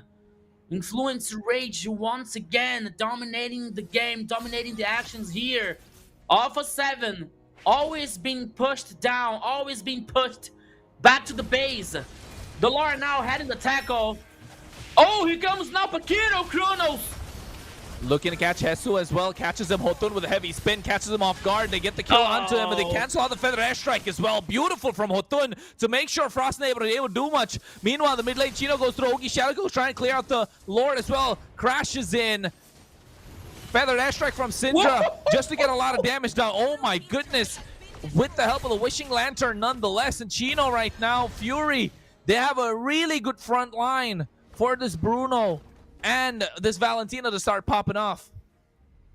You saw the damage caused by Feather Airstrike from Valentina in 3 players in Alpha 7. That was insane. That was ridiculous. They're so strong at this point of the game. It's Valentina, it's Syndra, once again playing so well. What a solid mid lane for Influence Rage. My goodness. So now Influence Rage once again getting ahead of the control of the game. And that could be the last one here. Influence Rage is one step ahead for the grand final here to fight versus Black Sentence. Because Alpha 7, I think that Alpha 7 still have a chance here, but maybe it's going to be very, very difficult because Gusta Lagusta can be one of the hopes, but we can see now and we can discuss if Brody has a potential for the mid, from the mid to the late game here. Versus Bruno and Fury already has 1 kill. And we see now the items again. Berserker Fury for Bruno and Sky Pierce and also Malefic Gun for Brody. You know, Gusta Lagusta here has a good resource, has a good items, but I don't see, I don't know, maybe if Alpha 7 can play around Gusta Lagusta here to get in a good position for trying to reverse that situation. But so far, Influence Rage are pulling the cards on the table. So far, Influence Rage are dominating the map, dominating the game here. Only 5 seconds now left for the next Lord. I think that this Lord can be the last one. Can be the last hope for Alpha 7. Alpha 7 has to do something here, Kronos. Alpha 7 need to do something here, but yeah, they need to contest this Lord, but they're not able to.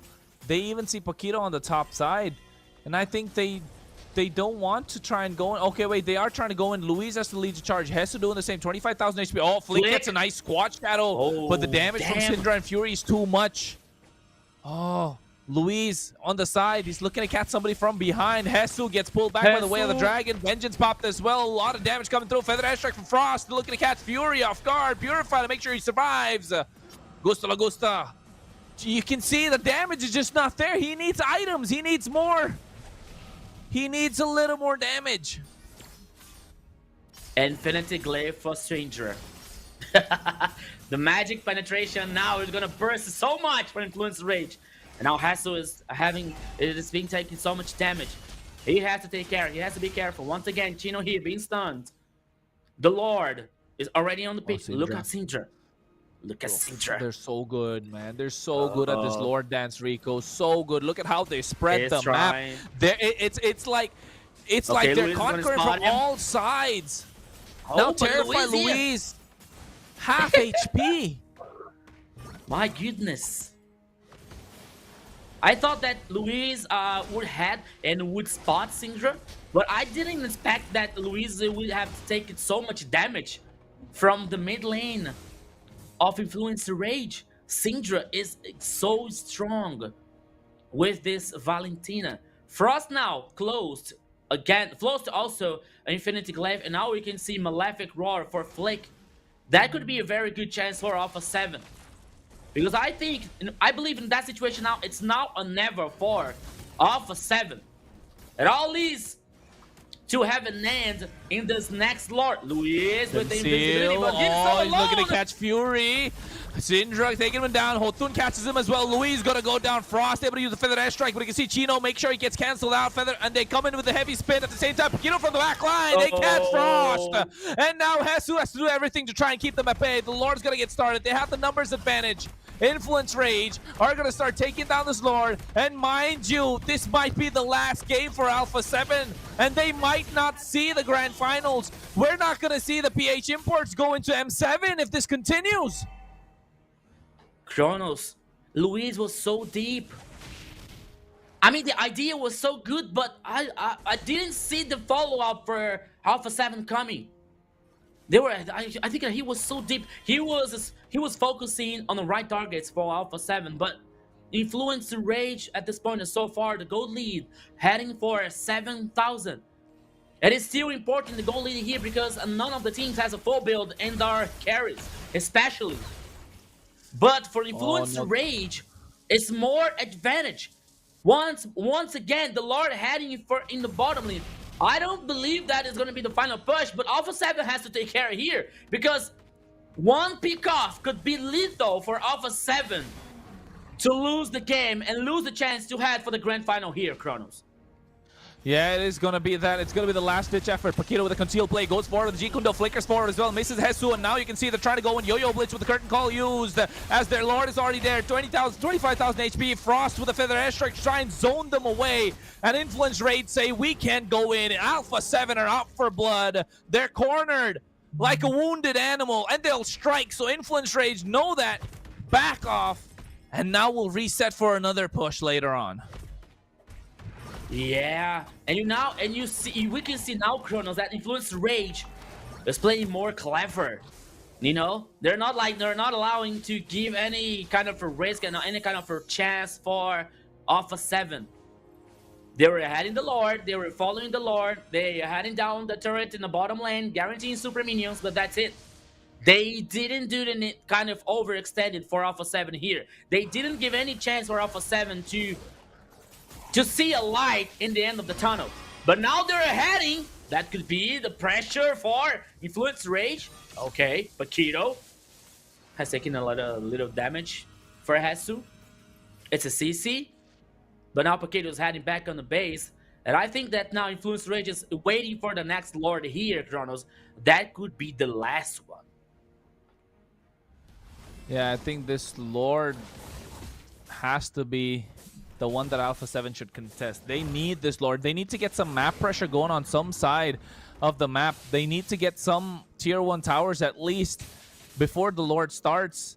They're trying to go on the top side, but I don't think they'll be able to. The whole team of Influence Rage are there. Alpha 7 realized that they want to play for the long lane, but looking at the Uranus on the map, I think they should just give it up, go to the bot side, get at least 2 towers there, add some pressure. But they're not doing anything. They're just waiting for a mistake from Influence Rage, praying and hoping that will happen. 5 seconds to the Lord. And I think this is going to be it, Rico.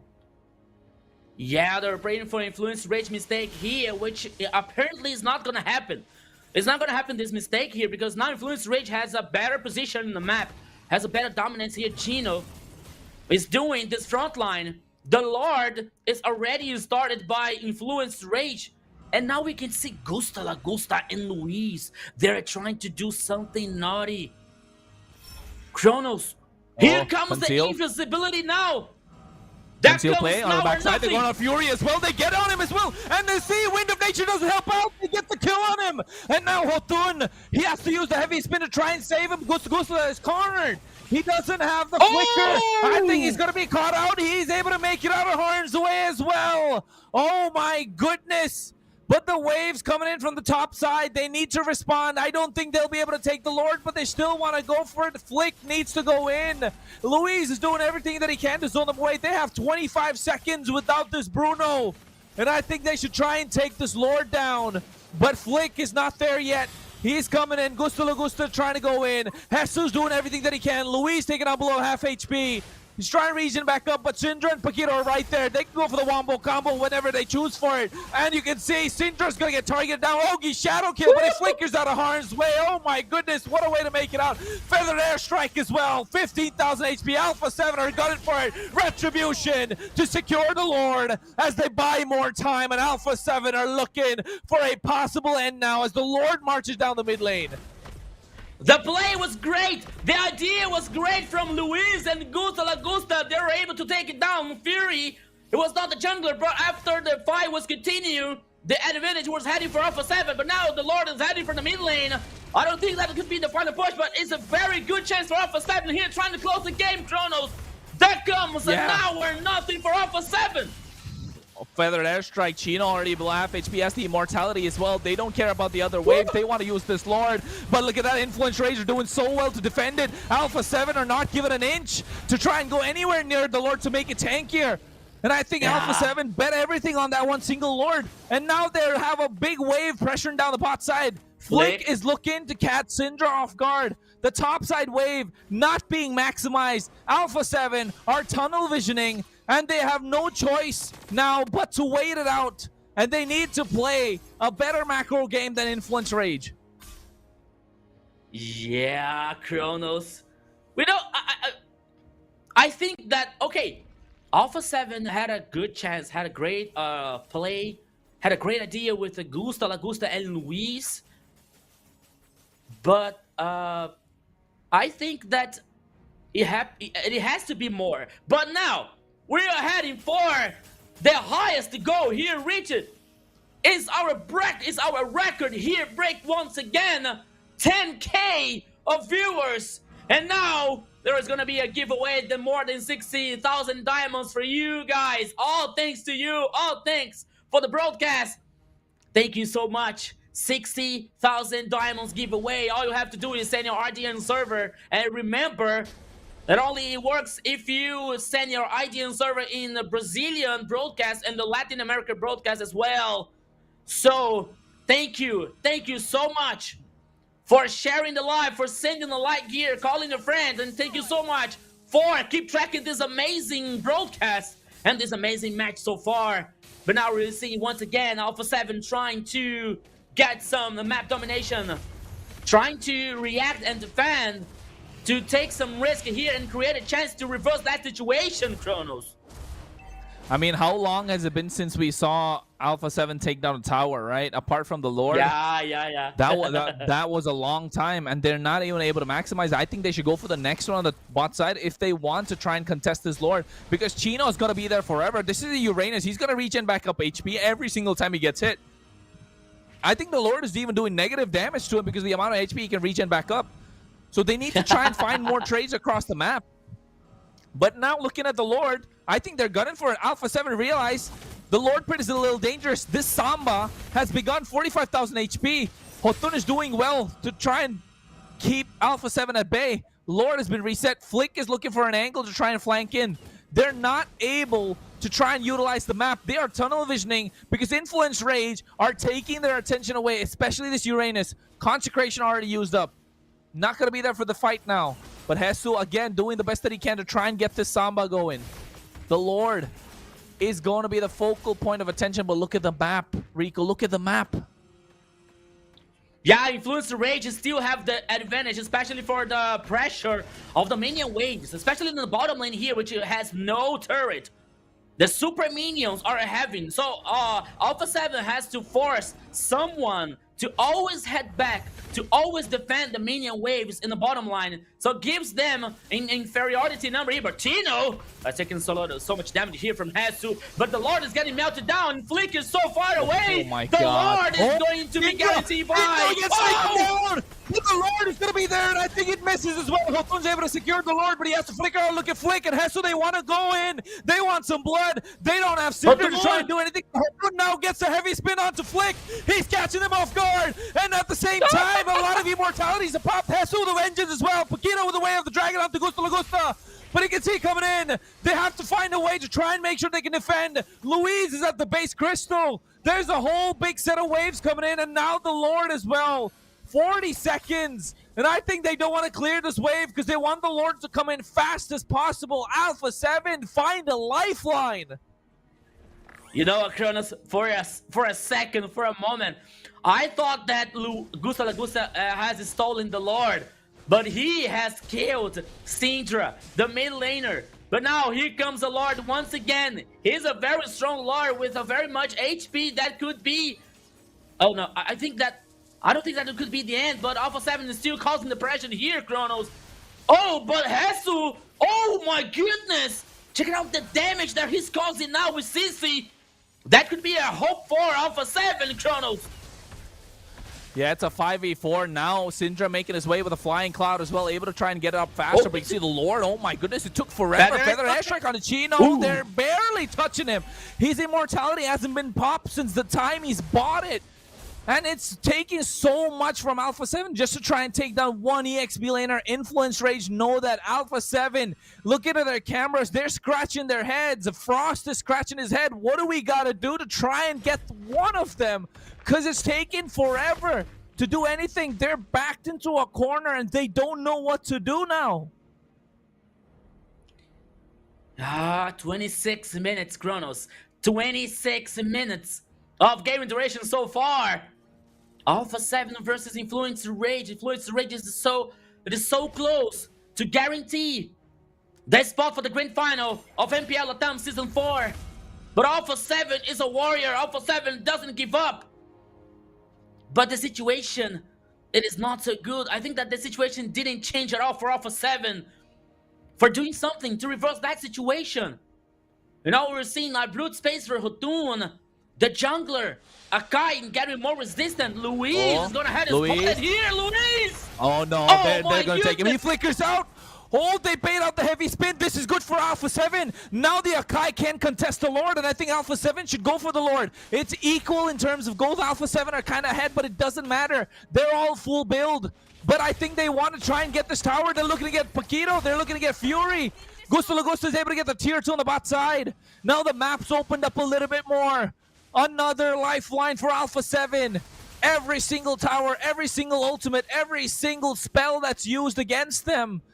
That is one more step in the ladder. One more rung in the ladder. They're seeing some light at the end of the tunnel. This might not be the last game with the way that they're holding on, Rico. Yeah, Kronos, and as you said, I thought that Alpha 7 would take the chance here to, like, okay, they baited the Akai's ultimate, but they didn't head to the Lord. They didn't choose to attack the Lord trying to get into the Lord. Only destroying the turret in the bottom lane once again because they're always worried about like the super minion waves. But now Hesu, okay, Luis is on the visibility here. But now their focus is trying to steal the buff, the purple buff here from Influence Rage. And now, Kronos, what are we seeing here? Suddenly Alpha 7 trying to play an aggressive, trying to dominate the actions so far after 28 minutes here. Because they know that the situation is going to be critical. Oh no, they catch Syndra. Heavy spin comes in as well. Yo-Yo Blitz along with the curtain call. Flick, Immortality. He purchased it. He goes for the Ogi Shadow kill. Looking at the back line. Syndra buys Immortality. Hotspur is able to get the kill. Pekino with the way of the dragon onto Hesu. They find Flick. They trade him, but look at Alpha 7. They're so far up ahead. They're not like an Influence Rage. Come and take this Lord, but 60 seconds is too long for Flick to come in. What a play. What a heavy spin from Hotun. Yeah, and we were talking about like the ultimate from Akai. We were talking, oh, once again, we saw that movie. We already saw that movie. Gusa and Luis trying to change here to reverse that situation, dog. There come Luis. But now I think that he didn't find a spot, the perfect spot, because Hesu now is in a dangerous situation. Luis is lost in the party. He's using oh my god, he go in as well. They're taking down Fury low. Feather Ash Strike is coming through as well. Fury's taking on super low. Immortality's pop. And now I think the look at Gusto Lagosta. He's trying to take down Syndra. And they go in with a torn apart memory. Immortality's a pop left, right, and center. Gusto Lagosta has to pop his own. And now he's trying to flicker out, but he's not able to get Fury. Mega kill in the hands of Otun. But the base Crystal. Look at the waves coming in. Alpha 7 have to defend. They have to give up the Lord. And they go lose down to the minion. Feather Air Strike. This is going to be the last call. Ogi Shadow kill. It's so close for Alpha 7. Influence Rage are putting everything on the line for them. Alpha 7 are barely hanging on. Hesu's doing everything that he can to survive. Winter Crown purchase, but not enough time to even use it. Influence Rage have found the angle. They lose 3 members, Alpha 7, and now they don't need the Lord. This is going to be it. Influence Rage are going to march down the bot side, the mid lane, and Alpha 7 are going to be knocked out of MPL LATAM Season 4 as they're looking. Influence Rage are trying to go in. Frost is down as well. Fury's able to get that kill. 4 members. Flick is the only one left standing. He has an Ogi Shadow kill. He's going to use that to try and clear the wave, but I don't think it's possible. Influence Rage move on to the grand final and knock out Alpha 7 from MPL LATAM Season 4. Yeah, did you see the camera now? Hotun learned his lesson. All the players of Influence Rage making fun of Alpha 7's face. They're doing like, okay, time to go to bed, children, time to sleep, because Influence Rage is heading for the grand final in MPL LATAM Season 4. They're heading and they're going to fight versus Black Sentence. What an incredible match here, and once again, almost the minions. We already saw the Lord heading the backdoor, and almost the minions were doing the role. But the fact is, Influence Rage and the finals of MPL LATAM Season 4, my friend Jerry. And nobody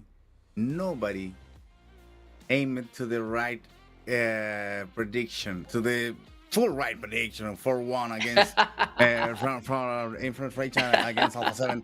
All of us were thinking about having 6 games. I think that was a little bit fair for Alpha 7.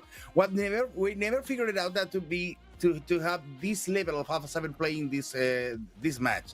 I thought that Alpha 7 is gonna be fighting more. It's supposed to be on a better position right now. But that's a merit. That's a good thing on Influence Rage, because Influence Rage after yesterday, they don't you forget that they fell 3-0 against Black Sentence. So yeah, they came to the lower bracket with the morale so down. I'm thinking that the morale was down. I'm not gonna play any kind of a game thinking that maybe Influence Rage lost yesterday on purpose to get Alpha 7 out of the competition? You never know.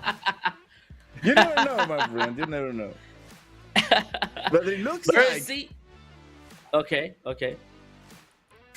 Well, finally, the final result. Well, Influence Rage is going to be playing the finals with Black Sentence in a best of 7. That's going to be, well, huge. And especially, you're not taking care of one important thing. Influence Rage is a Brazilian team, it's a Brazilian organization.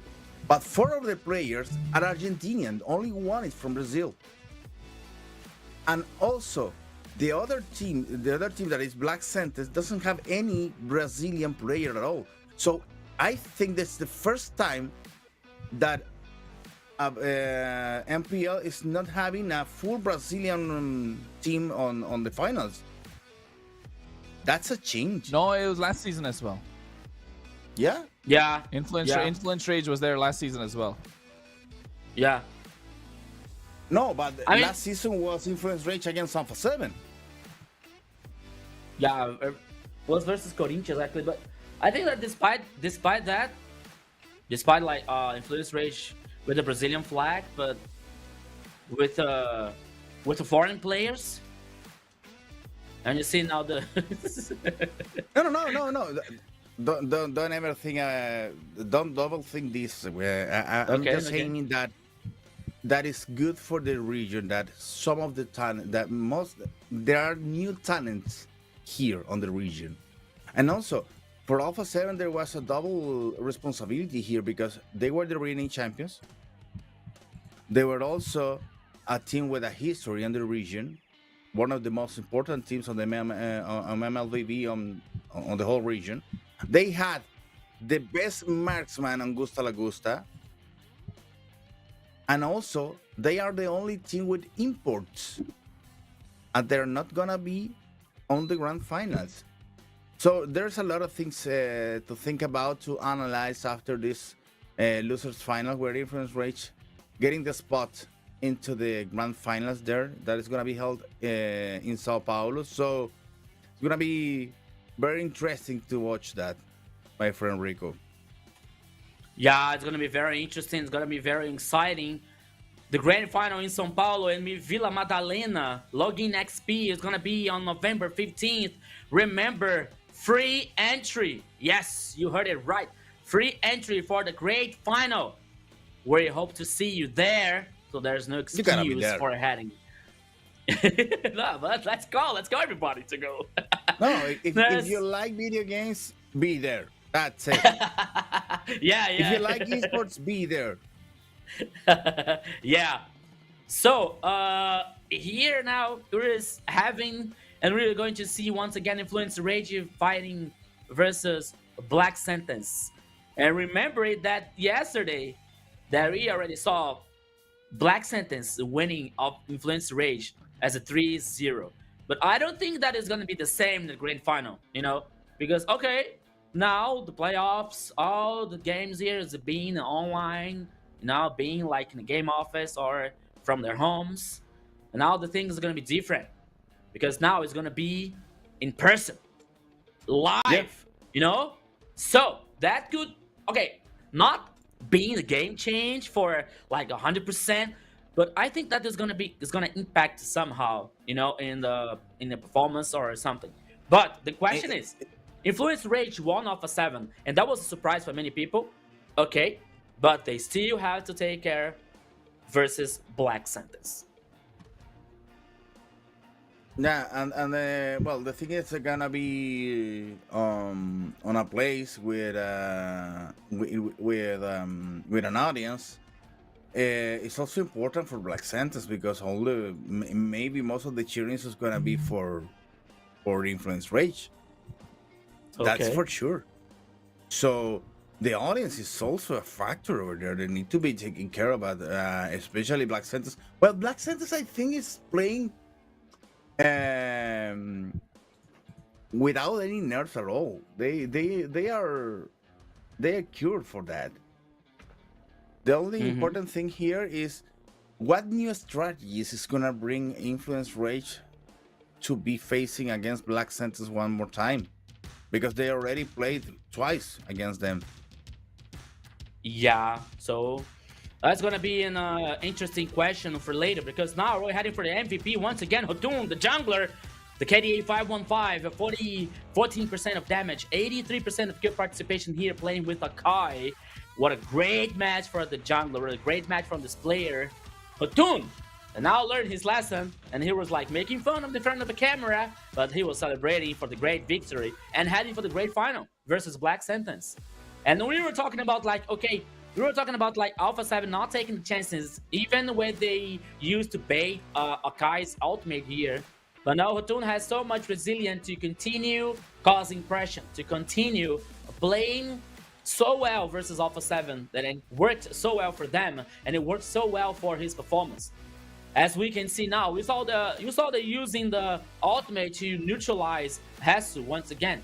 And you were used to say that Hesu was one of the great spot of Alpha 7, one of the big pillars of Alpha 7 to perform well and to guarantee the victories. But they use it to neutralize him, and it worked.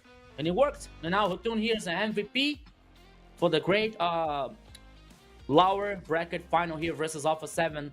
4-1 for Influence Rage. Once again, showing their superiority versus Alpha 7. And already seen heading the total vote, 6 out of 10. The casters, most of them have voted for Hotun. The referee was conflicted. Audience, okay. I think that the audience voted for someone else. And the observers, they were 100% with Hotun here, the jungler, that voted for MVP. Hotun, that played so well. Don't you worry, guys. They're at home. You have the right to be wrong. Don't you worry. Yeah, that could be. But the fact is now that Alpha 7 lost, and we have to we can discuss about what is going to happen with Alpha 7. There's so many so many options and so many situations. We have to ask, and we have to question if Hesu and Flick will continue in the lineup. If Alpha 7 is gonna make some changes. There's a lot of questions to do about Alpha 7 future so far. But now the present is that Influence Rage is gonna face Black Sentence. And it's from here for 2 weeks, and November 15th, that's gonna be huge. That's gonna be in São Paulo, the great final, right? And we can discuss this about later, because now we're going to have an interview for the victorious team. Yes, with the victorious team. Who is going to talk to us from Influence Rage? Yes, there he is. The coach, the man, the beast, the myth, the legend. Blackjacks, the coach for Influence Rage. Hello. Once again. Blackjacks, once again, thank you for joining us in that conversation. Congratulations of the big victory versus Alpha 7. And my question is, okay, yesterday, you came from a loss for a Black Sentence. That was 3-0. And we were talking about Influence Rage, maybe that could impact in somehow Influence Rage mentality. But today, you proved, me at least, that I was wrong. That Influence Rage is way even stronger than ever. How was the communication, Black Jazz, from yesterday for today to fight versus Alpha 7? Thank you for the support. At first, yesterday we got a very bad day. We got troubles when we started with the kind of things of MS server. It's not an excuse. It's not an excuse to our loss, but was probably our worst day on all the season. But we know that it's just one day, and it doesn't matter because we won them the first match on the season, and they did good and was really bad by our side. But for today, we were just talking about how to improve our mental, because we know that just a problem of mental. and that's all because we know how to do the things, we know how to play the macro, we know how to push the waves, how to fight the lord, and this is what we did today. Maybe I think that we should won 4-0 because of the second Ooh. game that we trolled, but Okay. we trolled this second game of today, but that shit happens, you know. Okay. Perfect. Kronos? All right, Coach Blackjacks, what are you gonna do to Hotun? You know the game. You know how the game was thrown, right? You know how the game was thrown. Yeah. What are you gonna do to Hotun? He's got to eat something. He needs disciplinary action. Hotun needs disciplinary action. Yeah, I beat him. Yeah. You have to use those Yeah, muscles, yeah. man. Use those muscles. Yeah, No, yeah. but I think for next match, not gonna be a problem, but I will be on Brazil. So yeah, I I will be think on Spain. that's the biggest part, right? That's the one thing I want to ask Yeah. about. Now you're getting into the grand finals. Congratulations, of course, to make it the grand finals again, right? But this time, one slot for M7, one slot international, right? Not two like last time. One slot international, no wild cards. So at least for me, I know who I'm gonna vote for. But I think the thing that you guys had last time, the problem with the crowd, with the heat coming in, right? With the crowd against you guys last time. I don't know if the crowd are gonna be with you this time as well, but you do have Syndra. And like you mentioned, he'll calm the team down. What's gonna be the factor now? Because you told me last time when I spoke to you, the mental was a big factor. It's gonna be important, especially Hotun, Paquito, right? These guys. I think Fury as well. So I mean, what's it gonna be? How are you gonna prepare? What's the preparation like? Okay, I think that for grand finals we're gonna have better mental today because it's on a stage and we don't have to play on a neutral server or another server. This disappear because they play from Chile, we play from Brazil. You know, these kind of problems with server MS. But final is a stage. We have been playing in the stage 3 times. Just this year, we have been playing 3 times. We're gonna have a fourth time on December. We're gonna play Games of the Future, and we're gonna make 6 stage Worlds, Games of the Future, and of course this next stage of 15th September. But I think that I feel more confident for this grand final because we know what we can do on a stage. It's 3 times. It's the 4th time on this year. We are prepared mentally, and like you say, the Syndra is very calm. He can give this calm to the rest of the players, and I think that we're gonna be right. We're gonna be right with this. We playing home. We playing home. Really, man. We playing home on the stage. All right, Jerry. Well, that was part of my question because Blackjack is not a surprise that it's not your first time playing on a site, playing on a scenario, playing with an audience, and maybe for Black Sentence, that's something to need to beat. They need to beat besides your team. So, do you feeling an advantage for that? Are you feeling confident enough that pressure is gonna be against Black Sentence after all? On my opinion, I feel confident, but that not means that I'm gonna disrespect them. You know, I'm gonna No, for sure. yeah, of course. I'm gonna treat them like it was Alpha 7. I don't care. We're gonna train like 200%. We're not gonna disrespect them. We know that they are stronger, but I feel confident. I feel more confident to play in stage than online for this game. To face them, I feel better if we play on a stage than online because I think that we have more experience. Them jungler is my ex jungler, so I know him so right. And I think that just one another player, Steve, got experience on the stage. The other 3 doesn't have experience on the stage. So I think that we can take an advantage of this, and we're gonna do our best because it's our time to go worse. It's our time to go champion. Because for me, for Fury, for Chan, We have been fighting 2 years, being second place all years. We are on the top, but not the top. You're not the first place, and I think that this is the time that we have to take the first place. You know what? Okay. One last question.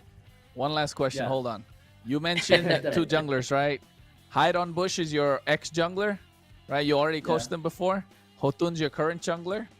Who would you prefer, Hide on Bush or Hotun or Kaio? Because Hotun needs disciplinary action. I'm telling you again. That game number 2 was a disaster. I don't know what he was thinking. So, who's better jungler, according to you? For me, Jotun. Inside the game and outside the game, both. And Gallo, he's just 16 and he got time to improve, to grow. We will got him for the future. Okay. Yeah. Okay. Well, Jerry? Rico, go ahead. Hey, man. You guys not gonna ask? I'm gonna ask, man. If you guys not gonna ask, I'm gonna ask. Feel free. Go ahead. Well, now you're ready. You're mentally prepared. You're excited to get to the grand finals, right? Now, if we look at the previous series against the Black Sens, apart from the MS issue, apart from the server and ping issue, because it felt like Hotun was not allowed to play the game. And it felt like they cracked the code on your drafting, especially with Paquito's hero pool. Every single game, they banned out the Grok and the Kalea, right? So I have a feeling in the grand finals, you're not going to see those two heroes. Grok and Kalea, you're not going to see it, right? And maybe Gatot Kacha is where Paquito's really good. His other heroes, his Hilda and his Cho, 50-50 with the way that he's performed so far. In this series against Alpha 7, he played really well. So, how are you going to work on that? Because at least that felt like a weakness that was exposed by everyone. And that's why the casters were divided in their votes when it came to Alpha 7 and Influence Rage. So, what's the trick there, Coach? You got to tell us something. Okay, about yesterday, like I told you, we got a really bad day, probably the worst day on the season. And I think that that's not gonna happen again. You know, I did bad. All the team maybe did bad. Jotun was out mental, but that have changed since yesterday. For the rest of the league that we have to play, gonna be different. That's not gonna happen again. For example, the pick of Hilda, I think that we did bad because we should have to wait what kind of jungler they're gonna pick, because it was so we pick her too early. But we fail. We're gonna learn about our fails, and that's not gonna happen again. I trust on all picks of Paquito and all of my players. So if we lose, we lost all together, and if we win everyone together. Okay. Well. Okay. What's the score for grand finals? 4-0, 4-1, 4-3? 4-0, 4-1. 4-0. Oof. There's too much. Look at the confidence. He didn't even hesitate. No movement, nothing. 4-0, 4-1. And Jerry is like, oh my God. He's from Chile. He likes Black Sands Esports. I don't Blackjack, are you sure after a 3-0 yesterday? yeah, because I'm sure because I told you it's a stage. Okay. Yeah. No point. Let's check it out. It's gonna be awesome. Anyways, and the most important thing is not if Influence Rage. I know you're looking to be the champions for once, and also the same for Black Santas. But the most important for us is the show, and also that we had the best team for the M7, the baby, because there is only one spot. So yes, we want the best team to be there. So good luck, my friend, and good luck to all of you guys there in Influence Rage. Whoever's take the place is gonna deserve it. That's for sure. Yeah, when you see Hotun, you gotta beat him up and post a story and tag me. just for me. Next week. Yeah. Thank you, Blackjacks. I will. Congratulations and good luck for the great final, my friend. Okay, Bye. Thank you so much. Thanks for all the support, and hello to everyone. See you soon. Bye. See you. Thank you, Good luck Blackjacks. in the grand final. See you. Yeah, there it is. Blackjacks, the coach for Influence Rage. Now, heading for the great final. Yes, Black Sentence versus Influence Rage. That is the great final of MPL LATAM Season 4. It's going to be on November 15th at Login XP in São Paulo, Vila Madalena. Yes, free entry. To know more information, you are free to follow our social network and all the Mobile Legends social network as well. Also, to be in the grand final here, November 15th. Oh my goodness, there's gonna be so many activations, schemes, so many promotions for you and everybody who's going there. You know, meeting the players, meeting everything. It's gonna be so magical. It's gonna be so awesome. Don't miss it. November 15th, the great final, MPL LATAM Season 4. Yes, let's go, guys. Production, if you need someone to do the interviews over there. Oh, Jerry. And just 5 hours flight. So clever. So easy. Three reporters. Yeah. Jerry didn't get his tickets. Rico, you and I got our tickets, right? For entry into... Yeah. Jerry didn't get it. Yeah. We're heading. Friends. Don't worry about that.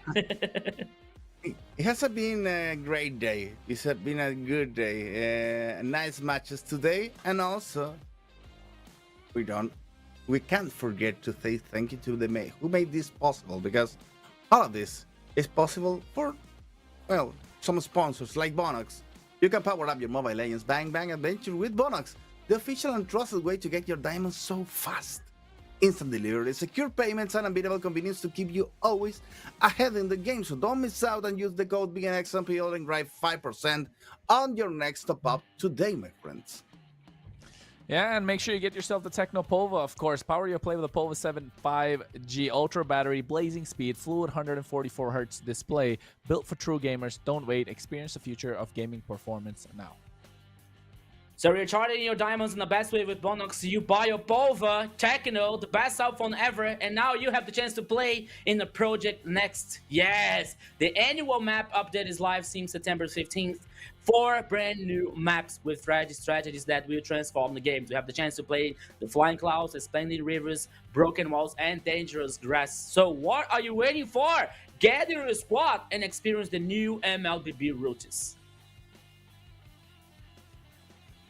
And you know, that's that time of the year.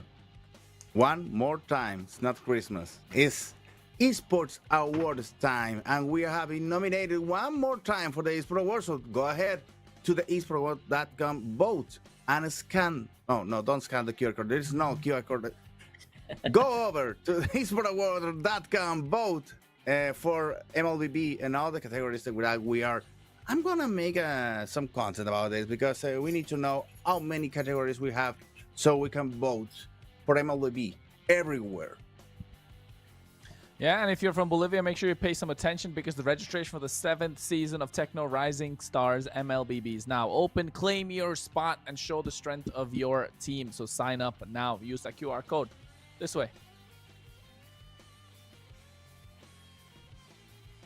Yeah, and there is still time for a beautiful code. Yes, so now it's a turn of you that is watching us from the end until the end here of the broadcast. So now go to your Mobile Legends account, click your profile photo, go to settings and click on the code redeem and type this code here. You have the chance to get a beautiful skin, a pack of emblem, and everything so good on MLBB. So now it's a chance. Be quick, be faster. Type this code here, yes, and show us what you got with this beautiful code. Oh, okay. Well, yeah, baby. Yeah, today baby. was a bad day for me and Rico Kronos.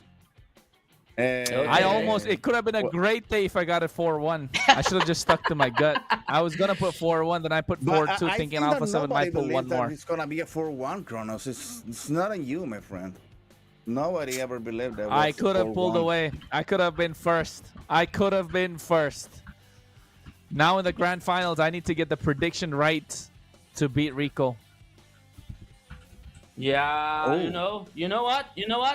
Kronos is worried about surpassing me in the score. I'm happy because the global broadcast has 2 almost leaders here in the top. You know, me and Kronos. And he is worried about facing me. I'm a teammate. I'm worried about my friends. And I want Jerry to grow. I want Jerry to This get guy high in making the me top, look bad. to get high in He's the making me score, look bad Kronos. now. You know? He's making me You look know? I'm bad just now. concerned that Not a villain, not a bad guy, you know. But okay, that's only me and Kronos, and Jerry is like it's close to us, you know. That was leading us, the global broadcast, to being the best in the score here in the cast predictions, my friend. But Rico jumped before the previous predictions that he made, so kudos on you, my friend. Okay. Yes. Already know that grand finals is gonna be between Black Sentence and Influence Rage, an extreme battle to 7 assaults. I think that is gonna be long. That should be long. Yeah, for sure. And also, despite of the fact that the Influence Rage, well, we talking about that with Blackjack, and Blackjack said that yesterday they had some troubles on the connection, maybe, but that doesn't explain a 3-0 against Influence Rage. I believe that there's something there under the sleeve for them, and also there is a lot of new trick that Black Sentence is gonna bring it out on the last on the last matchup for this MPL. So we need to be ready to be amazed on that day. Yeah, so that is gonna be a huge event. That's gonna be a huge grand final on November 15th. The great final of MPL LATAM Season 4, Black Sentence versus Influence Rage. As we saw, like the first match, that was victory for Influence Rage. Then we got a victory for Black Sentence, and now it all comes to an end to see who's gonna win, who's gonna be the best, and who's gonna represent the Latin America region on M7. That is The most more important thing is that we need to have the best team possible there. So yeah, let's hope that both teams, well, they have a lot of time for preparation. So I think they're Yeah, gonna 2 be bringing some new tricks on their for the final day. So that's gonna be a nice show to watch. that's gonna be great. That's gonna be huge. That's gonna be awesome.